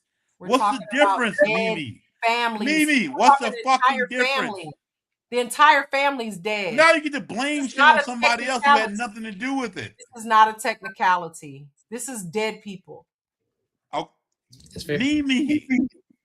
Are you fucking serious? I'm dead ass serious, Marcus. So you would rather go after the person who had nothing to do with the person who actually did it? I know all of them got to go down. All of them. All of them got to go. If my family gets murdered, everybody going down. They all going down. I don't care. Everybody who was even there. You gotta remember. Matter of fact, where was the mama at? She better not have been at home because she going. But Marcus, you missing a key caveat. Family, I'm sorry. You gotta remember that for one, Mimi is a woman, so yeah, she's gonna be a little bit more tapped into the emotional side for one. Mm-hmm. But for two, you got to remember you're talking to somebody that owns a school, so she's responsible for a lot of kids. So I teach adults. They're 18, okay, well, between the ages of 18 and 45. It's a I've done cosmetology the dumbest shit. Excuse me. I don't fuck But with my biggest thing is, bro, like there's no difference from 1 year. There's no difference from 1 year. But this dude did what a lot most happens fathers in a would year, do. though. His son fucked him over. Oh, so now it's the son's fault. He did it. What the fuck you mean? He wouldn't have done it if his daddy didn't let him. Marcus, please tell me you're not this dense. Please tell me you're not. I do not want to think this about you. This is so different He from wouldn't men have and done women. it if his daddy didn't hand him the keys. This is so because you want to blame somebody else that you did not do it. You didn't do it. So now we're allowing 14-year-olds to have. Now 14-year-olds was he the one that killed those people? 18-year-old. Was he the one that killed those people, or did the dad do it? Marcus, stop it. Yep, because you can't answer the goddamn question. He did it, and his daddy is responsible because he's underage for allowing him to drive his vehicle. What if Sam gave him the fucking license and said, "Hey, what if your dad turned into a publican? None of that matters. We're talking about real shit here. It don't matter now. His dad gave him the keys. It don't matter. 1 year later, same mindset. Don't matter. Hey, take my car, son. Now you got your license. Technically, how old are you when you can get your license? Ain't it like 18? 16. Oh, Jesus, like 15. 15. Depends on the state, but most states allow you to get it at 16. You can get provisional at 15. You can get your learners at 15. 15 permit, right? You get your learner's permit at 15. Provisional, whatever license. But 16, yeah. You get your license. I had my first car when I was a sophomore in high school. I was 16 years old. Yeah, 16. So Marcus, the issue at hand, I think should have waited a year. That it's like what I was saying but before. if that didn't happen, I was cool. Like it was based on what I was saying before. Right now, there's not a lot of parents holding up their end of the deal of parenting their children and know where their whereabouts and doing all that type of stuff. So you got a lot of YNs kicking it, doing stuff, and then like they get into trouble. If the parents was actually doing what they was supposed to do, a lot of this stuff that's going on wouldn't be going on right now. Like we like just the other day here in Atlanta, they got a place called a Battery. It's like a mini city around the Atlanta the stadium, the Braves stadium. Some stuff went down there, and it's none but kids, around the same age. Then they got a place in Atlanta called Atlantic Station. Same thing going on. Kids got guns. They shooting people. This, that, and the parents are nowhere to be seen, bro. They are nowhere to be seen. Macaroni. So the issue is, if you were watching your kids and knowing where their whereabouts and holding them accountable about their shit, you will see less stuff. So right now, nobody's doing nothing. Now they done put these laws in place. Now the parents gonna be like, well, shit, I ain't trying to do 37 years. Now I gotta put, hey, get your ass in the house. I ain't trying to go to jail for your ass. But Macaroni, did you drive when you were 15, 14, 15? Yeah, but I wasn't driving by myself. Like, according to my mom and dad don't play. If you had hanging over your head that your dad could go to prison for 50 years because you don't know that stoplight and killed somebody, you don't think that the parents would be pushing that into their brain? Matt, if I had kids and that was hanging over my head, them motherfuckers would not be driving. But you gotta think about it though. They would not drive until they were legally on their own insurance and their own. They wouldn't drive my cars. I agree now. That's a situation that you can go to prison for somebody else's mistake. I agree. Yeah. And they be on them. All right. Another thing. Wait Marcus, till they legal. Fuck them. Another thing, Marcus. Back in the day when we was growing up, we had cell phones, but they really wasn't smartphones. So you already know how hooked these kids are. They gonna be texting and driving on TikTok, all that shit going on and driving all at the same time, bro. Bro, I had a dude. Well, I had in my high school.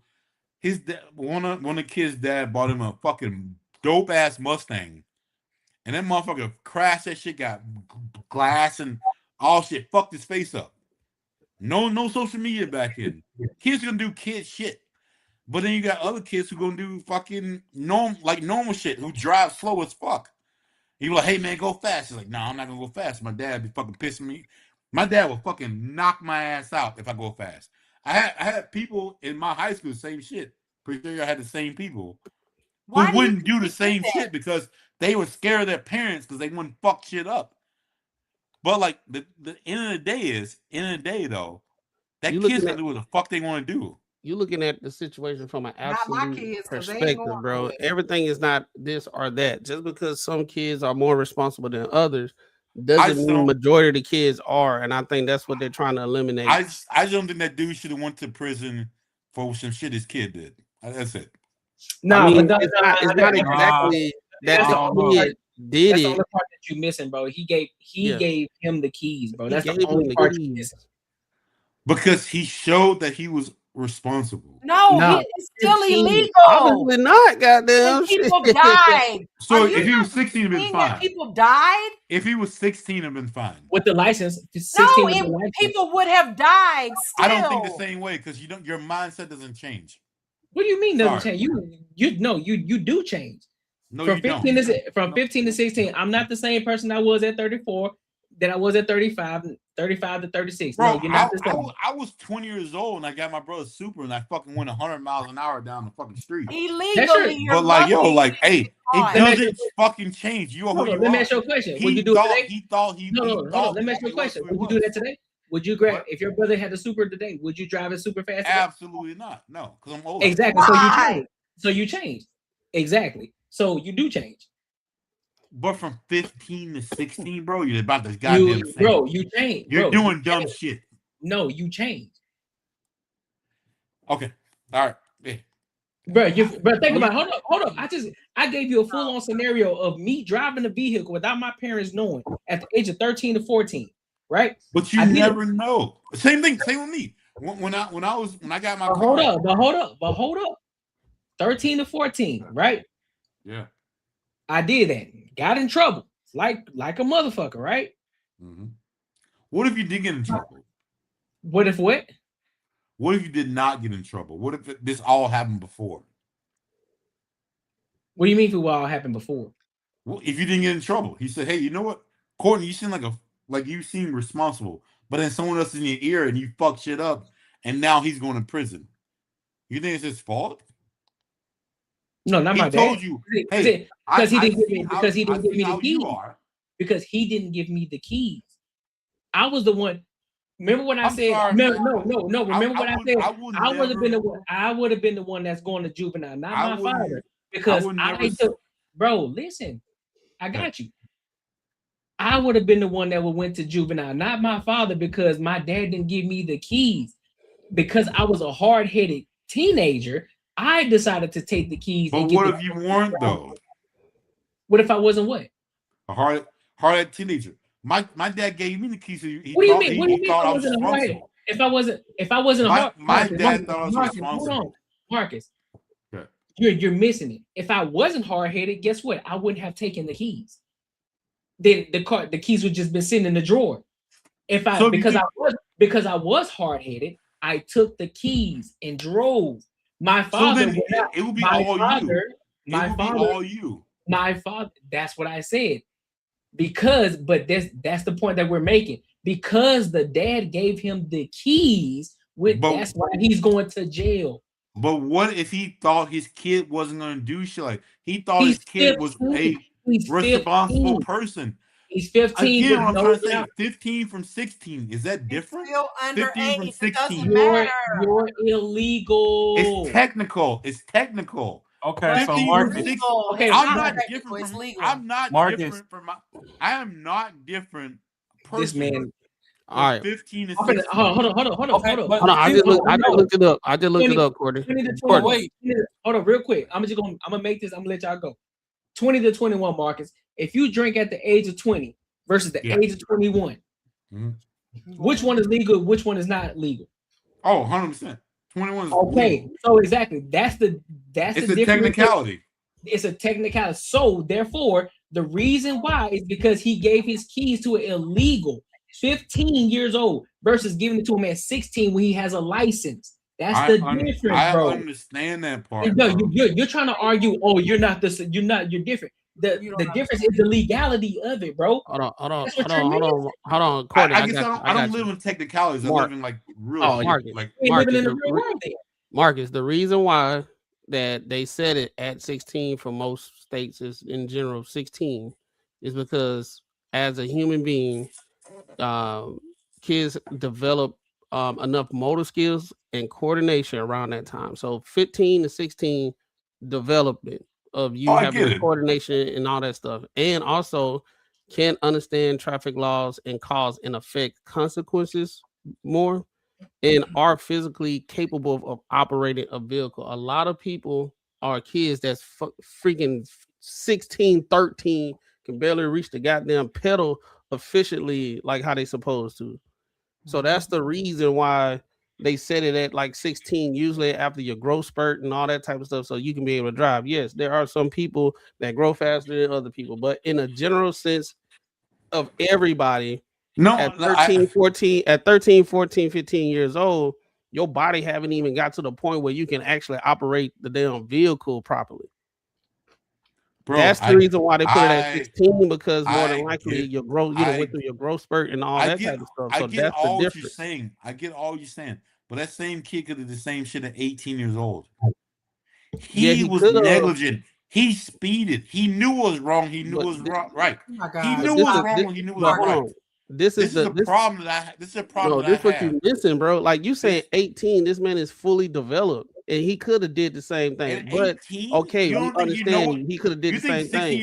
But if you're 13, 14, 15 before your growth spurt, and you can barely reach the goddamn pedal efficiently, this cat was 16, properly and all that type of stuff. 15. You actually being set up for failure. This is a problem because women give these guys this shit. You gotta tell them, hey, you knew it was wrong. Where the fuck is women coming in at? You knew about, bro. As a kid, you knew it was wrong to speed. You knew it. Shut them black shutters. Let's go to bed. It's time for hey, where the women come from? No, this is basic biology, bro. This is basic. All these like kids the are stupid? decision to put it at you 16. think all these kids are stupid? You think everyone's stupid as fuck? And they're going around dumb. They don't get no sense when they turn about 35. They are dumb, but you know what? Guess what they get? Lessons. Because guess what they're not gonna get from shit like this? No, you're fine. You're too young. You did it, but you know what? You're too young.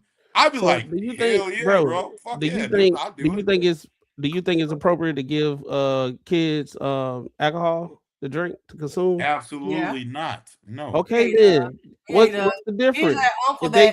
Hey, is it okay for a kid to curse? Is it okay for a kid to curse? Hold on. If you give alcohol, right, it's okay. and they get And drunk, you say they no. gonna get drunk. They gonna get drunk like a person that's 18, correct? Okay, I mean, so they 21, weren't right? drunk though. They were not drunk. They were not drunk. So we can't. No, I'm not saying that. This is all. Okay. Let's get real shit though. Let's get real.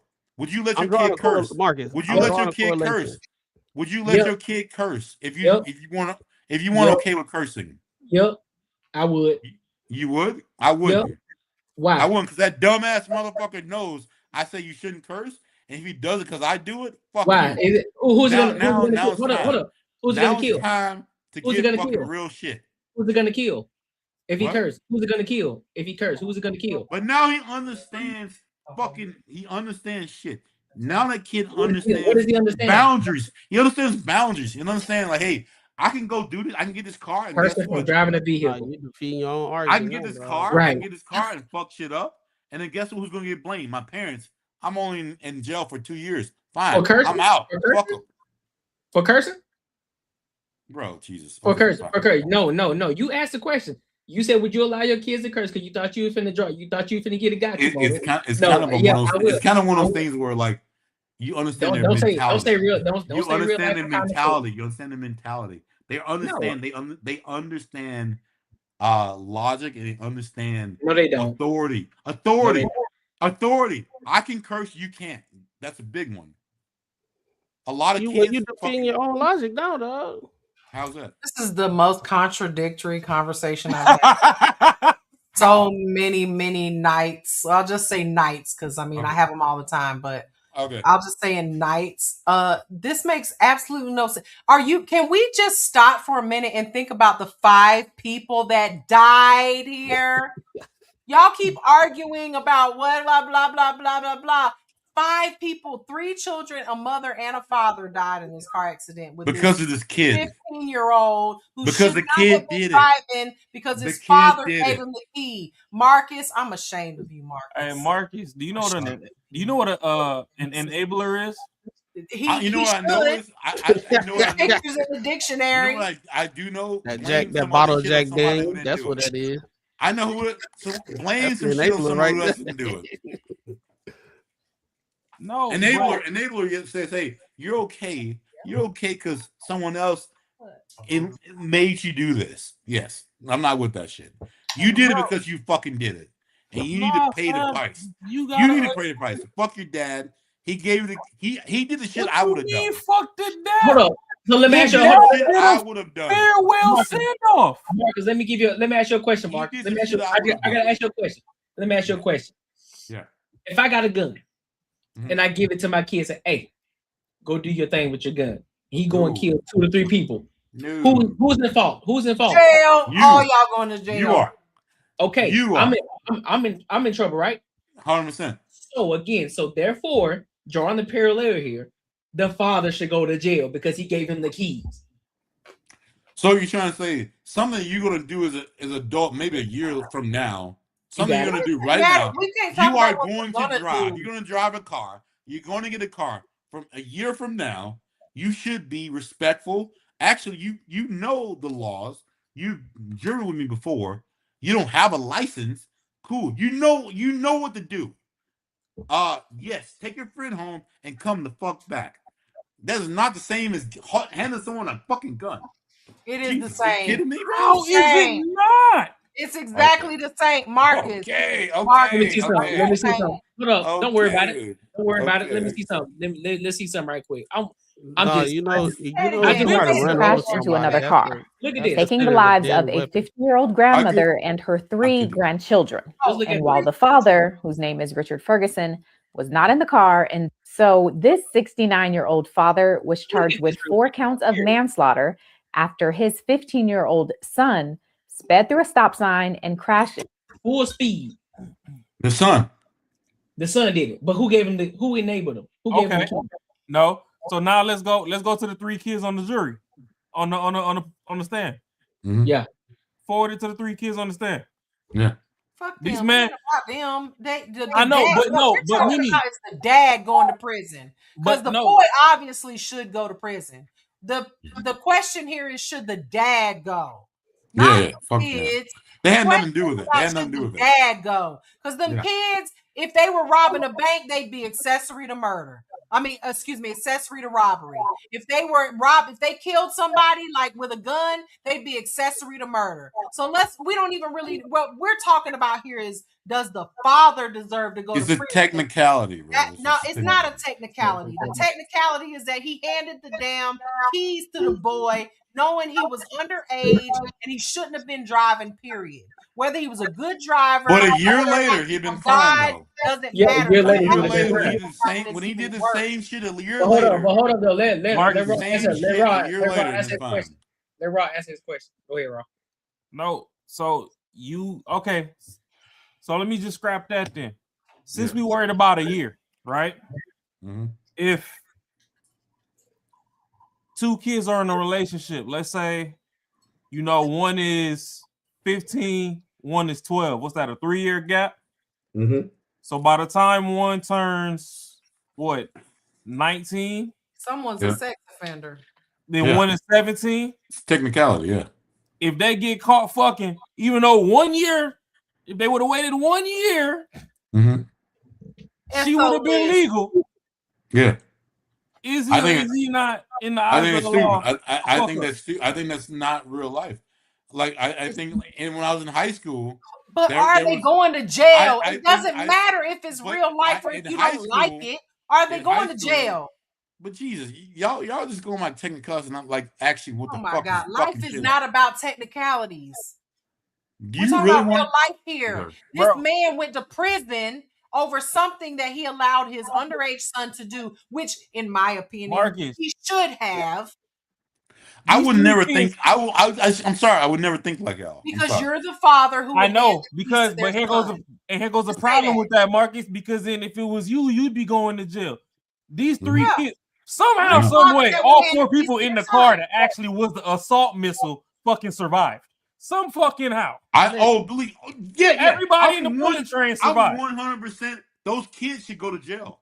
That Every one of those should go to fucking jail. kids got on the stand, and that one kid should go to jail. He should be in jail for a long time. What you're missing here is all these kids got on the stand and they had conflicting information as to how the keys were obtained until it was time to pull out the fucking driveway. Then everybody was like, "Oh yeah, OG was standing Dad had outside. to He move said, the put your car. seatbelt on, be safe." Dude, if life was like this, when Life I was is like younger, that, bro. Life is like this, bro. For I would real? just fuck shit up because I couldn't be held accountable for nothing. Oh, you gonna be held accountable. You I going to couldn't be. jail, brother. I'm not. You're going to my dad jail. gave If me it's the you're the dad, you're going to jail what just I'm like trying the to rest. say is, if I was a kid who knew what the fuck I was doing, He knew and what I he would was say doing. these dumbasses think I'm that stupid, I'm fucking speed the fuck down the street and fuck it up. And Marcus. guess what? Ain't shit gonna happen. Marcus, did you not? Marcus, did you Guess not just what? hear what? Did you not just hear what I said when I gave you my story? I could have went to juvenile because it was my responsibility because I took the keys because the lady dropped the charges on me. So hold on. And you learned. Hold on. Before you respond, listen to what I'm telling you.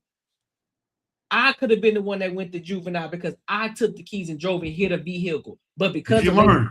Because the lady learn? dropped, Marcus, stop asking the question where I'm going. You ain't listening. Let me get to the point. The charges were dropped from the library, right? She dropped the charges. I could have went to jail. My father wouldn't have went to jail. Why? He didn't enable it. He didn't give me the keys. I took the keys. But if your dad did give you the keys, bro, hold on, bro. Hold Jesus, on. man. Okay. No, hold on. You just Oh talking. no, put the cup down. You just talking just to be talking. If my father would have given me the keys, the story would have been different. He would have went to jail because he gave me the keys to drive because I'm underage. I didn't have a license to drive. So therefore, he would have went to jail. That's the difference, bro. That's what you're missing. You keep talking about, oh well, I'll blame it on the teenagers. It ain't the father's hey, fault. if your dad, listen to this right now. You've been talking. If your dad went to jail, just the scenario, would you have to learn? You wouldn't have. You would have said, hey, it's his fault. I'm gonna keep doing the fuck I'm doing.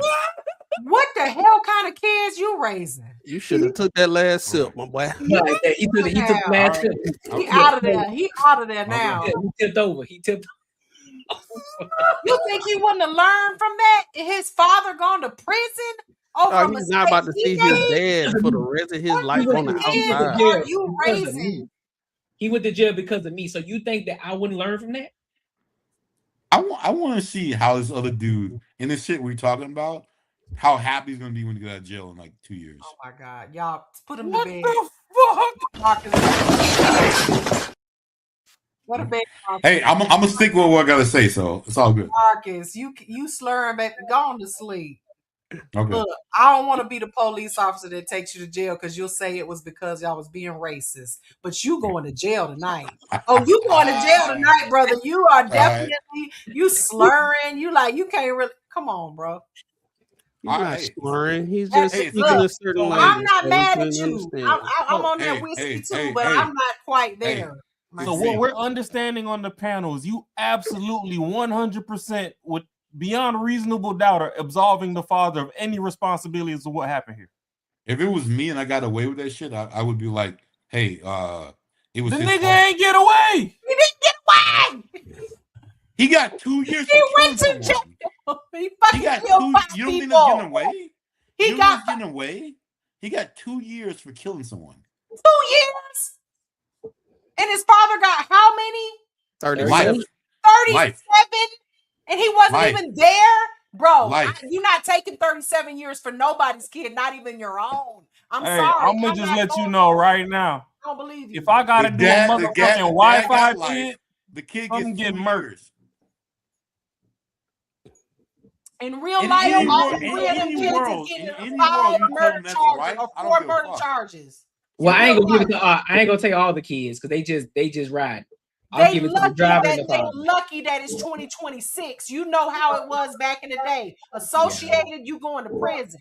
They Yeah, are that's true. lucky that they are not all getting 4 counts of murder, let That's true. alone the father getting Yeah. a count of murder for giving him the keys. That's That true. kid only did 2 years. He's lucky, and he ought to be ashamed of himself for putting his father in that position. That's what I'm saying. His That's father exactly what let I'm him think it was good. No, Okay, it's not, and because he you in don't want the turn dad thought to it was get booked. okay, and they all I need would to go have to done jail. the same shit if I trusted in my kid at 15 years You old. have I no would have given him the. empathy. You have no empathy whatsoever. You are I do. forgetting First of about all- 4 dead people. Nah, hold on. Fuck the empathy. As a parent, I'm responsible for any motherfucker that's in my house. So at no point in time, or is every single one of those Hey, fucking Mac. kids that Hey, came to Mac. my house getting in the car with Mac. my kid, even if I did hand off the keys. Macaroni. Period. Facts. Because you responsible for them too. Only one nigga needed a belt. Dumbass sends off their kid with Macaroni. 2 other kids, and they're underage, and you're Yeah, like, nah. you know, you're responsible Macaroni. for them other 2 kids. I know you got some logic in here, Mac. I know you got some logic in here, bro. No, Mac ain't Step doing in, Mac. Come on. I know it's He ain't controversial, finna, he ain't Mac. finna agree. He ain't finna agree with you. Hey, no, I got it. know it's I'll answer. I controversial, got you. Mac. What's he No, wrong? hey, Courtney. Macaroni. Imagine you working your entire life. You got your pension. You about to retire. You 60-something years old. Shit worse than a divorce. And then one day, your knucklehead ass children Fuck it all up. fuck it all up. Them kids, I'll make another one look just like you. But then You can't though. You're going to jail. hold Hold on. on. Let him You finish. get mad. You get mad, and you was like, "What the fuck? What you was thinking?" And then the police say, "Well, sir, how did they get the keys?" That's gonna be the situation right there.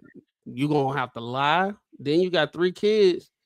They gonna have stories, and they gonna say, "Well, my dad gave me the keys." That's done. on him. If he never gave done. them the keys, he wouldn't be getting 37 years, bro. It's his own fault. But on because I'm gonna be real with it, my dad would have gave me the keys at 15. So I'm And sorry. thank I God mean, that's you cool, never but killed you ain't killing nobody. nobody. So you're coming. So you're coming. Yes, from because it's a technicality. I didn't do it. That's a technicality. So you're No, coming you from didn't trusted me. kill My nobody. dad You trusted just got me. away. Just because you get away with it doesn't mean it ain't right. It's right.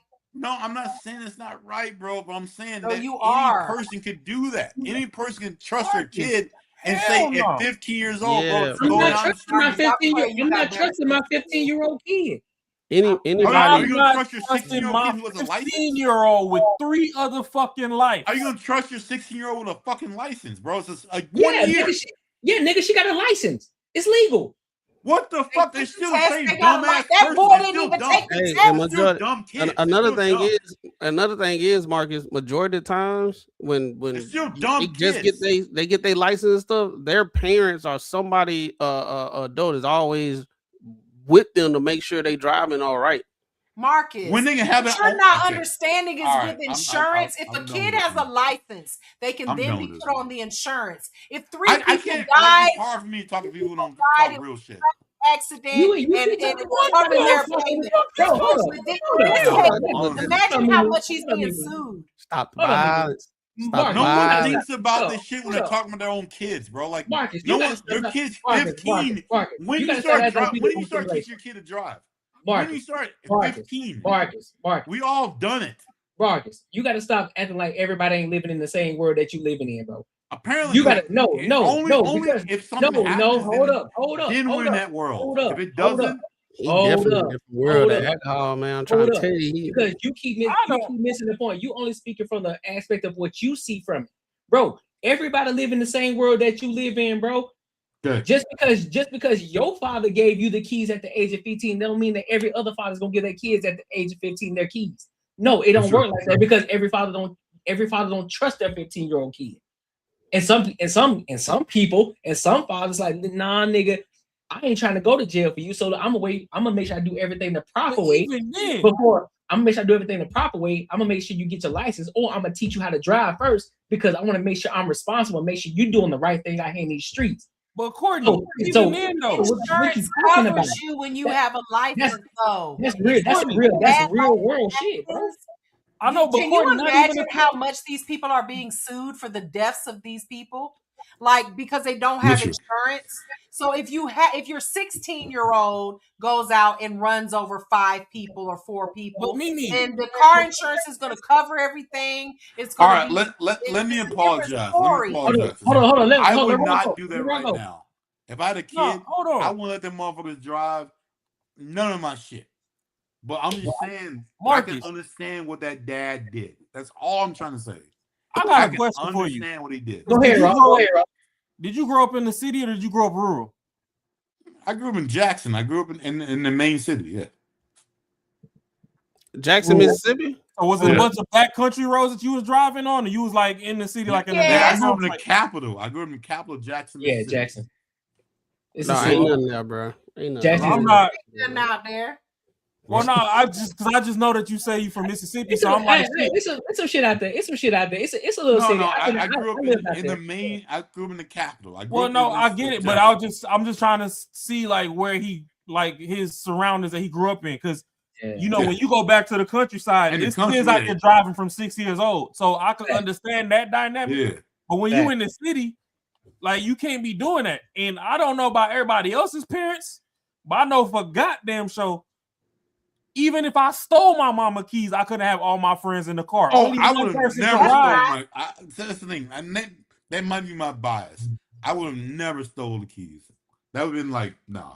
My dad would have lit my ass up. I mean, no way. But you got a car. Look at the scenario though. You gave your son the keys. I should drive it. You damn near walked him to the car. You damn near took all 4 of those keys. I should go to projects at 13. I should drive. 30. Hey, check it. My brother, I should put a seat. I had to put a suitcase so I can drive to the projects to go to my grandma's house. And Marcus, suitcase. You gotta remember the generations before us was driving 55 Chevy single cab trucks to the store at the age of 7 to go buy their parents cigarettes. Only understand. I understand do better than the last. I understand golf carts at 8 years old. I understood what the dad did. That's all I'm trying to say.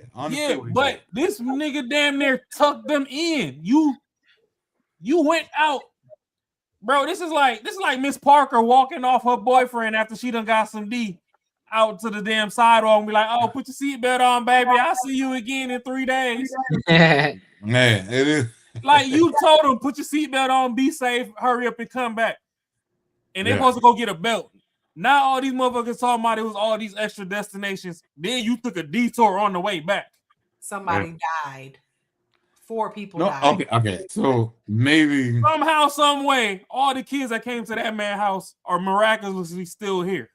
Condolences to the people that's I feel bad. I feel bad for them, Because honestly, for me, that motherfucker wouldn't have made it to jail. I'm going. Because I'm lighting the city up behind mine. 4 people dying, and it was a grandmother and the 3 grandkids. So somebody's husband was still alive. But the whole thing for me is the kid is the one that did it, not the dad. But I understand. The kid was he able to, if he was not handed the key? If I had my keys and I'm like, okay, even my grandkid is capable of stealing the keys. I'm taking the keys and I'm keeping. There was a time when my mama kept the keys locked in her room because Marcus, how about this? You about to go hunting, right? Don't do it. You didn't check to see if the gun was unloaded or whatever. You tossed it to your son. He shoot you in your kneecap. Who fault is it? Mine for not locking it. No. It's the same thing. No. It's not because he should know gun safety. So, but who should have taught him? You. So I would have taught. all the way around. Whatever he was supposed to know or not, you didn't put it. You didn't have it on safety. Maybe he wanted to shoot me. Maybe he wanted to fucking shoot me. You trolling right now, right? How about he wanted to shoot me? Nah, man, he drinking. He ain't trolling. You trolling because I'm telling you the truth. Maybe the kid wanted to shoot me. Y'all want to hear the fucking not- right. Y'all want to hear the right answer. Oh, maybe I should teach him how to do it. And No, some people fuck people teach up. them how to do it. Some people are just fucked up. Some people want to go fast. Oh my Some God! people And do they other shouldn't shit. be carrying Oh, guns. is that not what people do? People don't do shit Marcus. like that. Oh my God! People don't like say, "Hey, Not I one got a fast kid car got on to go that really stand. fast." I get it now. I get it now. I Not understand one kid Marcus' got on logic that now. stand. I get it. I get it now. You know what it is? If you're not first, then you're last. That's it. That's it. He the dad off of Ricky Bobby, dog. He the dad off of his logic is the dad off of Ricky Bobby, bro. See, Not first this is and the red last. pill. This is If the you're not red first, pill. you're last. Hey, I'm gonna go with y'all logic. Blame somebody else. Cool. I'm with it. No, we're blaming the people responsible. 100%. Not me No, though. I did it, well, but I'm blaming That's you. all right. You're gonna be sitting in 100%. jail. As long as you give your son the I keys did to it, the but car. I'm blaming you. Cool. Give your All right, son let's go with that. else. Let's go with that. That's how simple it is. I fucking did it, but I'm blaming you. You should have stopped me. Cool, man. What do you mean? Well, You should stop me. Hold up. Let me ask you a question. So let me ask you a question then. So if you got a dealer, if you got a drug dealer, right, and you got the one that's actually giving the, you know what I'm saying, the one that's actually selling the drug dealers the shit, right? The work, right? Everybody gonna go to jail, right? Or just the person that's selling the drug? Who going to jail? Hold on, what? Like if you got a drug dealer So if you got the supplier, right? You got the supplier, and I buy the drugs, and you get the drugs from me to sell it to your community. We all Who going to jail? Who going to jail? We all will. Exactly. So therefore, the father and the kid going to jail. What are you talking about? I supply Marcus, pay attention. I supplied you the drugs. I supplied you the drugs to go sell the drugs to the community. That's the same as hold up. That's the same as me supplying you the keys to go drive the car. That's the same exact thing. Because you're illegal, you don't have a license to drive, and you're already going at a speed that will automatically put you in jail in the first fucking place. And on top of that, to add fuel to the fire, you kill people. So with your logic, if I'm a doctor and I give I give you Oxycontin because you just had surgery and you sold it to someone else, am I going to jail? Let me ask you a question. Cool. Sometimes, yes. How the fuck do I have to do with he sold someone else? I got nothing to do with that. I gave you Oxycontin. You busting scripts. Ask the question again. What you say? For you. No, ask the question again. What you say?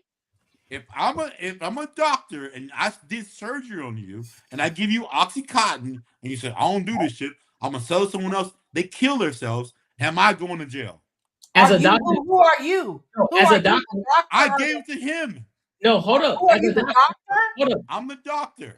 Don't go to jail. You going way too many steps. You putting way too many. You moving the goalposts. Hold up. Because you're legally prescribed for that certain surgery that you did. You're legally, keyword legally. Legal. Okay. So am I legally able to give my kids the keys when they're not legally? My biggest thing is No. I'm gonna use your words. We're living in the real world right now. Am I legally prescribed? I just hope some unfair shit don't. Go get how y'all like. This is fucking like you're right. man. You're absolutely right. You are absolutely right. I just hope some unfair shit don't ever happen to you, man. And I guess that's the reason we all pray for that. I think that's not the shaming language. I think that's where I'm coming from. I'm not coming the shaming from. language. What the hell? Oh my God! No way! He is coming from a liberal perspective that, I hope you don't never come into contact with ICE. Oh my God. Like, bro, ICE? What are you talking? No, I'm just saying, like, what you're saying is very liberal-minded. I hope no one ever treats you unfairly. According to you people, everyone is treated unfairly every day, right? Every day. Hey, you might do some shit, but But guess what? Some victims gonna come up and be like, you know what? I hope someone does. I hope dad. someone does You treat me made me unfairly do because it. you know what I'm gonna And the do? best- I'm the gonna crazy make thing them so realize crazy. that they The fucked crazy up by thing is, treating me unfairly. in the realm of what we're in, we all should understand this shit. People are fucking trying to fuck You us sound over. like a victim, Marcus. But Yeah. tonight you are a victim of the Yeah, Jack. so the difference between the two is did I actually do it or did I do it? If I didn't do it, so what are you talking about? But if I actually did it, it would make sense. Then I would go to jail. But if I didn't do it, then yeah, I'm gonna argue it. But he gave him the keys. He gave him the keys. You can't argue not it. one, not two, but that. 3 witnesses, the people who actually I'm not gonna agree with it. So hey, I'm not. Hey, about? y'all keep going with it. I'm just. This You're is right, not Mark. my You're not. You can't say nothing, Marcus, because you are the father that's going to end up in prison. I got one more question. I got one more question. Hold on. I got one more question. You're I the got one more one. You question. are the one that's going to do it. I got one more question. Hey, I'm actually probably the one. Jack? I'm If you probably meet the a one who girl- wouldn't do it, but yeah. hold on. I got a question. If you let's just say you meet a chick, right? And y'all know these chicks be out here scamming and shit, right? They're like, hey, put $10 into my account and I'll flip it and make it 10,000, right?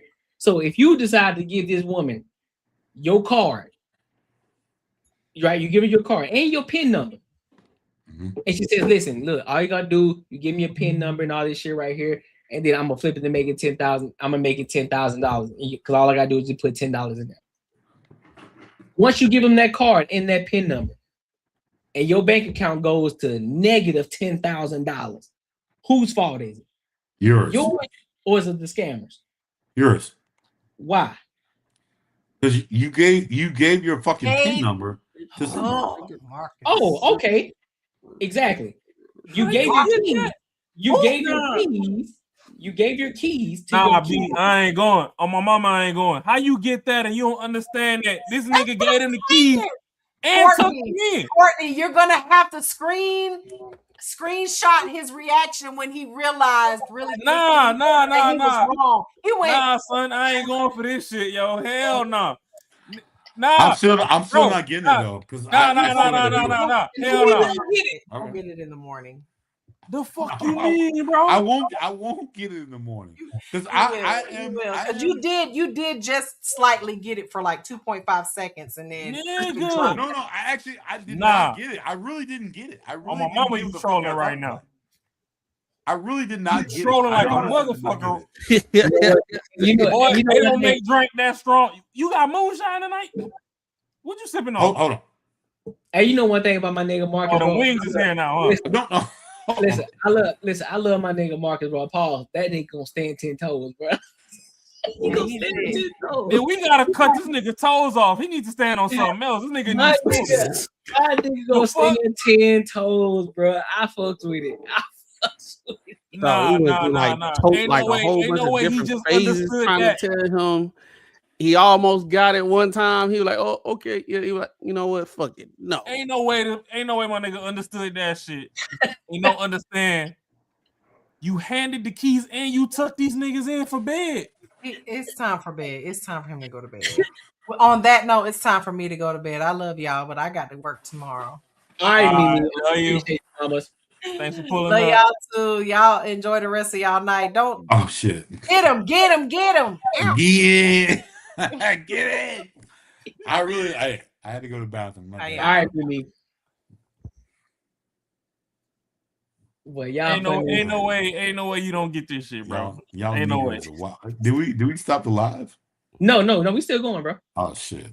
Yeah. No, I'll pause. Give me a minute. Y'all make sure y'all like. I mean, we can keep it going, but I mean, either or. So the 9 people here, we 4 hours in. We good. We don't need to go no long. Hey, y'all, make sure y'all like, comment, and subscribe for the algorithm, and make sure y'all hit the bell notification. Listen, we appreciate y'all for coming to kick it with us. We appreciate y'all for tapping in with us, man. It was dope.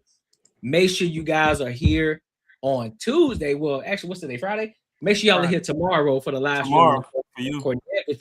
Make sure y'all are here tomorrow, showing love, kicking it with your boy. And then also make sure you tap in with the Banter and Barter Show on Tuesday nights at 7:05 p.m. Make sure you are here, coming in, showing love. All right. And if you haven't subscribed to the Banner and Barter Show, go and do that right now. All right. So my good people, we gonna head out with this right here. Quick interruption because this fixes all content creator problems. If you're consistently adjusting your camera, losing framing when you move, or re-recording content because you drifted out of the shot, that is a waste of time and engagement. I started using the OBS by mini camera and it eliminated all of that. It uses AI auto tracking to follow you in real time, keeps you perfectly framed, and delivers clean, professional video without extra gear or full studio setup. Whether you're streaming, podcasting, or on client calls, this makes you look locked in and polished automatically. Stop fighting your camera and focus on your message. I dropped the affiliate link in the description. If you're serious about content, this is an easy upgrade. As you can see, I'm testing out the camera and everything, and it's working out pretty well. Hit the link, get yours.